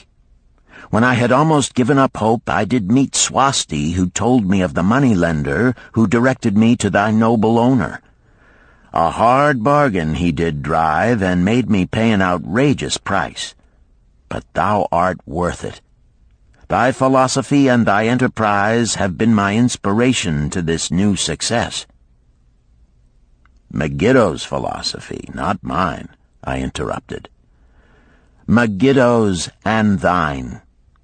Thanks to thee both, we are going to Damascus, and I need thee for my partner." "See," he exclaimed, "in one moment thou wilt be a free man." So saying, he drew from beneath his robe the clay tablet carrying my title. This he raised above his head and hurled it to break in 100 pieces upon the cobblestones. With glee he stamped upon the fragments until they were but dust. Tears of gratitude filled my eyes. I knew I was the luckiest man in Babylon. "Work, thou see, by this, in the time of my greatest distress, didst prove to be my best friend. My willingness to work enabled me to escape from being sold to join the slave gangs upon the walls. It also so impressed thy grandfather, he selected me for his partner." Then Hayden Gula questioned, "Was work my grandfather's secret key to the golden shekels?" "It was the only key he had when I first knew him," Sharunada replied. "Thy grandfather enjoyed working. The gods appreciated his efforts and rewarded him liberally." "I begin to see," Hayden Gula was speaking thoughtfully. "Work attracted his many friends who admired his industry and the success it brought. Work brought him the honors he enjoyed so much in Damascus. Work brought him all those things I have approved. And I thought work was fit only for slaves." "Life is rich with many pleasures for men to enjoy," Sharunada commented. "Each has its place. I am glad that work is not reserved for slaves. Were that the case, I would be deprived of my greatest pleasure. Many things do I enjoy, but nothing takes the place of work." Sharunada and Hayden Gula rode in the shadows of the towering walls up to the massive bronze gates of Babylon. At their approach, the gate guards jumped to attention and respectfully saluted an honored citizen. With head held high, Sharunada led the long caravan through the gates and up the streets of the city. "I have always hoped to be a man like my grandfather," Hayden Gula confided to him. "Never before did I realize just what kind of man he was. This thou hast shown me. Now that I understand, I do admire him all the more and feel more determined to be like him. I fear I can never repay thee for giving me the true key to his success. From this day forth I shall use his key. I shall start humbly as he started, which befits my true station far better than jewels and fine robes." So saying, Hayden Gula pulled the jeweled baubles from his ears and the rings from his fingers. Then, reining his horse, he dropped back and rode with deep respect behind the leader of the caravan.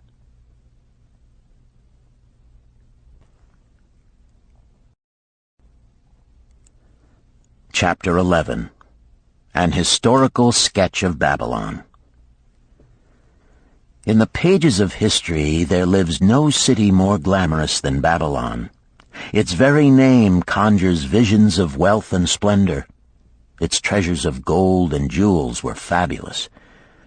One naturally pictures such a wealthy city as located in a suitable setting of tropical luxury, surrounded by rich natural resources of forests and mines. Such was not the case. It was located beside the Euphrates River in a flat, arid valley. It had no forests, no mines, not even stone for building. It was not even located upon a natural trade route. The rainfall was insufficient to raise crops. Babylon is an outstanding example of man's ability to achieve great objectives using whatever means are at his disposal. All of the resources supporting this large city were man-developed. All of its riches were man-made. Babylon possessed just two natural resources: a fertile soil and water in the river. With one of the greatest engineering accomplishments of this or any other day, Babylonian engineers diverted the waters from the river by means of dams and immense irrigation canals. Far out across that arid valley went these canals to pour the life-giving waters over the fertile soil. This ranks among the first engineering feats known to history. Such abundant crops as were the reward of this irrigation system the world had never seen before. Fortunately, during its long existence, Babylon was ruled by successive lines of kings to whom conquest and plunder were but incidental.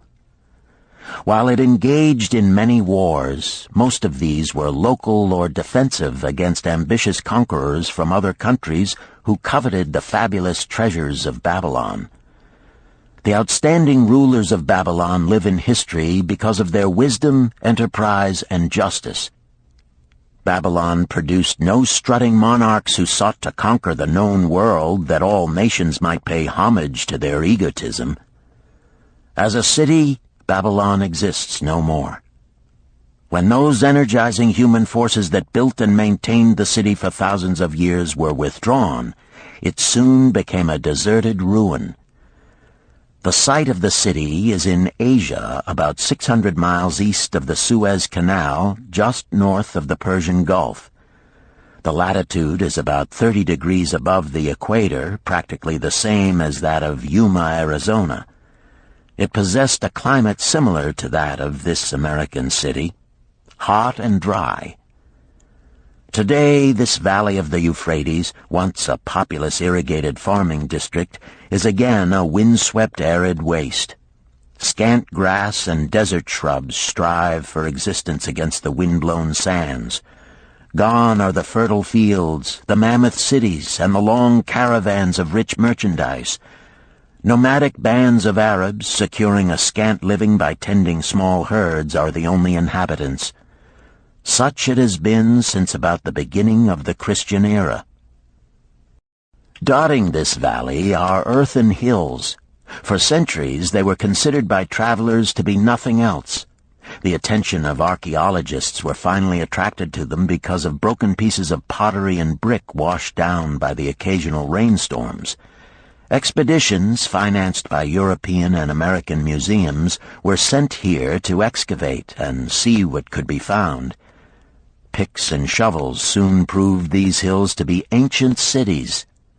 City graves, they might well be called. Babylon was one of these.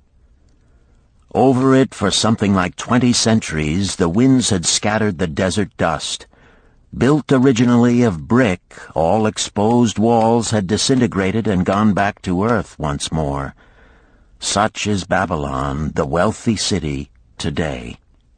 A heap of dirt, so long abandoned that no living person even knew its name until it was discovered by carefully removing the refuse of centuries from the streets and the fallen wreckage of its noble temples and palaces.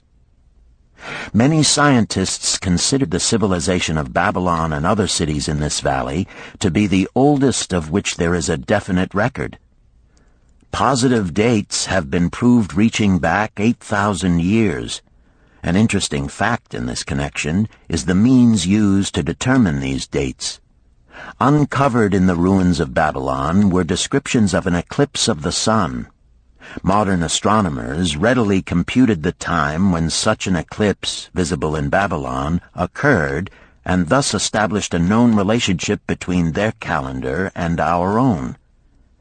In this way, we have proved that 8,000 years ago, the Sumerites, who inhabited Babylonia, were living in walled cities.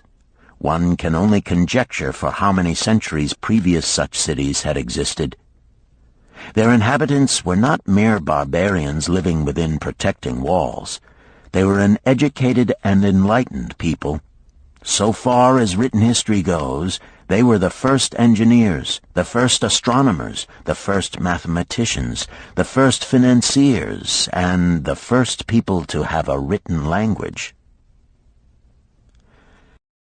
Mention has already been made of the irrigation systems which transformed the arid valley into an agricultural paradise.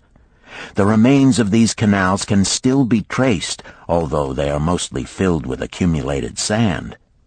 Some of them were of such size that, when empty of water, a dozen horses could be ridden abreast along their bottoms.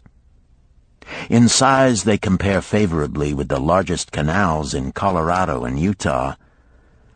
In addition to irrigating the valley lands, Babylonian engineers completed another project of similar magnitude. By means of an elaborate drainage system, they reclaimed an immense area of swampland at the mouths of the Euphrates and Tigris rivers and put this also under cultivation. Herodotus, the Greek traveler and historian, visited Babylon while it was in its prime and has given us the only known description by an outsider. His writings give a graphic description of the city and some of the unusual customs of its people. He mentions the remarkable fertility of the soil and the bountiful harvest of wheat and barley which they produced. The glory of Babylon has faded, but its wisdom has been preserved for us. For this we are indebted to their form of records. In that distant day, the use of paper had not been invented. Instead, they laboriously engraved their writing upon tablets of moist clay. When completed, these were baked and became hard tile. In size, they were about 6 by 8 inches and an inch in thickness. These clay tablets, as they are commonly called, were used much as we use modern forms of writing. Upon them were engraved legends, poetry, history, transcriptions of royal decrees, the laws of the land, titles to property, promissory notes, and even letters which were dispatched by messengers to distant cities. From these clay tablets we are permitted an insight into the intimate personal affairs of the people. For example, one tablet, evidently from the records of a country storekeeper, relates that upon the given date, a certain named customer brought in a cow and exchanged it for 7 sacks of wheat, 3 being delivered at the time, and the other 4 to await the customer's pleasure. Safely buried in the wrecked cities, archaeologists have recovered entire libraries of these tablets, hundreds of thousands of them. One of the outstanding wonders of Babylon was the immense walls surrounding the city.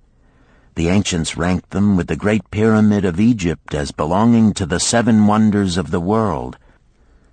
Queen Semiramis is credited with having erected the first walls during the early history of the city. Modern excavators have been unable to find any trace of the original walls, nor is their exact height known.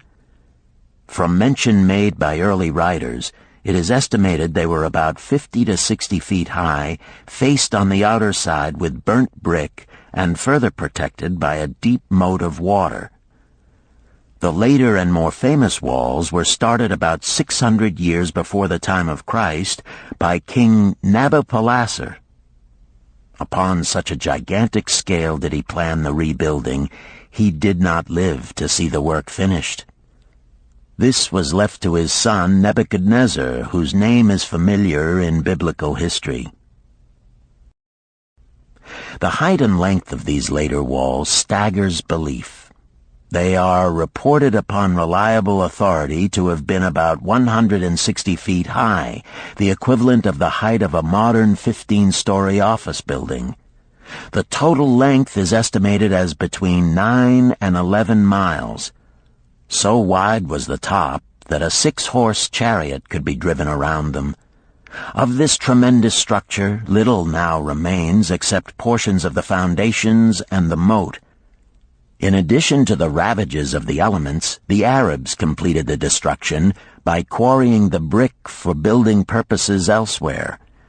Against the walls of Babylon marched, in turn, the victorious armies of almost every conqueror of that age of wars of conquest. A host of kings laid siege to Babylon, but always in vain. Invading armies of that day were not to be considered lightly. Historians speak of such units as 10,000 horsemen, 25,000 chariots, 1,200 regiments of foot soldiers with 1,000 men to the regiment. Often 2 or 3 years of preparation would be required to assemble war materials and depots of food along the proposed line of march. The city of Babylon was organized much like a modern city. There were streets and shops. Peddlers offered their wares through residential districts. Priests officiated in magnificent temples. Within the city was an inner enclosure for the royal palaces. The walls about this were said to have been higher than those about the city. The Babylonians were skilled in the arts. These included sculpture, painting, weaving, gold working, and the manufacture of metal weapons and agricultural implements. Their jewelers created most artistic jewelry. Many samples have been recovered from the graves of its wealthy citizens and are now on exhibition in the leading museums of the world. At a very early period, when the rest of the world was still hacking at trees with stone-headed axes, or hunting and fighting with flint-pointed spears and arrows, the Babylonians were using axes, spears, and arrows with metal heads. The Babylonians were clever financiers and traders. So far as we know, they were the original inventors of money as a means of exchange, of promissory notes, and written titles to property. Babylon was never entered by hostile armies until about 540 years before the birth of Christ. Even then, the walls were not captured. The story of the fall of Babylon is most unusual. Cyrus, one of the great conquerors of that period, intended to attack the city and hoped to take its impregnable walls. Advisors of Nabonidus, the king of Babylon, persuaded him to go forth to meet Cyrus and give him battle without waiting for the city to be besieged. In the succeeding defeat to the Babylonian army, it fled away from the city.